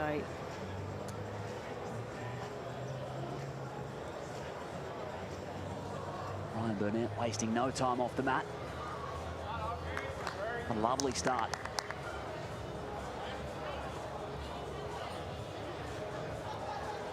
he's just put the pressure on right from the first end, Ryan Burnett. You know, we know this is his home club, so we expected that he would be finding this rink pretty well. Oh, this is good by Brett Spur. This is what they needed. Just get some bowls in there nice and early. Don't think he likes this one. I don't think so. Oh, look, it's not too bad. Seems I wouldn't be disappointed. Yeah, if my bad ball looked like that, I'd be pretty happy. That's quite handy in the end. Yeah, it's a good spot.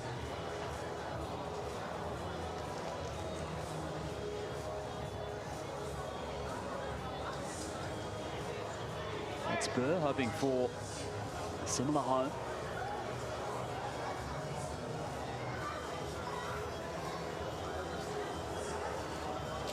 The Pirate out and about.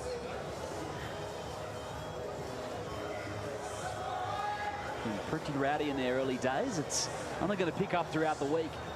Thursday nights when it really kicks off in the Pirate ship. It's a great crowd anyway for a Tuesday night. It's amazing to see how many people out and about coming down to enjoy the games and the atmosphere and the hospitality of the club here at Pine Rivers.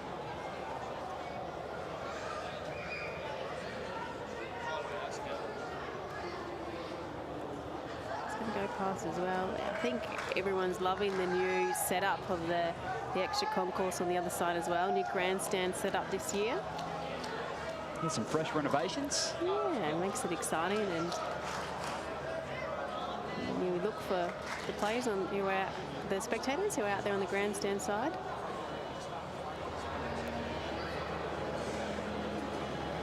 Just get the sense from that interview with Linz before this one started that Alex Marshall really wants redemption from last BPL. I have no doubt that he does. Yeah. And I think it's also exciting for him, like this team, you know, we've got Catherine Rednall from England playing her first series, Ryan Burnett, who's a Scottish boy as well, and of course Alan Faulkner and coaching. She's an English player. Like, this is really, Karen Murphy called it. She said GB, Great Britain team. Like, they are the Moreton Bay Pirates, but they're also a team full of the Great Britain players. So, you know, it's exciting for them, and I think Alex is probably relishing on that. Burno with the instruction. 1 yard away, he's called.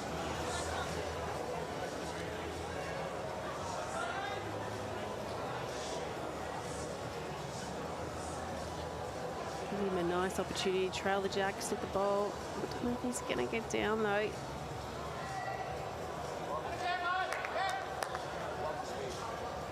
This is big. Sydney, they can get a 3 here on their power play. That becomes 6. Right back in the game. Ethan Black interested. Oh, that's probably better. He's tucked it in a little bit.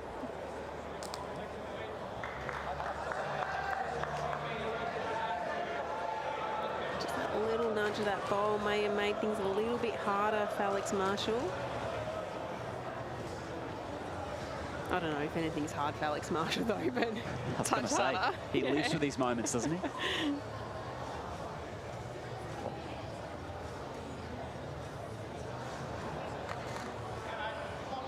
Well, he didn't like it, so.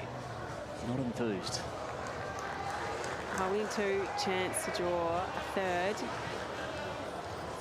Worth an extra 2 shots this bowl. Big one for Nathan Black.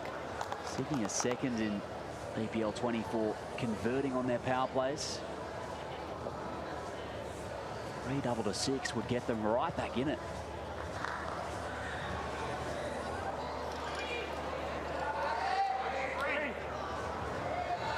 Is it going to And a blocker. It's short. Or is it? I'm not sure if he got there. They'd have a good look. Not quite what he was after, but it's close. Well, we can see the measure come out. They have. I don't know, Brett doesn't look super confident, but maybe. A little maybe. Can only ask the question. Yeah, that's what the measure is for. No point dying wondering.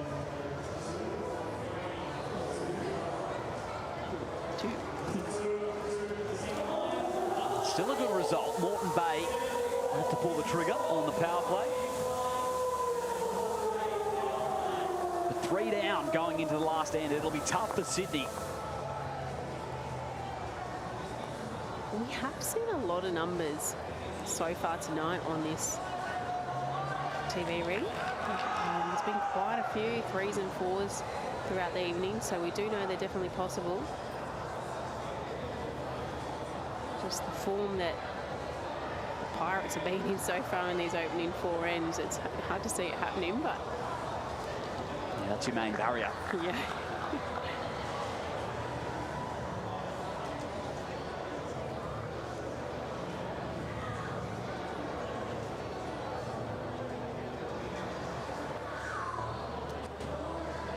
It's going a little bit, but it's still in handy home. The lead, it's always better to pass with your first one and work your way back to the jack rather than, you know, dropping short and being in your own way for your next one. Oh, this is good. Well played by Brett Spur. Right on. And the touch-up.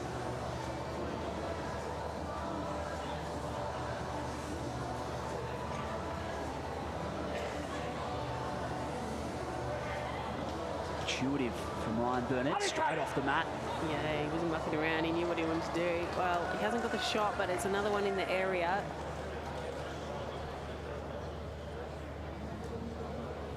Brett Spur plus 14 as a lead so far through the first 9 rounds. I think he likes this one. Very well played. Remains at 1. Look at the nudge it forward for 2. Gee, it was close.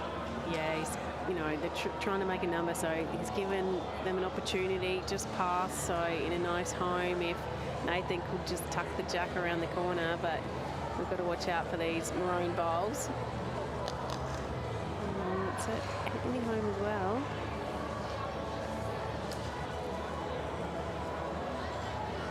Nathan Black just needs a small sort of touches on the jack to bring in those other 2 green bowls. Catherine Rednall and Ellen Faulkner watching on. See Catherine shortly. Yeah, looking forward to seeing her in action. She's a 6 times women's world indoor champion, so she definitely knows how to play on this carpet. Around the mark.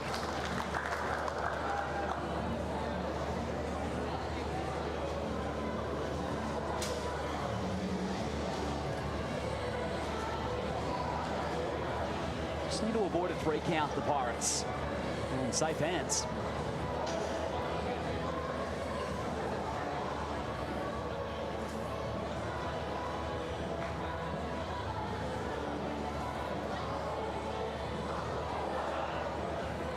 It's just ended up on the outside. That's not what he was after. Leaked Nathan Black's bowl into that little pocket there.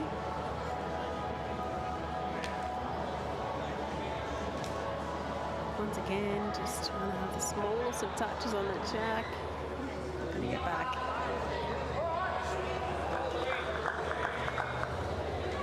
Trying to manufacture a count, but that front bowl for the Pirates is a problem for Sydney.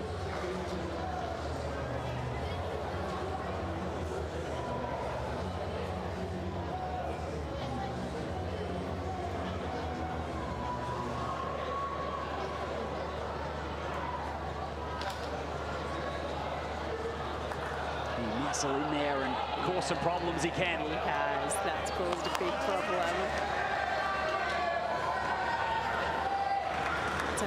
good shot. There's still a little chance he can still make a number if he can just touch the jack a little bit, but oh, this is going to go under save.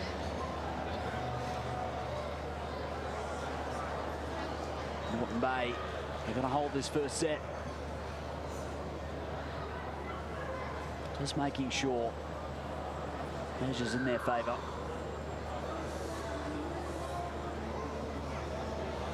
Just trying to have a little look, decide if it's worth trying to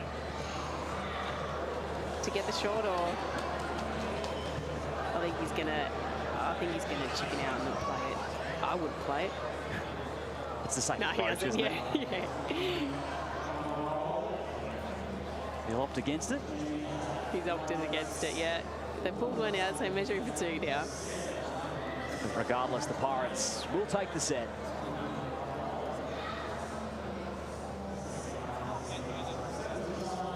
Shots, of course, are a factor. We're tied on net set points.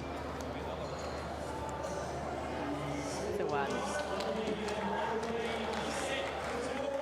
One back for the Lions. They take the final 2 ends of the set, but it's Moreton Bay who roared out of the gates, and they have the first set as we head into the second. We'll see you after this.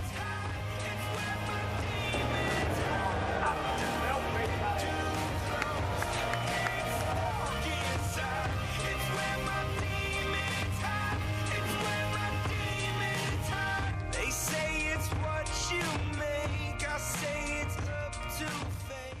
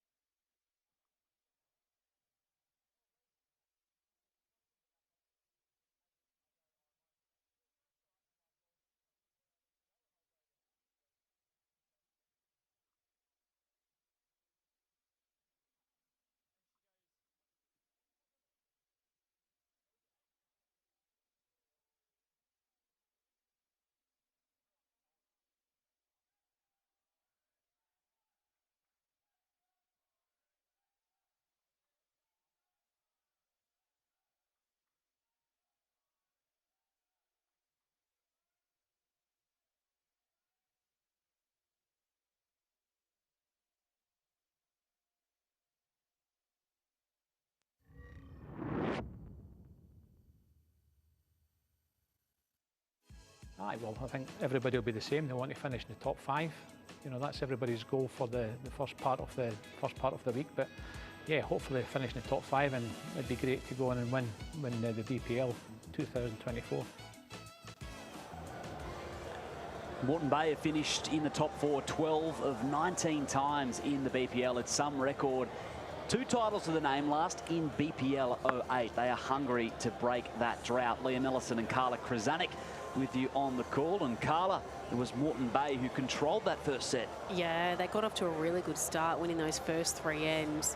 But I think Sydney could take a little bit of confidence. They won the last 2, so they just need to take that into this next set. And we obviously will see a change. We've got Karen Murphy's came out onto the rink, so that'll give them a bit of a boost as well, having her out there. So she's got her...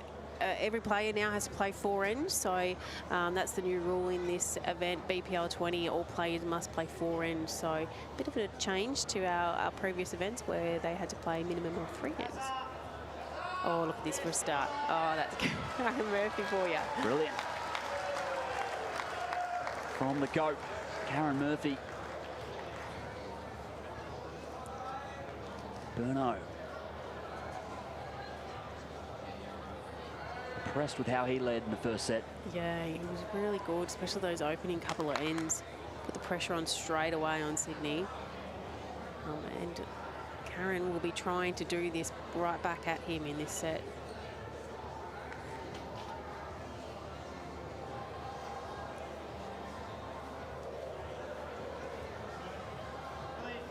Wants to travel. Yeah, Right there once again. Playing it really well. That's experience for you. Off the bench cold, first 2 bowls, right on it. The dam buster for Burnett. Wayward.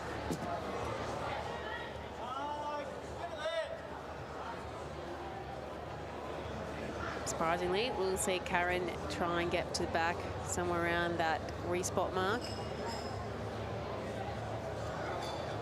It's coming to play so many times already tonight. Jack's been killed and respotted down the back.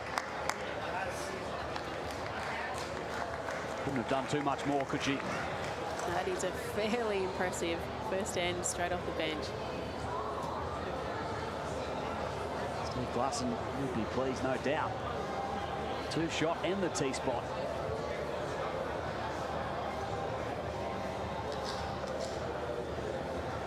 Thanks to OMF, our value partner for BPL 20, Alex Marshall, a bit behind it.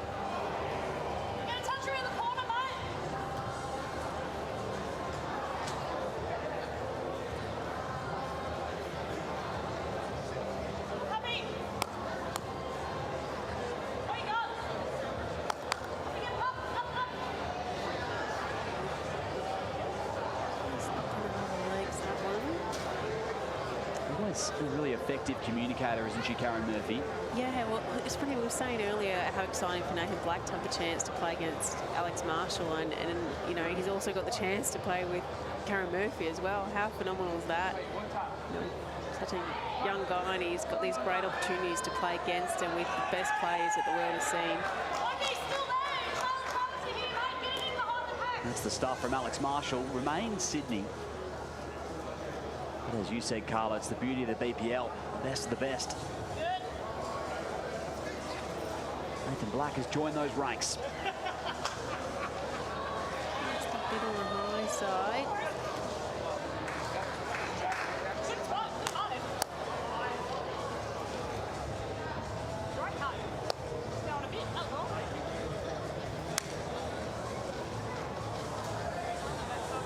The previous set, Moreton Bay started 3 shots, 2 shots, 2 shots to lead 7-0.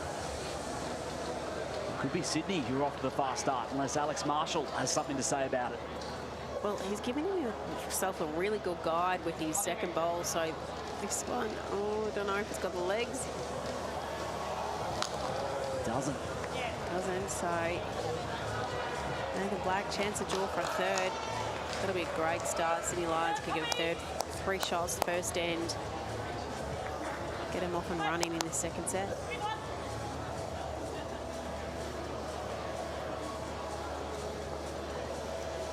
Bounding onto the mat with the shot clock winding down, but also with the sense of excitement. Can he make it 3?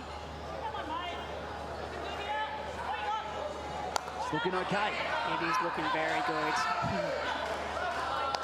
That's very close to 3. And there is the confirmation. Great bowls from Nathan Black, and he's got Sydney with a 3-0 start.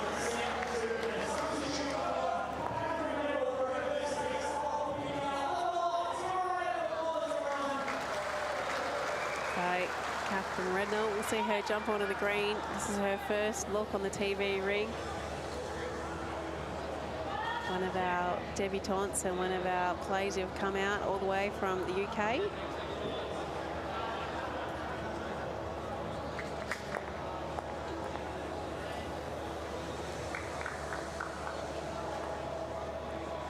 It's a massive week as well, isn't it, for Karen Murphy, inducted into the Sport Australia Hall of Fame. Yeah, how exciting. Such an exciting achievement by her, and so exciting for our sport as well to see us all bowls in amongst everyone else. But Karen, she's just an absolute star and has been for so long. So Catherine Redknapp, first time on broadcast.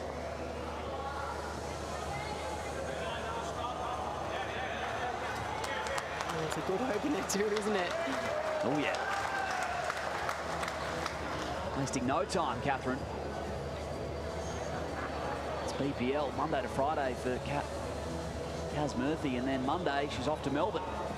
All the official presentation should be inducted alongside the likes of Sally Pearson, Mick Fanning. Iconic company. An iconic player. It's found the tee spot.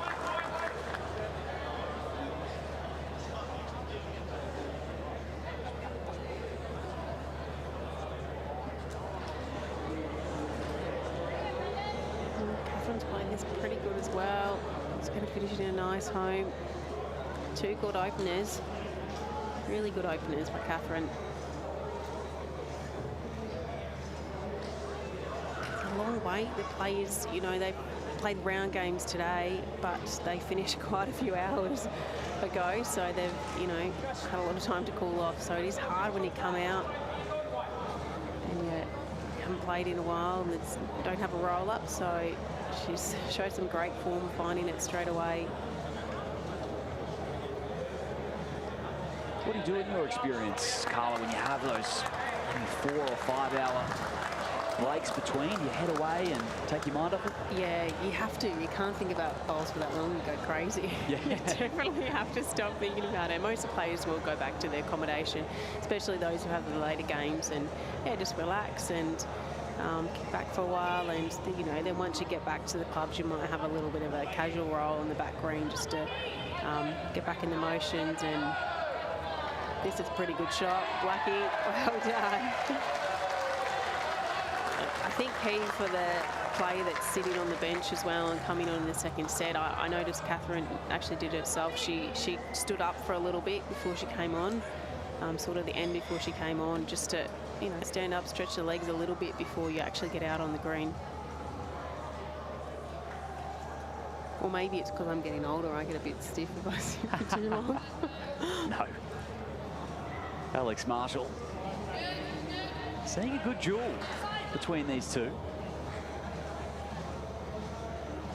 Nathan Black has been on. Made a cracking shot with his last one. Trying to replicate it now, get another one in there if he can. Oh, he's close. He's going to sit on that. He is. What a great shot. Pinpoint Nathan. Oh, he's even going to hug in the crowd. How cool is that? Loving the work of the South Australian.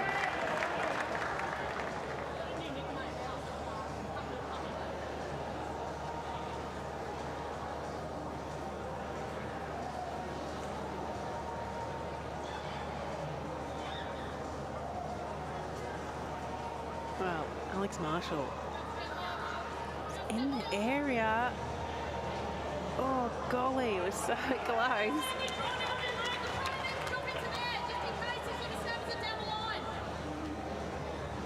Very confident call by Karen, just getting Nathan to swap over, try and finish in amongst those bowls. Could he make it 3 again? Oh, look at that, right in amongst them. That's perfect. Smart.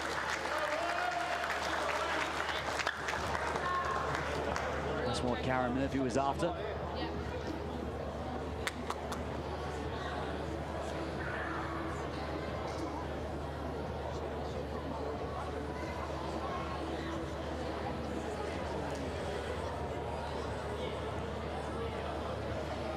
Buckle up as Alex Marshall have a twist. Yeah, look, he wasn't far off with that last bowl.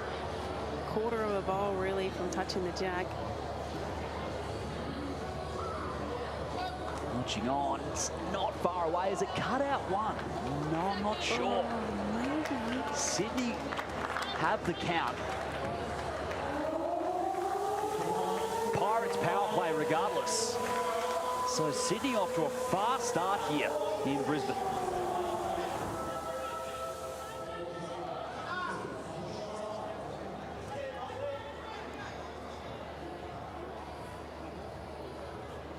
Ryan Burnett watching on. Catherine Redmell out there. And Karen Murphy.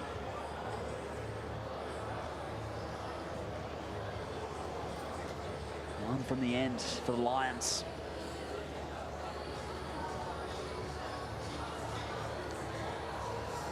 It's now 4 ends in a row to them. Last time playing this end, Karen put 2 right on it. This one's just fallen a bit shorter, so giving Catherine a chance.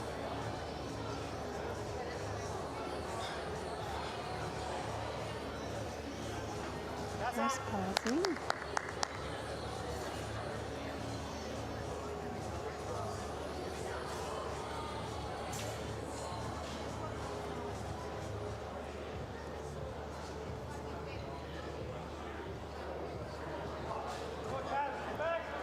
This looks like a good correction by Karen Murphy. She's got the legs to get all the way. Not quite, but that's a good shot anyway. Ball sort of on a funny angle out. Had the right avenue for Kaz.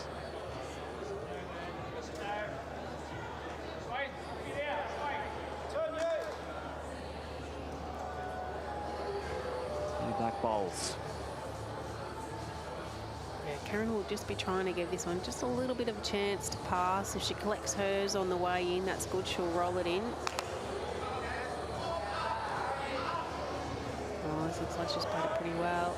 Just got to hurry a little bit more.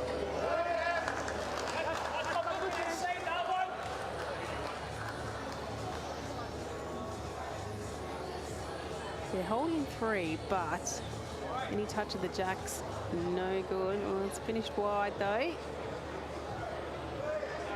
I'm fairly certain that Nathan Black will be trying to pass, or if he was a little bit tight and change it up on the way, that's okay, but otherwise he's trying to get past.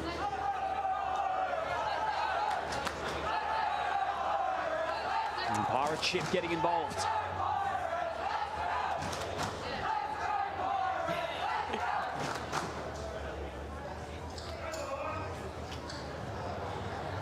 Plenty of cardboard cutouts around this year, isn't there? Seems.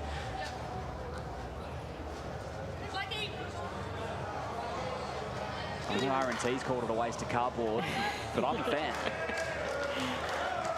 I reckon he's going to take one home. I reckon he doesn't think it's a waste. He's probably sneaked one in his bag already. Possibly.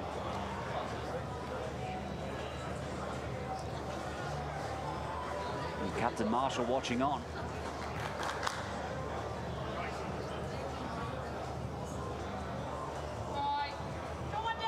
Well, just past wide as well. This is where it gets a bit tricky. Does Alex keep trying to trail it, or does he get one close?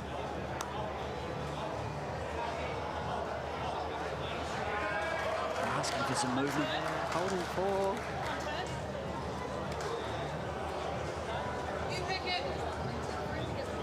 He's having some sort of set. Nathan Black.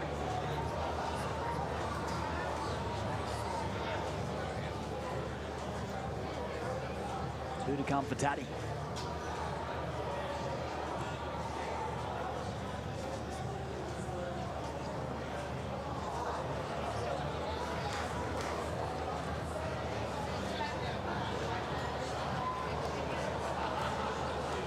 This is one of those ends where either team's going to get a number. Alex can trail it for a 4. City Lions is still holding the 4. Potentially a 5 if he draws another one. I think he'll be trying to cover those back ones.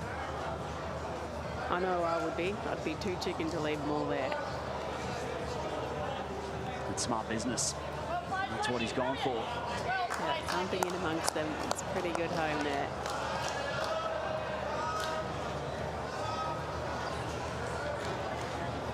He's got to be delicate now.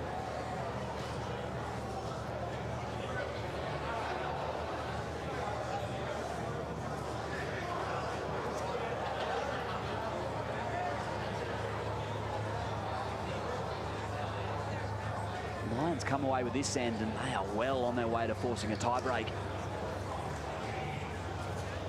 Well, here we go.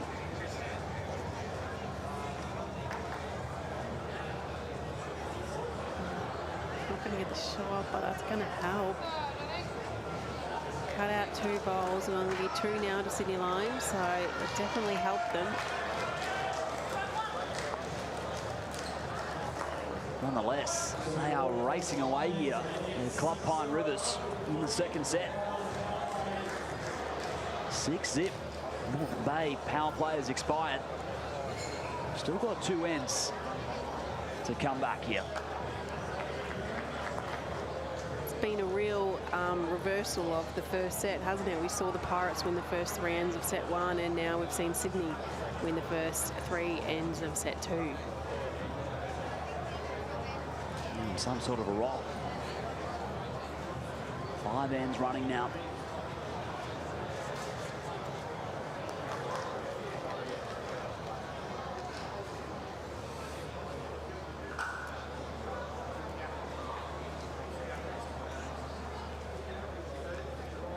Clive Adams, let's get on over to you to bring us home here in this 4th match of the evening. The Lions trying to force a tiebreak.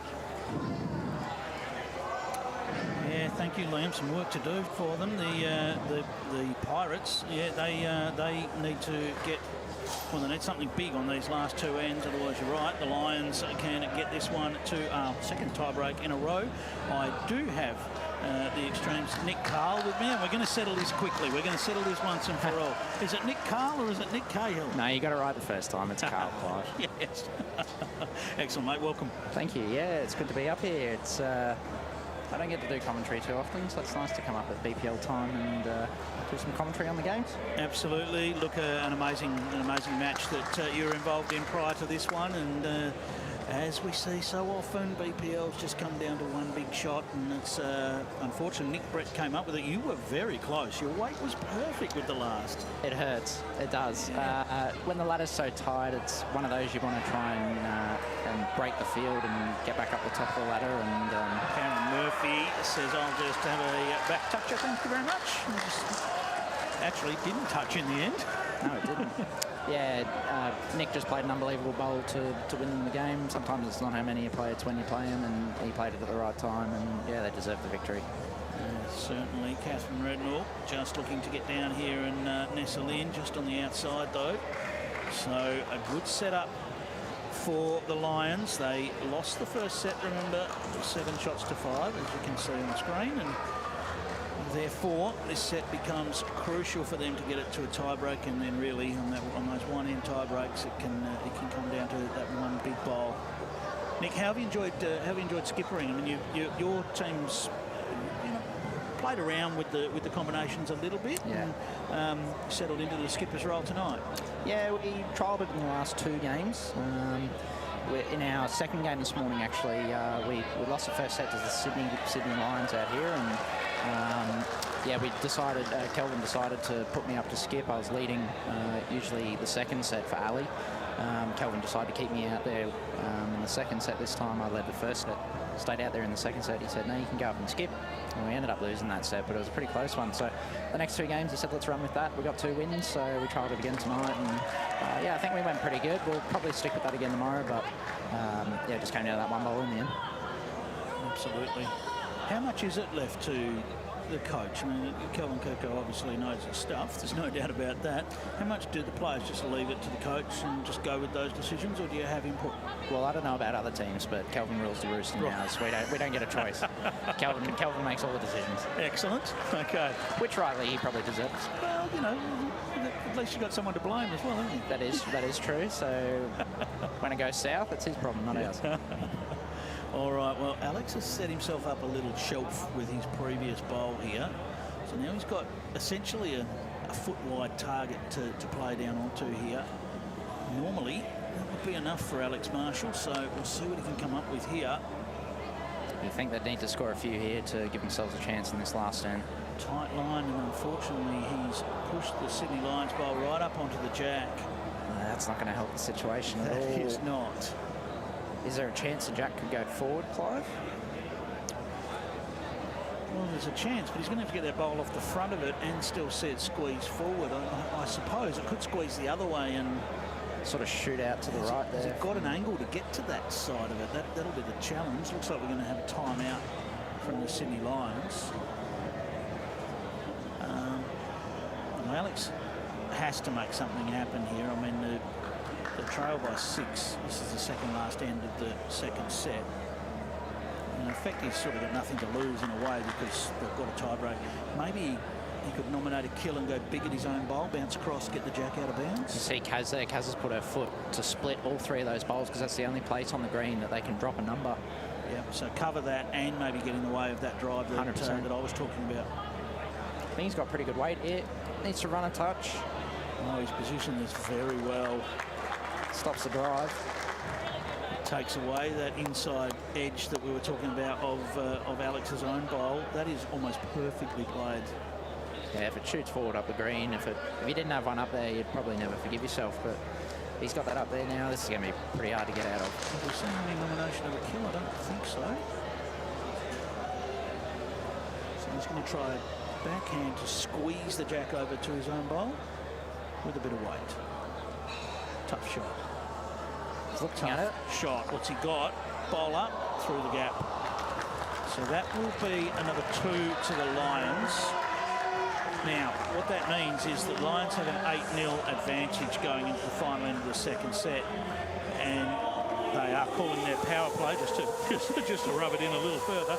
But we will play the last end of the second set because in a countback situation, the shots can come into it, and we have had a BPL not too long ago, well, I think it came down to 3 shots, the difference for a team making finals and not making finals. So you never know. So we will play this end, but we do know that we've got a triple tie break coming up after this end. This has been a massive switch from Sydney. You were struggling a little bit first set, and Blacky's played a few good ones. Karen's leading really well in this set too. So you've had involvement with the BPL before, Nick. How does coming back, having played in, is it 2 of them you've played in? I played in 1 before this. 1 before this, yeah. How does that experience help you coming into this one? And your last one was at Moama. Yes. So Pine River's been your first experience here. Yep. Anything different? Any preparation different? The atmosphere here is awesome. Moama was a fantastic introduction to the tournament, but this is just another level here. The crowd, even on the first night, this is fantastic. The first BPL that I played was really hard for me to wrap my head around. It was a bit of a whirlwind, wasn't it? Because you came in reasonably late in the mix, didn't you? I had about 10 days notice, I think. Poor Flaps and his family had something going on, so I got a very last minute call up. I didn't have bowls for the first 2 days, so I had to borrow a set from inside the club, so it was all happening. But yeah, just trying to wrap my head around the power plays and the timeouts and switching positions, and it was it's not your ordinary game of bowls, but it's an awesome spectacle for our sport. Brett Spur just turning the front over, so Brett Spur back into the match here. I like that. They've done that strategically so we can play a couple of bowls before this power play. They've already won their set. So. Before the tie break. Sorry, the tie break. It's all right. You won't be the first. You're not the first one to have done that. You won't be the last. It's been a long night. Yep, the players want to just get them on, get them to roll a few bowls before that crucial deciding end. And the deciding end in this one is going to decide who climbs right to near top of the table and who has to fight it out with all of those other teams on 5 wins. Black with a good bowl there, just needed it to get onto the inside of that, but not quite. It's an interesting end, these ends that are where games are already decided. You can tend to just relax, but you just never know whether a bowl now could make that 3 shots difference that I was 100%. talking about earlier. Yep. And you don't get the benefit of that until right at the end when you go, gee, a couple of extra shots would have been handy. Could have landed that bowl back in game 6, yeah.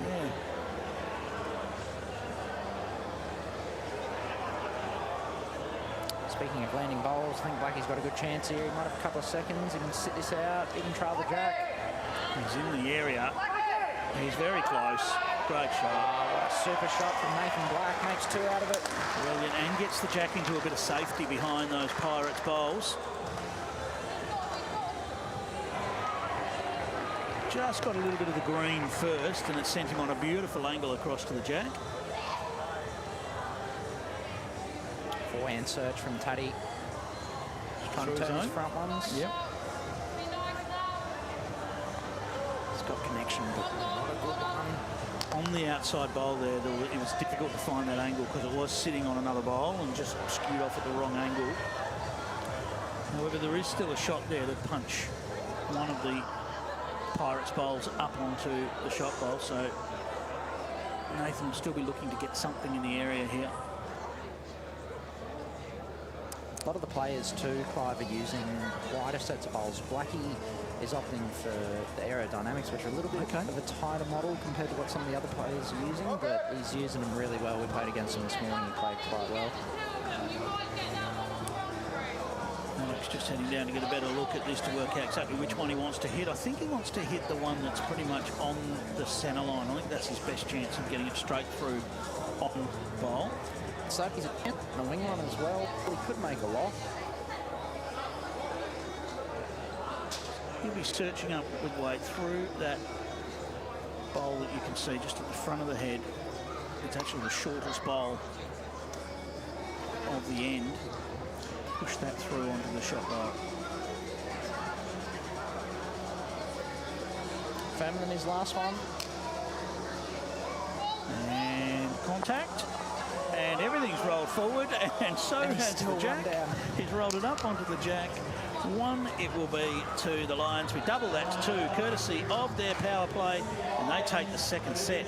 10 shots to 0. We're off to a tie-break, and I can tell you that throughout BPL 20, 57% of the tie-breaks have gone to the set 2 winners. The momentum is carried through.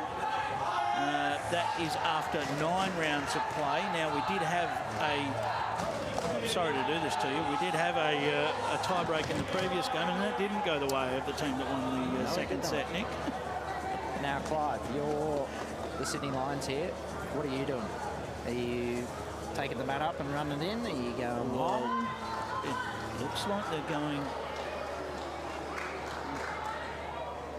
Well, they can't go minimum to short. That's not legal. So, yep, so they're just... Yeah, they're going to go short to short. Interesting. Karen was looking to go minimum to short, and that would be only about 15 metres. So you're not allowed to do that. Karen was really rushed there. She didn't have a lot of time left on the shot clock. It did seem like that she was rushed to get that ball away. She's done a pretty good job of it as a result. But we have seen bowls delivered with about 1 second left. Aaron Wilson's delivered one with it was almost like a turnaround jump shot in basketball. Jeremy Henry hit a drive with one where he had to just grab it, turn around, step on the mat, and kill an end, and he got it. Well, speaking of playing bowls at the last second, we've actually got a bingo card going in our extreme team. So we've got a list of things that we've got to tick off this week before the week's over. Okay. One of them being play a bowl within the last 3 seconds of the shot clock. Okay, yep. Ali ticked that off game 1 pretty good. Nice. I think he purposefully did it too. What else are we looking for? Is there anything else we can... There's a few things on it. There's a few things I can't say if some of the other teams are listening, because sorry if we steal some of your stuff. We've somehow, don't tell Pine Rivers, but we've somehow got to try and steal the Melbourne Extreme flag from the top of the grandstand here. I don't know how we're going to do that, but we've somehow got to try and steal that. Might be a health and safety issue there as well, but we'll see. Great shot there from Catherine Redknapp. Great shot. Okay, so keep an eye out for extreme behaviour. We'll keep an eye out. Well, I'm not on the list for anything. Ali ruined number 9. In every interview, we've got to somehow incorporate the word daffodil, and he didn't do that today. So that's disappointing. It is. That's not team play. No, he's let us down. That's fine. He's got to shout dinner, I think. So Ryan Burnett looking to nestle in here, just in behind. He's played that really well. Really well. Gave that lots of chances. If he missed it, he was going in behind, which was always going to be useful. That's huge. This side of the green tends to be a little bit trickier than the other one. This is not a shot I'd want to be playing, Clive. It looks quite nice, but it's got to be perfect. Brett Spur on the hunt, but he's on the wide side. They are. Look at those green bowls sitting all behind the jack, just waiting. Of course, it doesn't matter how many in a tie-break situation. You just need to win the end. Somehow, the Pirates have got to get something back there. so that at least they've got some representation if the jack does move. Ryan Burnett, well, he's done the job. He's going to have something back there. Yeah, it's a sensible shot. He's got out on the high side. He just made sure of it, didn't he? Nothing too pretty, just made sure of it. Blackie did have a chance to play the kind of side on his backhand, try and turn the bowl through the jack and spring it out there, but that's just taken that away now. He's got to try and play the perfect bowl here. Dead draw or try and trail the jack down the line to his own.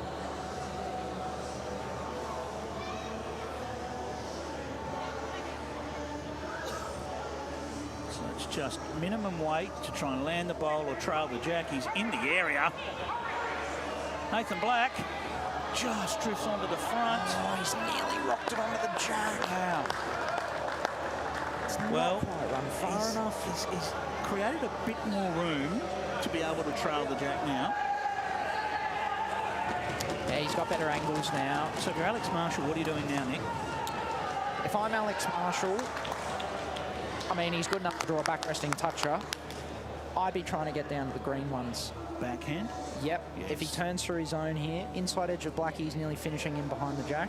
Just couldn't afford to leave anything out there on the wing on the forehand side.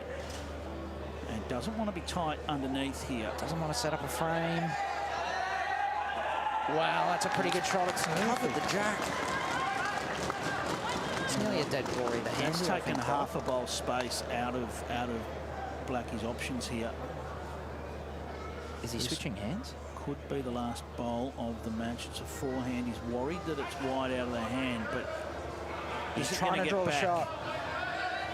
Is it getting back to the jack? It is! Oh, what a shot from Nathan Black. What a shot from Nathan Black. They're holding millions, but Alex Marshall says, hang on a sec. I've still got one left. What a shot from Nathan Black. What a shot that is. Oh.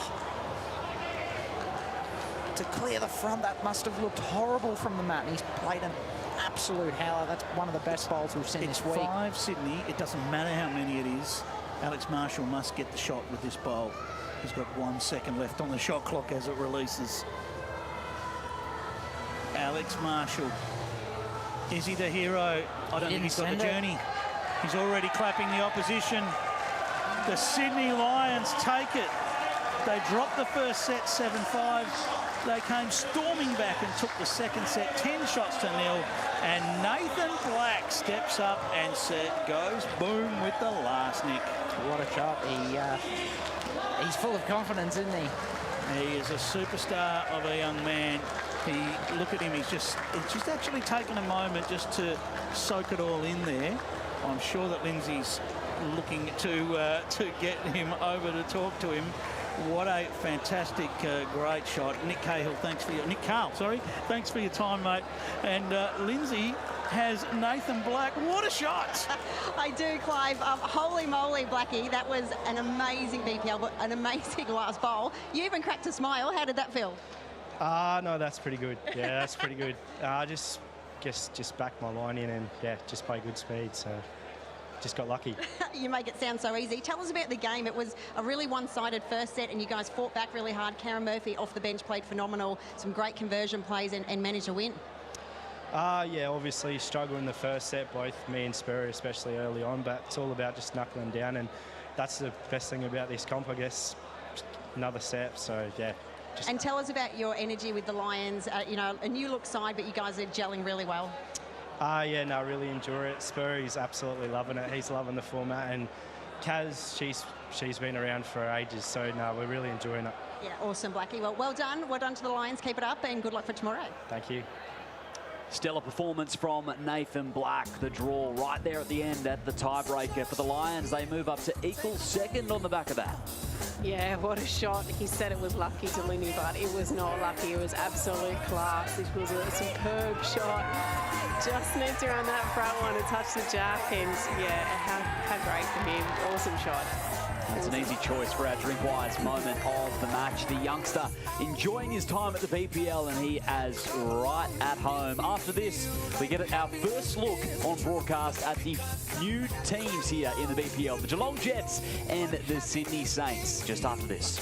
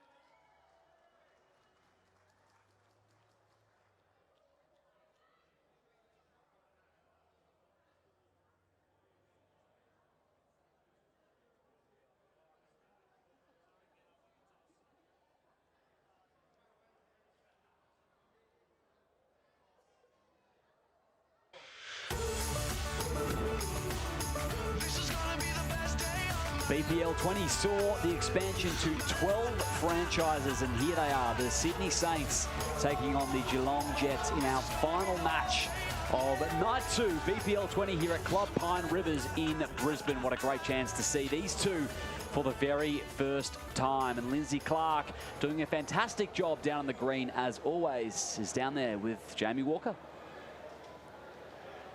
Thank you, Liam. Yes, here with Jamie. Jamie, welcome to the BPL. How are you enjoying your first time here? Yeah, it's awesome. Yeah, it's awesome. Competition's great. The play's been really good. Yeah, just been excited and really look forward to getting on the show ring tonight. How are you finding grasping things like the power plays, the substitutes, the lights, the noise? Are you finding it okay? Yeah, the power plays are interesting. They're a bit harsh if you don't win them. But yeah, everything's been good. I say, really look forward to getting out here tonight. You're one of our newest franchises. Tell us about your support crew. We hear on the grapevine that you've got the biggest one here. Oh yeah, the guys from St John's Park, they've been here all day. Not getting a chance to meet them all yet because there's been so many of them, but hopefully we give them something to cheer about tonight. Wonderful. I'll let you go get ready. Good luck. We're thrilled to have Jamie Walker down here for BPL 20 with the Sydney Saints. He touched down Monday morning in another of our internationals in this edition of the competition. Yeah, it's exciting, isn't it, to have so many? And we'll also see Paul Foster playing for Geelong Jets as well. So two of them out here, and yeah, what a big adaptation for them coming to the nice warm Brisbane air. It is, absolutely. It's a baptism of fire, really. Let's chat to one of the Jets now, Aaron Wilson with Linz. Thank you. Affectionately known as Disco. Disco, the mighty Jets flying pretty high. Yeah, so far so good. Combining really well. Jamie's fitting in nicely, and one of my favourite people of all time, Paul Foster. I've got a man crush on him, but you know, don't tell him that yet. So hopefully you put on a good show tonight. Tell us about what it's like to combine with this new side, a new energy, loving the uniform, lots of good excitement about the Jets. Yeah, pink is a wicked colour, eh? Yeah, look, it's certainly a new fresh team in, and look, we're just doing our best. Enjoying what it is, and hopefully go good tonight. And one special supporter, your beautiful daughter Summer, here to cheer on Mum and Dad. Yeah, it's unreal to have your daughter here, and to walk her out on the stage, yeah, it's unforgettable. Beautiful. Let you go get ready. Good luck to the Jets. Yes, it's this is an exciting one, this one. The Sydney Saints and the Geelong Jets, the two new franchises to join the competition, and they go head-to-head on the first night. They have added so much to this competition, these two teams. They've caused player switches, they've tested allegiances, they've brought in internationals, and they are two very exciting teams to watch how they go. The Jets come into this round on the top of the table, and look, I mean, any team that's got Paul Foster joining, you know, Aaron Wilson and Jamie Lee Waugh's not there to lead up and just get a few bowls close and let Aaron Wilson and Paul Foster go to work. That's the role, and that is the role that Jamie Lee can certainly do a good job with. On the other side of the, what I should say is Paul Foster has also been leading extremely well in the tournament. He's actually ranked fourth best of the leaders, and really it's third best, because when we look at Scotty Thalborn's up there, but he hasn't really done an awful lot of leading. Of the main leads, Paul Foster has led for 48 ends of the match. He's won 28 ends of the tournament, I should say. 58% hit rate for winning the end as a lead, and that just sets things up for the class of back-to-back Commonwealth Games champion in Aaron Wilson. So that's the setup, but of course Ben Twist, Dawn Heyman and Jamie Walker will have a lot to say about this result, as well as we welcome in the man who, well, it took him a while to come around here. I reckon he was out the back celebrating after what a shot, Nathan Black. Yeah, no, there's still a bit of adrenaline in me at the moment. I actually forgot that I was commentating, so you're lucky you got me. I'm sure you did, because what a shot. Now, tell me, out of the hand, the body language said you wanted it to turn a little bit, but it did. Yeah, so just on that hand, like if you get a little bit of, like, it does turn there, but obviously you need that early turn to be really confident. So once it turned a little bit, I was pretty happy. So it was a very interesting match. I mean, you had the Pirates got we've got it on replay actually. So here comes the look at this bowl, and it just sneaks around the front and says hello. Little nudge of the jab. There it is. I'm sure you're going to watch that a few times over. Yeah, no, that's pretty good. Did we get a smile from you there as well? I'm hearing they're a bit rare. Yes, they are very rare, but every now and then I get to crack one. Mate, look, we've said it all night. BPL's about playing the big bowls when they matter. And, you know, we saw the Pirates get away to a bit of a lead on you. You nearly managed to work your way back into that first set, but just came up short, then blasted your way through the second set. Now, you had a little switch around with you and Brett in that first set. Is that something you've done a little bit of during the tournament? With Big going with me skipping and Brett going lead, but decided to switch it up, and it didn't go really well at the start of the game, so switched it up, and that's the best part about this format, I guess. When did you know you had that shot?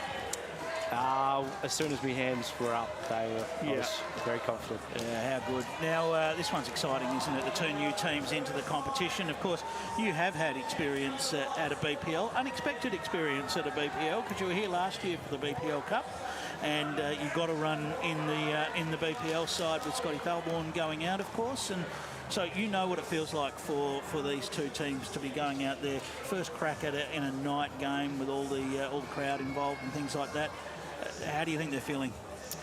Oh, I'm sure there'd be a few nerves out there, especially I know my first night out here there was a few nerves, but what a crowd we've got here for the first night as well. It's amazing, isn't it? It is amazing. They certainly have come out in support of the event. All right, we are going to get underway here. As we said, it's the Saints and the Jets. It's going to be the Jets to play first. Paul Foster on the mat. And, well, what an experienced player to come in to essentially make a BPL debut. And a guy that's been there and done that in every aspect of the sport, in every aspect of our sport. Looks like he might have just left this one a little shy. And, of course, the players do get an up and back, but that's all.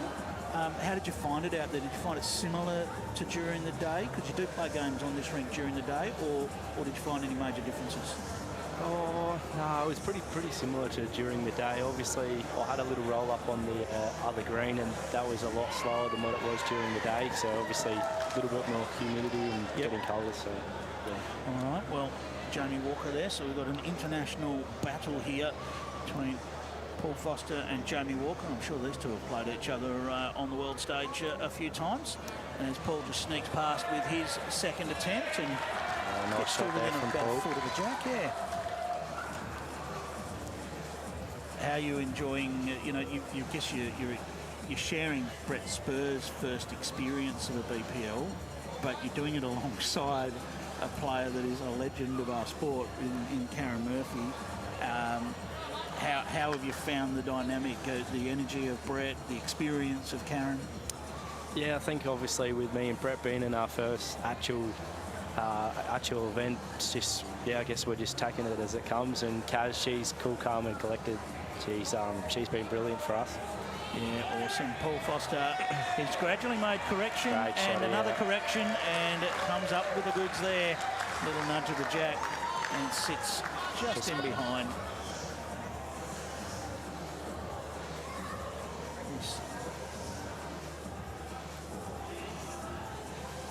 Jamie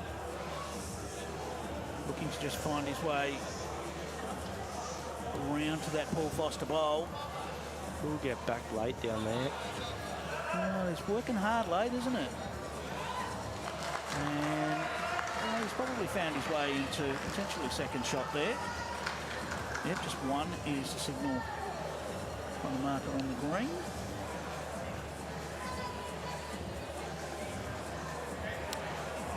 $20 BPLs.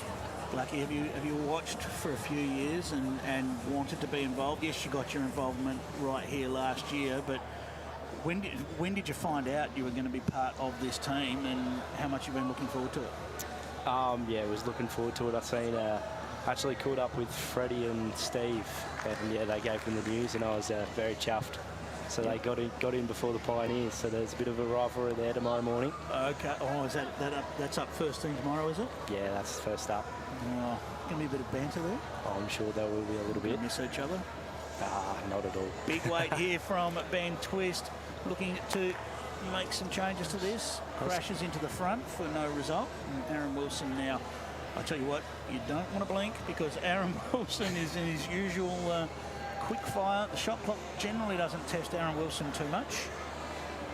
Needs it to just slow down. The little stomp of the foot wanting it to stop. And a very good home. Just trickles past, but as you say, useful when the opposition's playing weight. They've only got one in there now. Do they go again or do they try and draw it? I think the option is to try and draw. Yeah, I think it forces him to draw it on his forehand.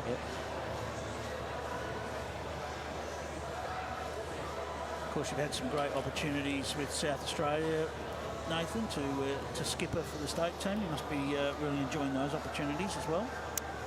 Yeah, no, it was awesome at sides the other week. Obviously, we had, I think, 4 or 5 debuts, so to come away with 4 wins and 3 losses, we're pretty happy about that. And a great shot there from Ben Twist, just gets in for a good second. Yes, the WA South Australia rivalry is always fun, isn't it, mate? Yeah, it's always a lot of fun. The series before the sides. Yes. It's not far away yet. I tell you what, can he find a way? Looks like he's going to crash right on the front. So close to 2 seconds for Twisty here, I think. Yeah, does that bring him back to being interested in playing a weight again? Just up and over is the call, so nothing too aggressive here. Of course, the Saints come into this match. Well, at the start of this round, they were 9th on the table. They're still hovering around that position, so a win here would really give them a chance to push themselves up the table. And the Jets, well, they came in a game clear, so if they win, they can keep that game margin. Pretty interested in this. It's getting all the way round. Oh, the effort.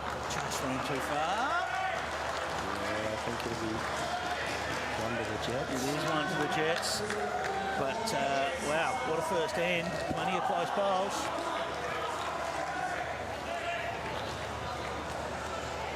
Been seeing the Geelong Jets electing to go T-to-T a lot today from what I've seen. Yeah, we'll have a look at that. So they've mixed it up a bit over their lengths, but certainly the very long has been their biggest choice, 36% of their choices. So 1 in 3 when they're setting the length, they've gone T-to-T. They've also played a little bit with the middle to middle. So whereas the Saints have definitely had more of a leaning towards the middle to tee, which is still a long end, middle to tee type length. So slightly longer than what the Saints have been playing the T-to-T distance. What I will say is the T-to-T has been very successful. The Geelong Jets are plus 17 on ends that they've played T-to-T, and they've won 60% of them. So yeah, they did show us how to play T-to-T earlier on today. The Saints have only played 10 T-to-T ends in the tournament, but they've won 8 of them. So interesting. Not always been their choice, but when they've been forced to play it, they've actually won them. There you go. So, no, we'll see. Very interesting, the tactics to see.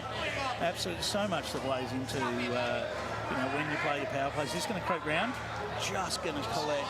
So it may have done enough for shot, but there's still plenty of room for Paul Foster to find a correction on his own.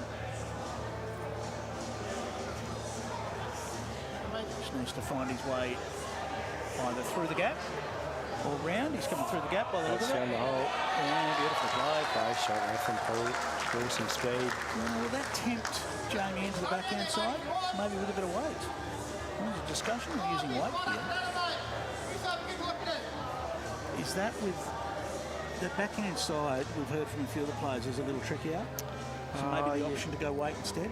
Yeah, it is a little bit trickier. Obviously easier the quicker you play it. But I think they're pretty interested in this. How is he? Well, he's caught the edge and got the jack all the way to the ditch. There was a bowl back there already waiting for the Saints. So Jamie Walker will be pretty happy with his work. Yeah, a bit of fortune there, but certainly in the area, so yeah. He was right in the area. He was in that zone to get a result, but and hasn't exactly sat all over it in the ditch either. So Aaron Wilson certainly won't be far away here.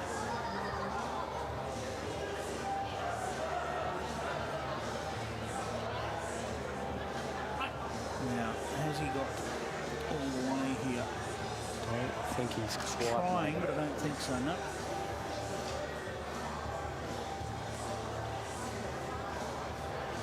Ben Twist.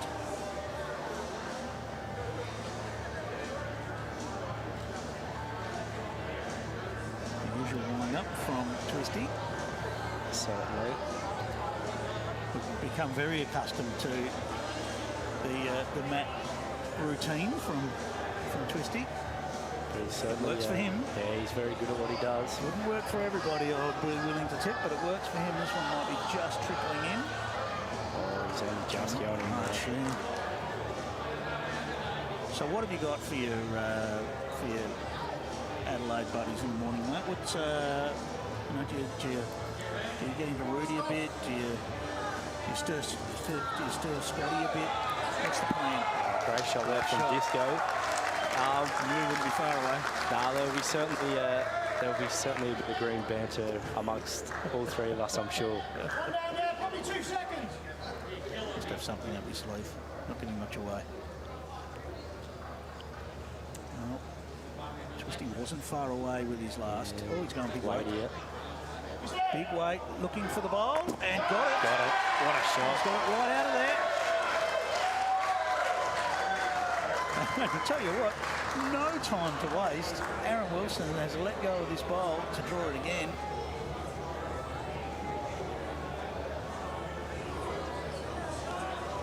It's close, but it's going to find the ditch.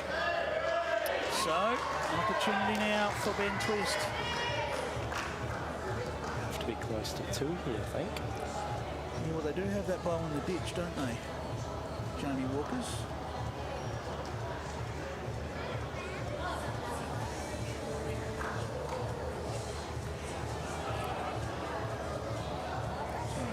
Twist find another one here. Come back from the drive now to the draw. Always one of the challenges of the sport.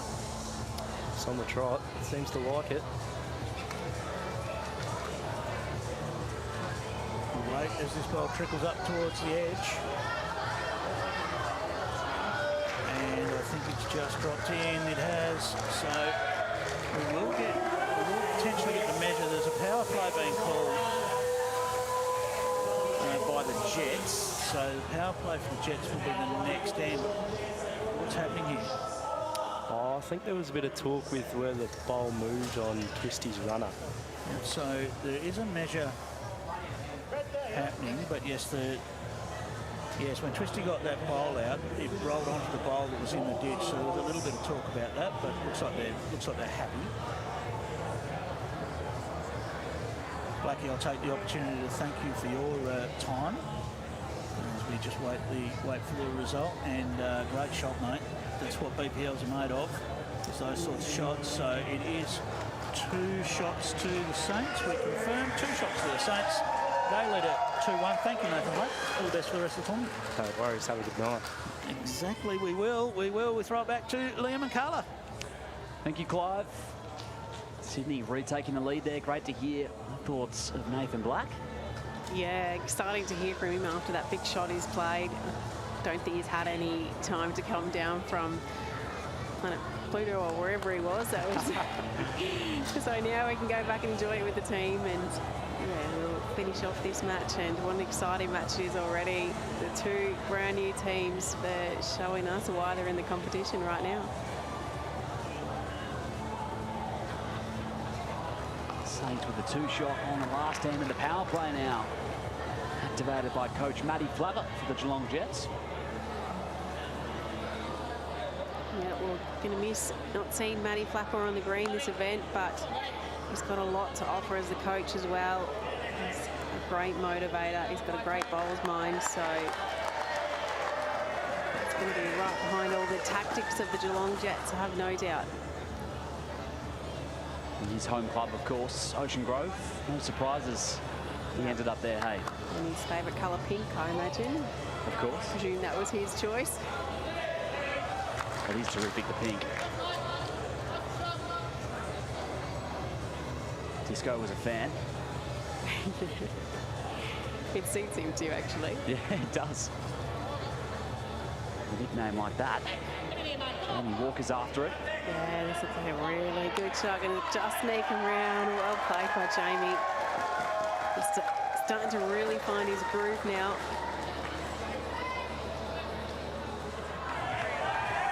Right onto it.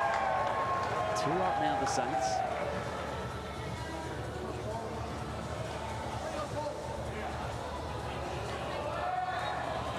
That's a good driver call as well. Just sneaked around his front one. All of our new bowlers in BPL 20 going at it to lead us out.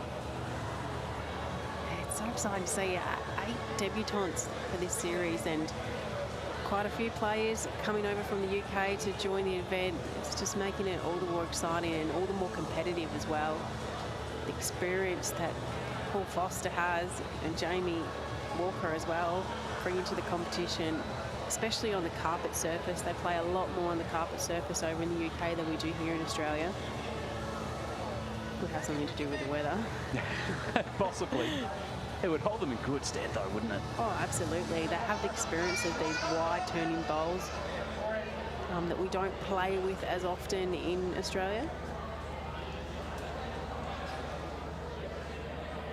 A couple of ex-Sydney Lions with a skip. Yep.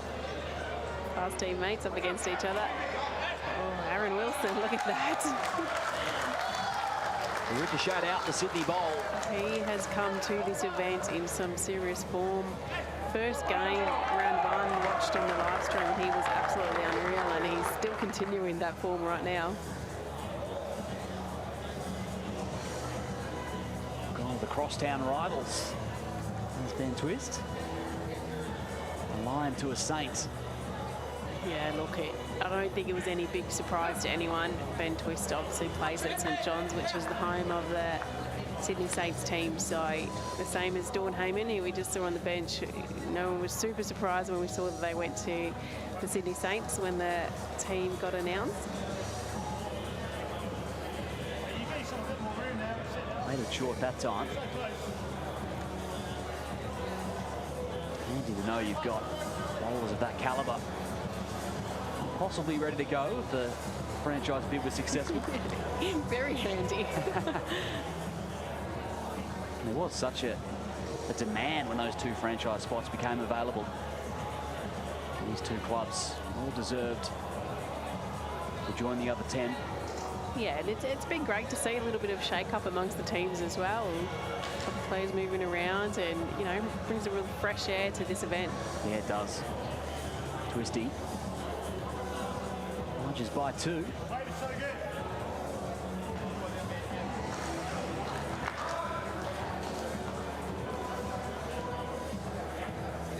Two count with a power play for Disco.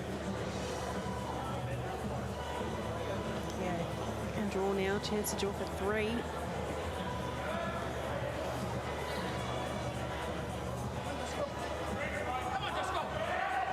Oh, he's close. Has he got the legs?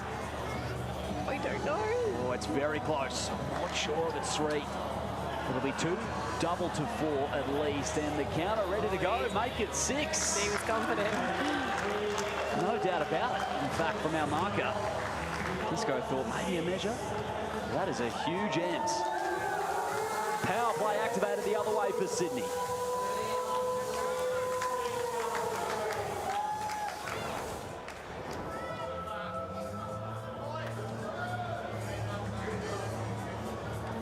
Two now in favour of Geelong. Must win end for the Saints. Need to capitalise on their power play now.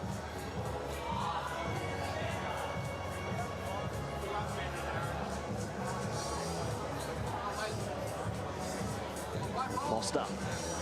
Scottish international. It's a nice start. Yeah, handy opener.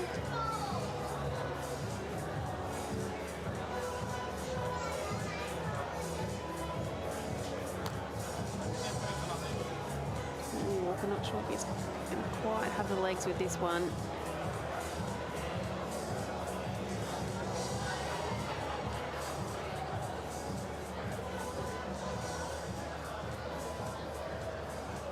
interesting to hear from the players during this event, because we often know that the pace of this green can change, particularly under the lights with the TV and the humidity of all the spectators in and around the arena. So, you know, this game, last game of the night, we're seeing a few players dropping a little bit shorter. I'm just wondering if the green is slowing down a little bit.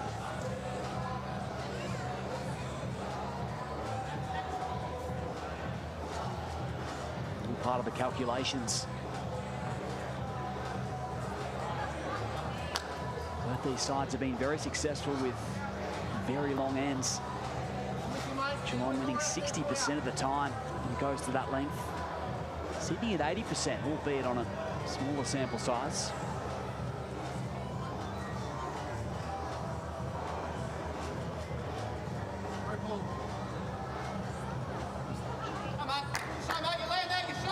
This one had the track.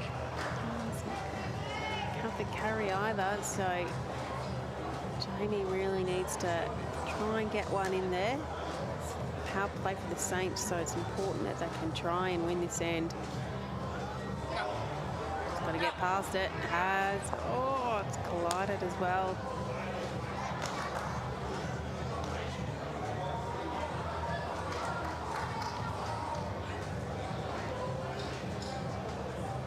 Well, it's a bit ugly at the moment for the Saints, so quite a bit of work for Twisty to do.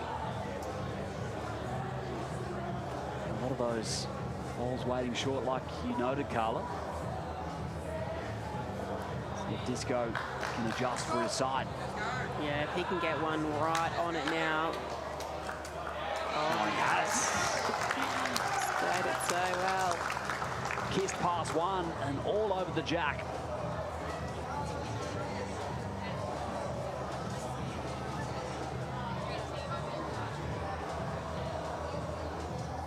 Now Ben Twist, he's got 3 bowls to create some magic on this end. It's going to be a bit tight.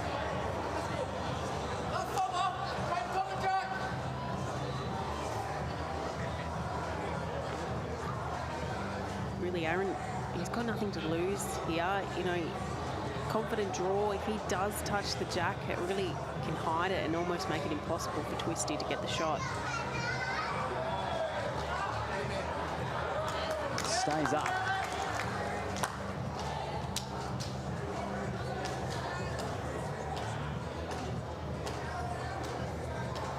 Full set is creeping away from Sydney unless Ben Twist can manufacture something.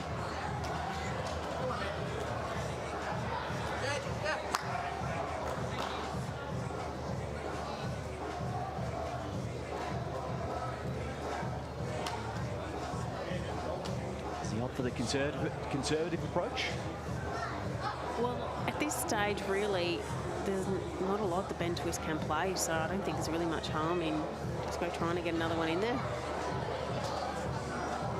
Front hopper, then it's really game over, or set over, I should say, for the Saints. Let's go looking to add to it. It's very handy spot.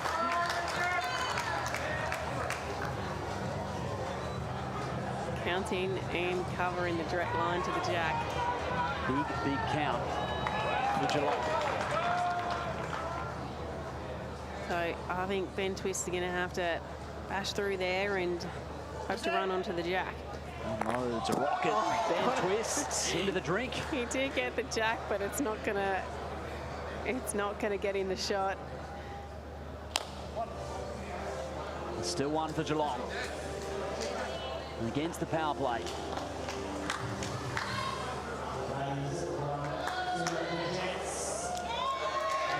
And that does it for the end. There's still a chance, but it's an 8-2 scoreline to Geelong. Yeah, it's possible to get a 6, but I don't know if we've ever seen it in the BPL full count or everyone's goals. I don't know. That's a question for Clive. He's better on the stats than anybody. If anyone would know, it'd be Clive. Dawn Heyman stepped out. yeah, not a surprising decision. They've substituted Dawn in. This will give her, you know, a bit of a feel of the green and get a bit of a roll up and a bit of a practice going into the second set.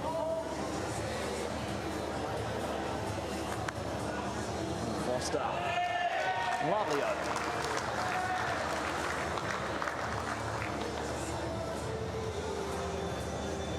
Star member in BPL 19 in Moama. The Moreton Bay Pirates in that competition, Dawn Heyman. She's a classy player, Dawn. Just has such a... Once she finds her rhythm, she's just so hard to get her off. She just is a bit of a robot, really. Jamie Lee also coming on. This is also Jamie Lee's debut series.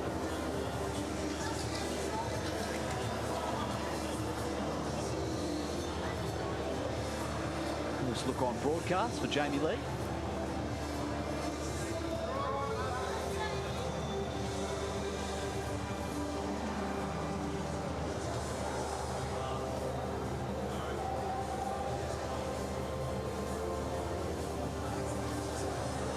Dawn Heyman's really picked up where she left off from BPL 19. She's up 15 shots so far as the lead.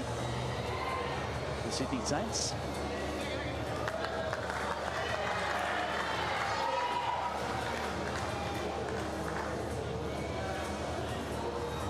I think she'll be quite comfortable out there playing with Ben Twist as well. They both played St John's Park together, so they will know each other's game pretty well.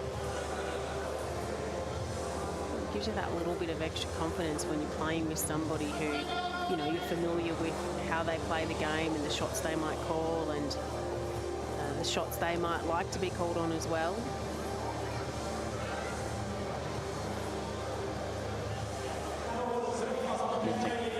Sorry, I was going to say, of course, Aaron Wilson and Jamie Lee, they're partners. So you think that they might know. Or, you know, there's this thing, local bowlers would know, you know, divorced pairs. So hopefully they don't have a bit of a tip on the green. I highly doubt it, but, you know, you never know. It does negate some of the effects of having these new squads. These bowlers are already so familiar with each other. Bowles, major partner of BPL 20, same line every time. Here's Disco stepping back up to the mat.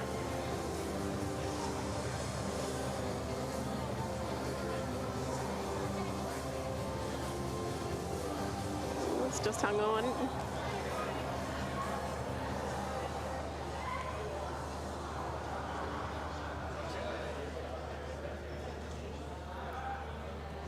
I think it's fair to say we're not going to see a 6 on this end, but still helps if you can win the end, give the confidence, and we've talked about it so much that it can come down so close at the very end that shots do matter. So even though the Saints can't win this set, shots are important because the competition is so close, so you don't want to get to the last day on Friday and miss out on finals by 1 or 2 shots and think back to a game where you sort of were a bit haphazard in an end that didn't matter too much. So they do all matter.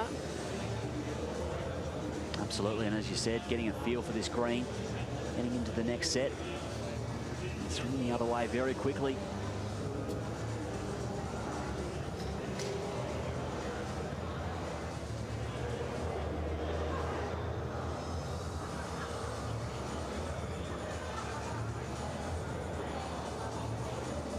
One count and a 6-shot advantage for Disco.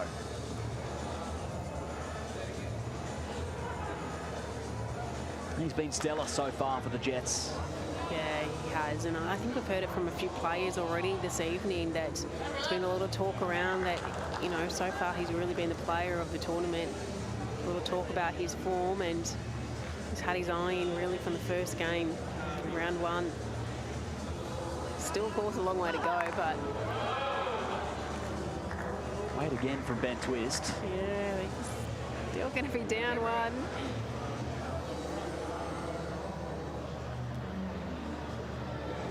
It's 1 to the Geelong Jets.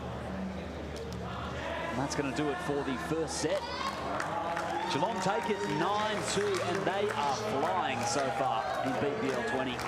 Set to go here. The Saints can pull it back and force a tiebreaker, but Geelong came into round 10 sitting top of the table with a 6-3 record, the second best shot differential in the BPL. They're a new club and they are playing like they have been around for some time. Second set just after this.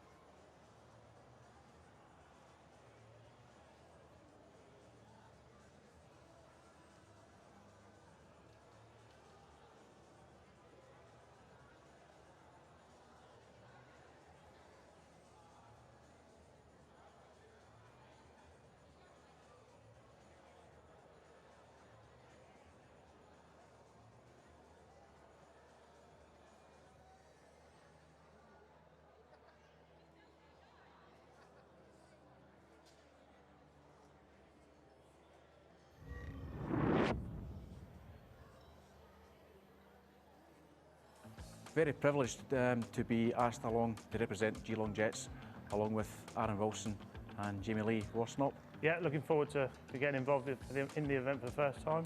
Enjoy the experience, obviously. Obviously, it'll be a much better experience if we go out there, play good, and get on the end of some good results. This week, just want to play well. Hopefully, a team can do really well.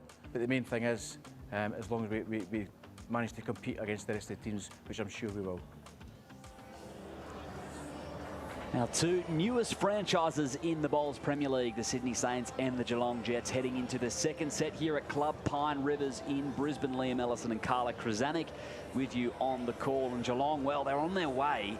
One set to go. Plenty of action remains, but a win here would put them clear on top of the table, Carla. Yeah, they've had a very, very impressive start to this tournament. 6 wins and only 3 losses. Yeah, so right on top. What a place to be for a brand new franchise. I think they'll be very happy with the start they've had, and if they can get this one, it gives them that little bit of a break ahead of the rest of the field. So how good's that in early days? I'd be thrilled. Jamie Lee, nice lead.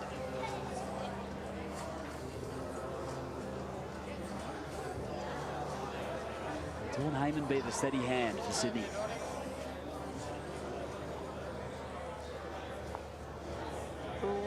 Just almost sat that one, was just going a little bit.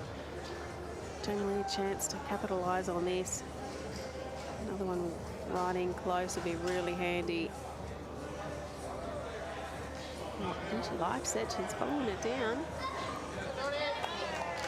And just passing into a nice home.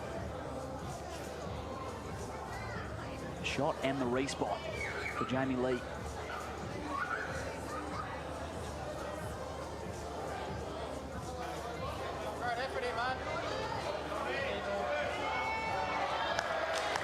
Unlucky twice for Dawn not to sit in front, but just got the wrong side of it.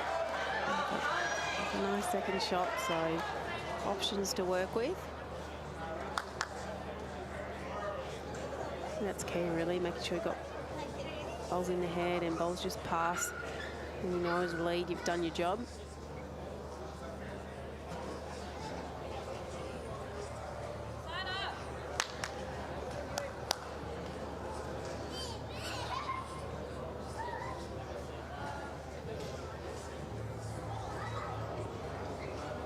and Twist, a 3-time BPL champion.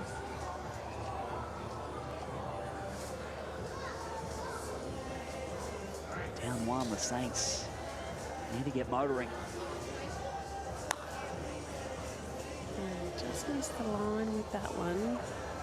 Gives Disco another opportunity to get right on top of the jack. And he's just missed it as well, so Ben will have a chance to correct on his last bowl now.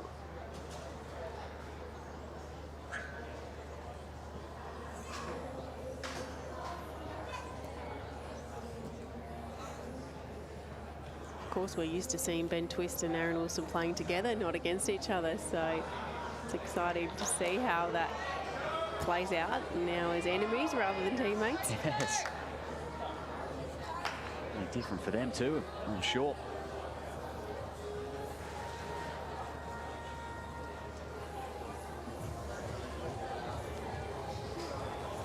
Wide open head for Disco to work with. Track open, he likes the look of it. Does it have the carry? Urging it onwards. Here's another counter, and it is on the drawing towards the jack, so he hasn't made it any easier for Ben Twist.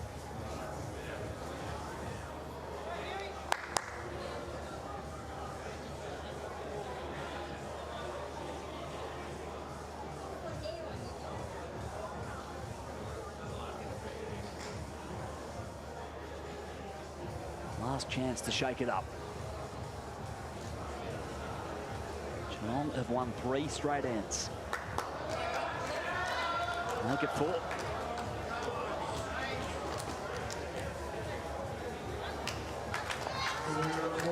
Confirmation of the 2-0 start for the Jets. Yeah, and they continue on. They are in some really good form. Just seem to just be setting the heads up a little bit better, finding it earlier than the opposition.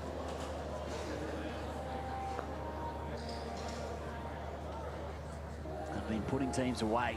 Some big counts. That trend is continuing so far.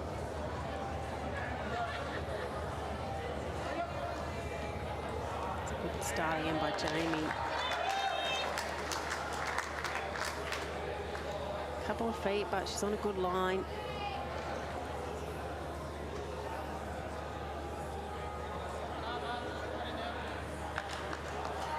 Oh, Dawn's just going to sneak around it. Well played. Still some support clearly in the Moreton Bay crowd, which is good to see for Dawn. Yeah, I think once you've played for the Pirates, I think they stick by you. They're pretty good, pretty loyal up there. I think the crowd, they just enjoy good bowls anyway. Yeah. We know they're obviously going for their own team, but there's always a lot of support from those in the Pirate Cove, and who are having a good time.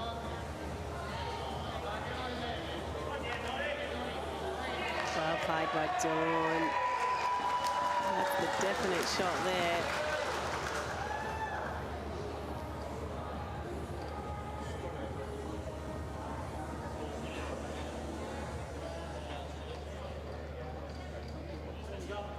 This lead battle has delivered so far in the second ends. Heyman with the advantage.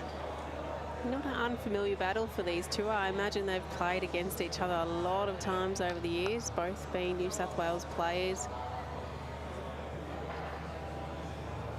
And we've played against each other in pennants and region events and singles campaigns, and yeah, I have no doubt they've played against each other many, many times.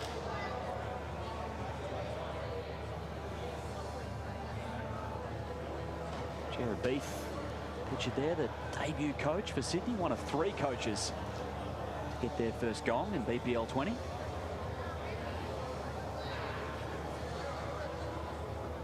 Disco with the look at his eye. Yeah, it was a good sider. It was a really handy weight, just trying to touch the jack back to the 2 bowls of Jamie Lee's.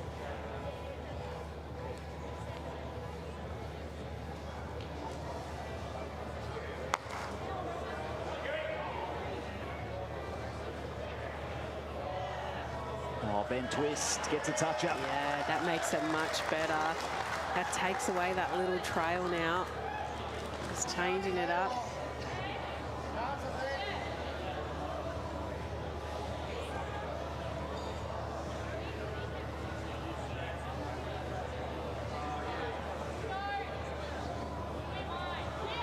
All behind it from Aaron. With his own bowl.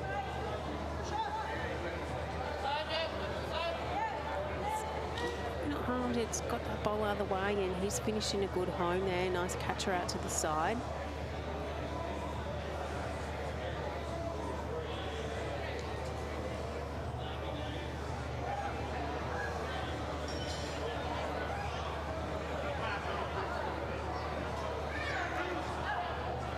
Not gonna wait long enough for 3.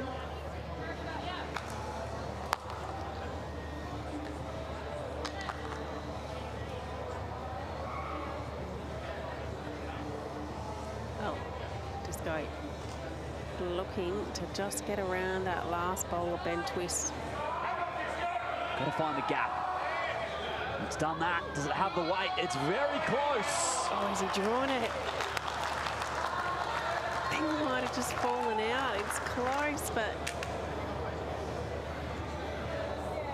Well, they had the confident walk, but it looks like just Sydney to me, but Disco put his finger up, but I'm not sure. I'm not as confident as he is. Now, one day. really can't tell from our vantage point. I have played a fair bit with Disco, and he's not often the best judge of who's holding shot. We're all biased. Then twist. Incoming. Not quite. How do we measure up? Yeah, let Jamie have a good look.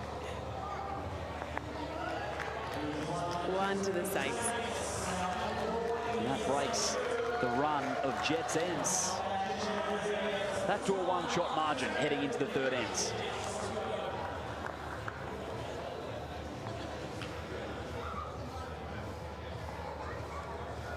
We did see Geelong played their power play on the third end in set one. They haven't opted to do that in this set. It worked well for them in the first set, so obviously Matty Flapper has a better plan or a different plan. Here I was wondering whether Matty Flapper had come from the Kelvin Kirko School of BPL coaching with the third, well, the fifth end power play, I should say. I'm not sure that any of the coaches really have decided what is the magic ingredient. I think they're all still making it up as they go. No science to it, you think? No. One day someone will claim they've worked it out, I'm sure.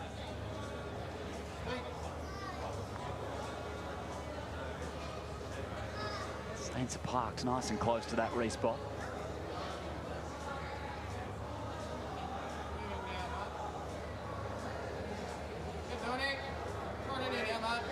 Moving it back to this very long length for Dawn Heyman, where she's comfortable. Yeah, a really good shot by Dawny. Amy Lee doesn't have much to correct on from the first one either, though.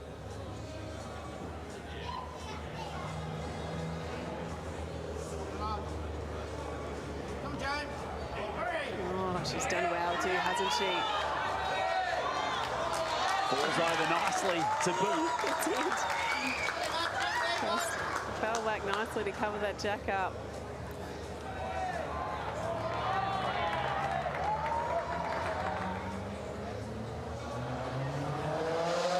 Over to Dawny.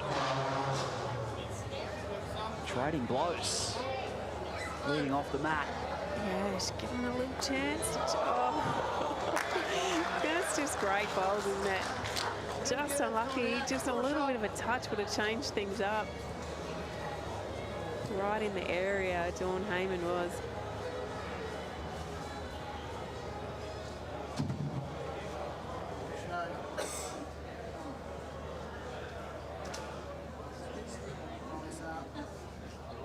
Jamie Lee takes Geelong to the changeover, one up.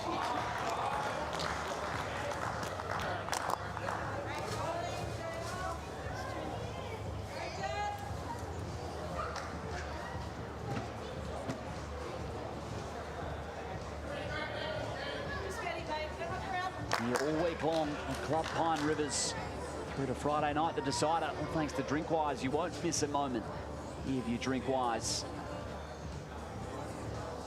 Final game of the evening here. Night 2 BPL. Big weight from Twisty. Oh, so close to being online. Cleared all bar. 2 balls are left on the rink. Busted it wide open. There's still that Jets bowl on the jack. Everything moved except the one he wanted to. Yeah.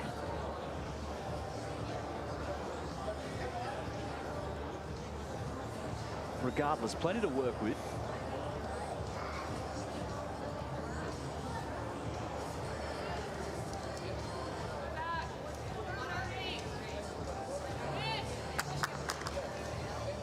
Wow.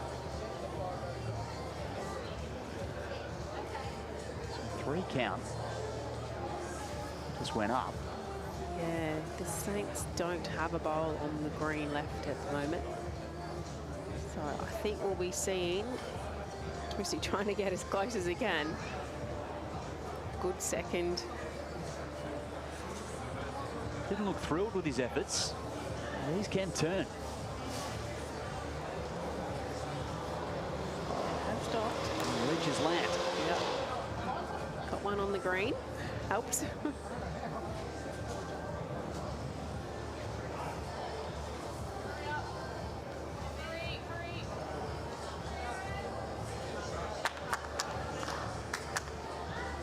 He's just got to try and draw for second here. There's nothing else to really play. So second shot, one down, would be ideal for the Saints right now. And it would. They've still got their power play in hand, as do Geelong. But you give up 4 or 3 here, you're in some trouble.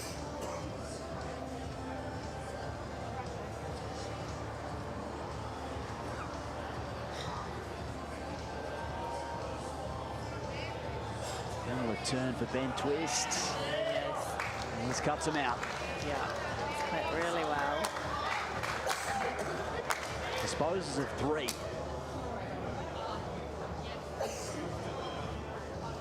It's also come around the jack. I mean, if he had a finished jack high, there would have been an option for Aaron to try and sit the bowl for, you know, a 5 or.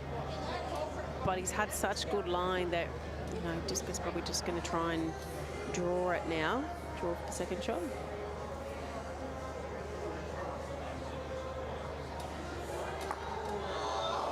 Oh, he's mixed it up. To the advantage of whom? One down. I think he was trying to play under to sit it. And unfortunately, he's collected the shot. It's a blow from 1 up to 1 down. And the Saints tied up at 2 apiece. They got out of that, the Saints. A little bit of fortune for Sydney. And now the Geelong power play activated, courtesy of Matty Plucker. For the final time this evening, let's get on over to Clive Adams. Thank you, Liam. Yes, a little bit of an unexpected change over there, 2 all. So it makes this end now, the power play for the Jets, so crucial. I am joined by Catherine Rednall. Welcome. Hello, thank you. How excited are you to be part of a BPL? It's an amazing experience, isn't it? Yeah, absolutely is. I watched it on the telly, you know, since it's been going and at all times of the day and night. And back home in the UK, it's a dream to come and play in this. So yeah, just trying to soak it all up. It plays with your mind, this tournament, doesn't it? Because the wins and the losses, the close finishes, nearly every game finishes in some sort of close finish. Yeah, it does. I mean, on the first day, we lost 3 tie breaks, so we could have had 5 wins out of 5 and ended up with 3 losses and 2 wins. And the format just really does mess with you. The power plays, the subbing in, you have to get your head around it, and you learn game by game. And often you've got about 10 minutes before the next game starts to actually get over one result, whether it's a win or a loss, whether you've just played a fantastic shot to set up a win, or whether you've just seen one played and you've got to get over it and get on with the next one. Yeah, you do. And, you know, the tie breaks that we lost all came down to sort of a last bowl job as well. So it's a get off, reset and go again and just try and start again from scratch. Tell us about the difference you've found, particularly with playing on the show rink tonight compared to the portable. We've seen you play a lot on the portable rink on the World Bowls Tour, and the very quiet, very controlled conditions compared to pretty much anything goes at a BPL. Yeah, it does, and it's great. It's such a good atmosphere, and you know, I've been over to Australia. I've been really lucky. I've been over 6-7 times now and played on the grass greens out here, Commonwealth Worlds, but never sort of the carpet. I played Rest of the World versus Australia. Of the World. I remember you at Rest of the World. You were one of the stars of the Rest of the World. Yeah, just really enjoyed that. I hope they do that tournament again.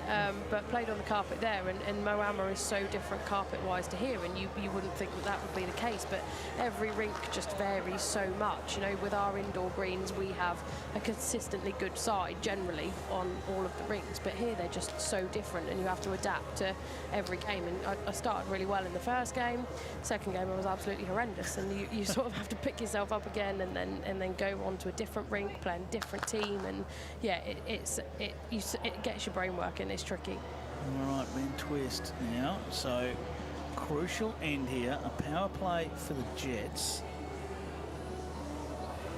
At the moment, it's the Jets holding one shot.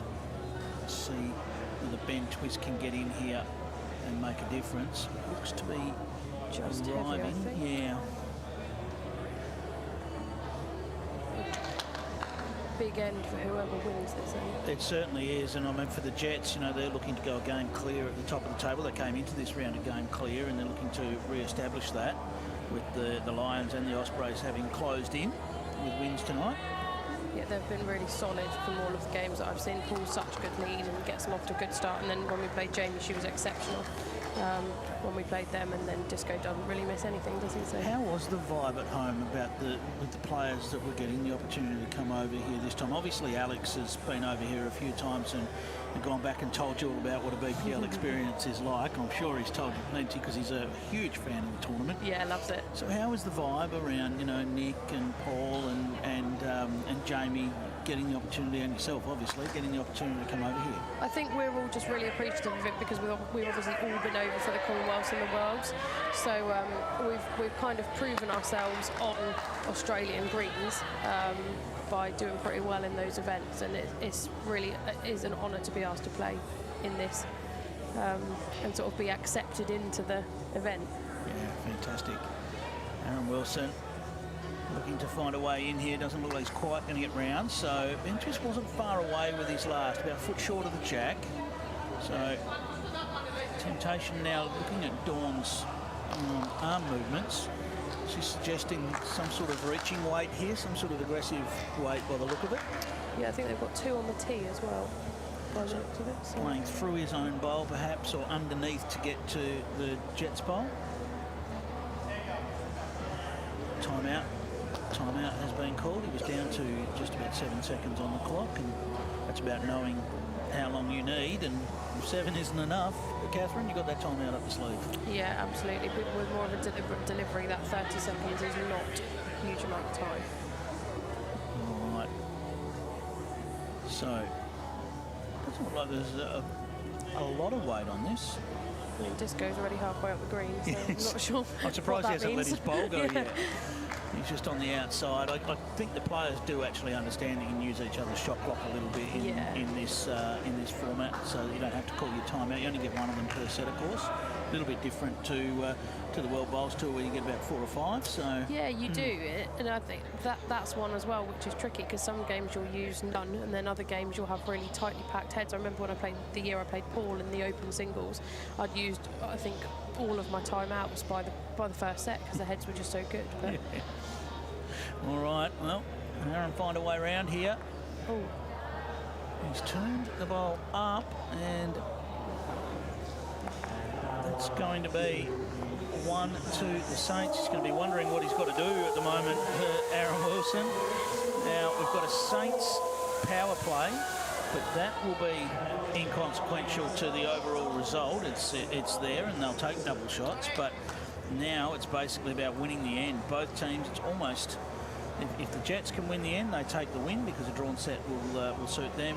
If the Saints take the end, then we'll go off to a tiebreak. Yeah, that was a huge turnaround that by just turning that ball and instead of giving them a cushion, it's actually put them behind. So yeah, it's basically down to almost a mini tiebreak end here. Pretty decent start. Looks as if the green's definitely slowing up from the last session as well.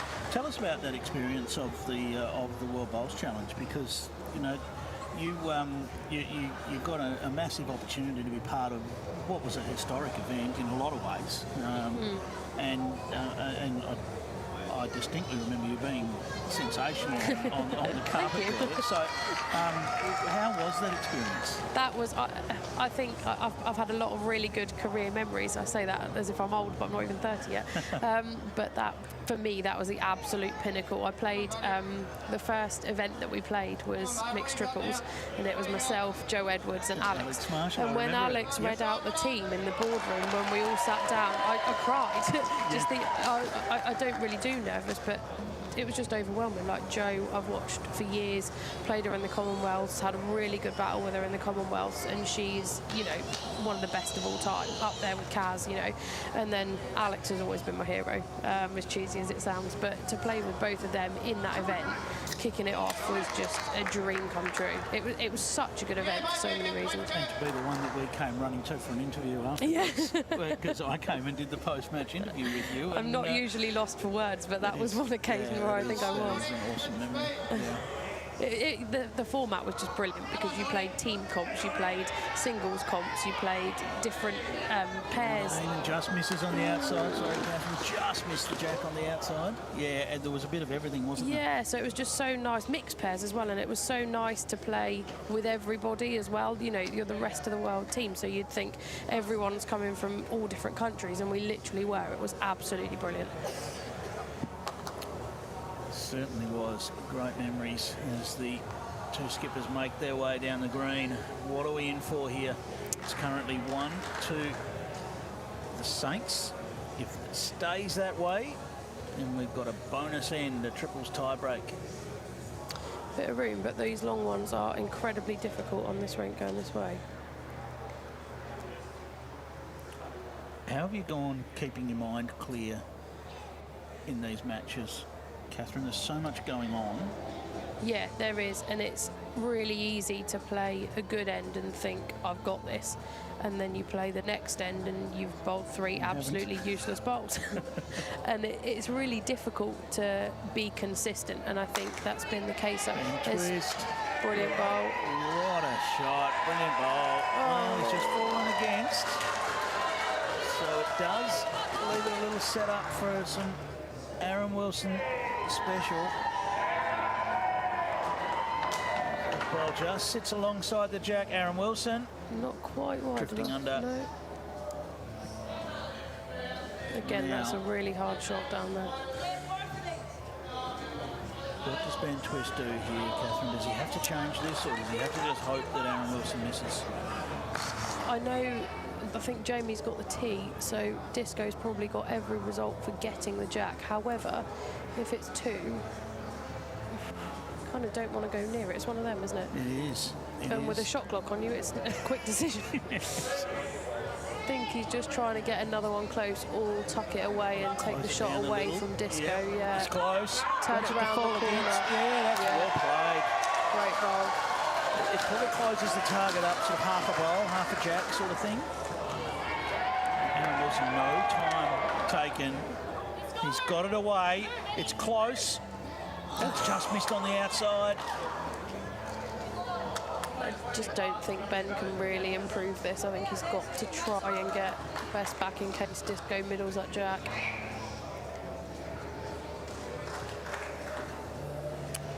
Aaron Wilson has one more to fire at this. Ben Twist has to find somewhere to put this bowl that doesn't make it look any sweeter, and maybe gets them a little bit of cover if there's movement.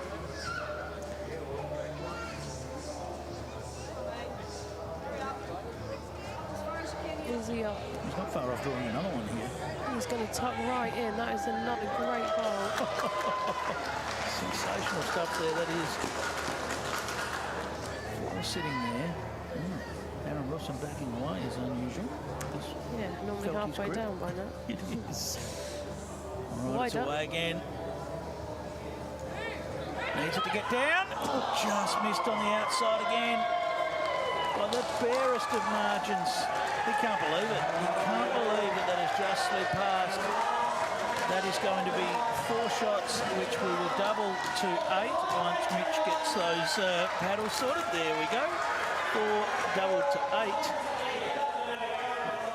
And it is an 11-2 win in the second set to the Saints. We're going to a triples tiebreak. And just another one of these. Catherine, it was a rule they changed some time back for BPL that it used to be a similar end. 2 people would go out and play the tiebreak. But what a fantastic, I think it's one of the best rule changes we've ever had, getting all 3 players back out there. It's brilliant, and we saw again with the Sydney Lions when we just played them in a tiebreak that they brought Brett back on for the back end of the last. It didn't matter, the last end of the second set. Brought Brett on to give him a bit of rink time, which again it opens up so many tactics that you could employ for that tiebreak end. Yeah, absolutely. And it gets everyone involved, which is great. A tiebreak for me should be the whole team on. Yeah, I completely agree. And probably shouldn't say it playing in the events, but these 2 teams have been the most exciting teams to watch, I think, from neighbouring rinks so far in the competition. I always felt like, to me, particularly the Jets, I always felt like there was something they could do that was pretty special, with Jamie Lee playing her role and setting it up for 2 of the best players that have ever played the game. Absolutely. You know. Yeah, and Paul's such a natural lead as well. You know, he skips and plays back end in most things, and he's notorious for being a quality singles player. But you know, if you talk to Paul, the place he would like to be is leading, and that is his strength. Is his first 2 bowls. They are absolutely unbelievable. Ranked 4th in the competition at the moment for the leader stats. It's really 3rd because Scotty Thalborn's in there, but he hasn't really been leading all that much. Yeah. Paul ranked 3rd with winning 58% of his ends. Out of 48 ends as well, which is huge. Yep. Absolutely huge. You're sitting on 51%, so thank you're you. just in the positive mark there. You take that. Take that. Really good bowl from Jamie Lee there. So that's measured at the halfway point of an end as to. Of course, it doesn't tell you whether you've got bowls in great position and all that sort of stuff. So. No, I mean, I like looking at a stat if it's good for me. Yeah, but of course. In general, I think you can't see context or anything like Heyman. that, can you? Oh, just on the outside of the jack. Could not have gone any closer to it without making contact. And now, Paul Foster gets to just look to tidy this up. If you could just nudge the jack around, try and get it to a bit of safety. If he's up, this is a great bowl. I think it's good, whatever. Centre Certainly line. closes it down a little bit, doesn't it? It really almost means a draw shot's required now, although they may be tempted to hunt this. I think Jamie might go at the 2 bowls, knowing Jay.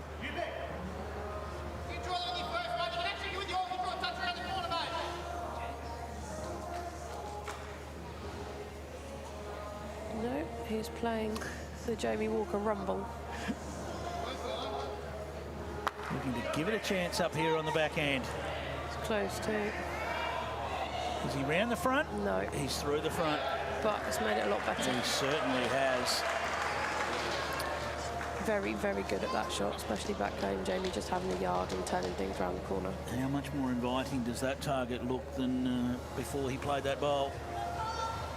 Paul even might try and play it first here and just tuck it away. Tuck it away, Trail absolutely. it away. Take away the jack high bowl potentially. His weight's good if he gets back. Just on the outside of it. Well. Can't miss this. This will be quicker than the last. Yeah. So solid weight. Nothing over the top, but solid weight. Likes it. Looking for the jack. What's he got? He's got bowl and onto the jack. That will do the job, and that is going to be a tricky little area to get to. It's probably going to be a 4-hand draw for Aaron Wilson, I would think. And that, from what we've heard all night from the players that have come up here and joined me, is the hardest side of the rink to master. Yeah, it's just a little bit unreliable of getting back and heavier. So tendency to not quite be up down there, but quite ironically, I've played that hand better than I've played the other one. Okay. But I'd quite like it for a line, so I think Disco's playing with a little bit swingier bowl, so he might be okay likes it. here. He likes it a lot. Nailed it. Likes it a lot. What a great shot. What a great shot. Nerves of steel. And back-to-back Commonwealth Games champion. Yeah, he's not bad, is he? He's not bad. Beauty of those back-to-back Com Games championships is they're in two completely different conditions as well. It just shows what naturally is, doesn't it? Like, you look at some of the Australians and they can just play every surface. They're just so versatile. Like we played the Steamers on Ring 1 on the live stream earlier on today, and it was just a Sheriff masterclass, and you can't hate him because he just doesn't miss. I said to him at one point, I said, I'm going to kick you in a minute, but he was just absolutely unbelievable. No. Don't tell him I said that. It'll make his ego even bigger. Just overdid that one. Twisted, I don't know whether he was looking, he might have been looking to push a bowl in there with the weight that he had. Yeah, I think Jamie's a chalker, isn't he, with the one that he pulled the jack with, so that might have been a... You know, and maybe even wrong contact would have opened things up. Yeah. Yeah, certainly moved something in the front. So Aaron Wilson will be just looking to repeat the dose, you would think. Get another one in there. I think the key for Aaron will be just to middle the centre line. He's in the area. I don't know whether he's done enough for two or not. Oh, sorry, he has. Yeah, he certainly has. I feel like that kind of gives Ben a chance to maybe get the 2 bowls.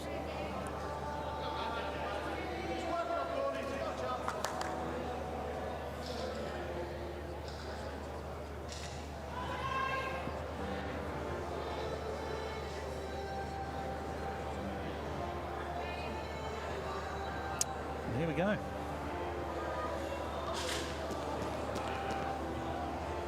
Ben Twist called the timeout so that he could take a little bit more time. Cool his hands off, I think. It's incredibly sweaty out there. It has been warm.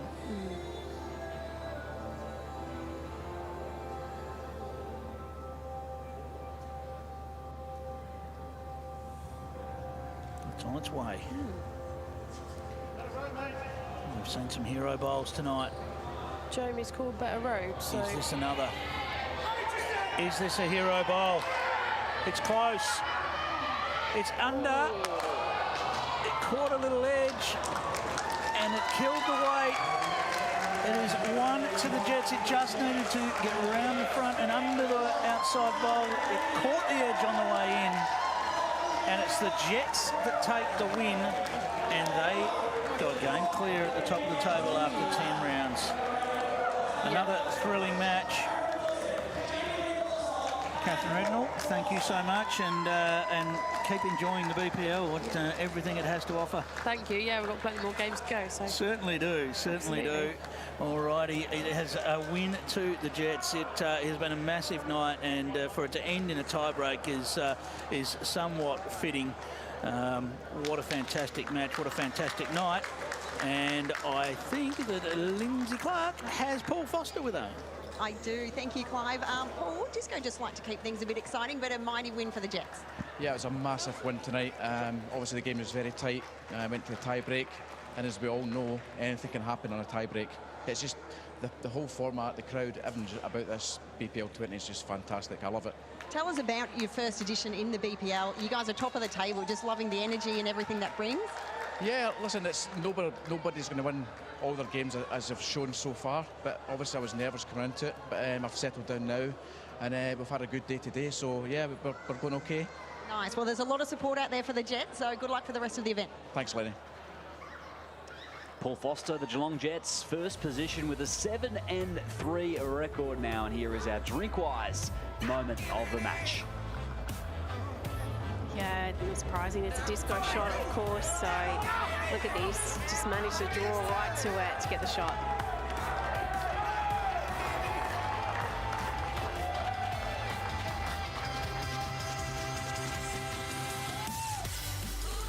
Night 2 almost in the book. Stick around. We'll wrap it all up after this.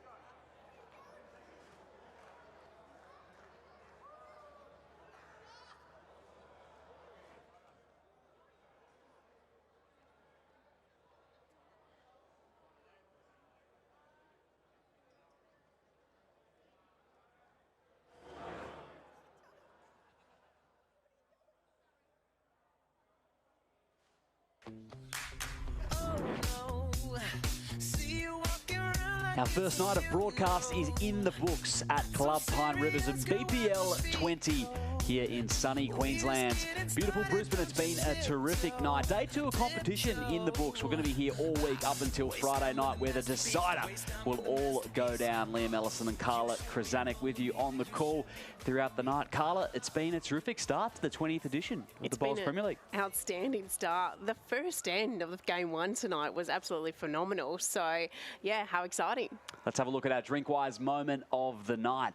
And it was Nathan Black who got the job done against the Moreton Bay Pirates and Alex Marshall.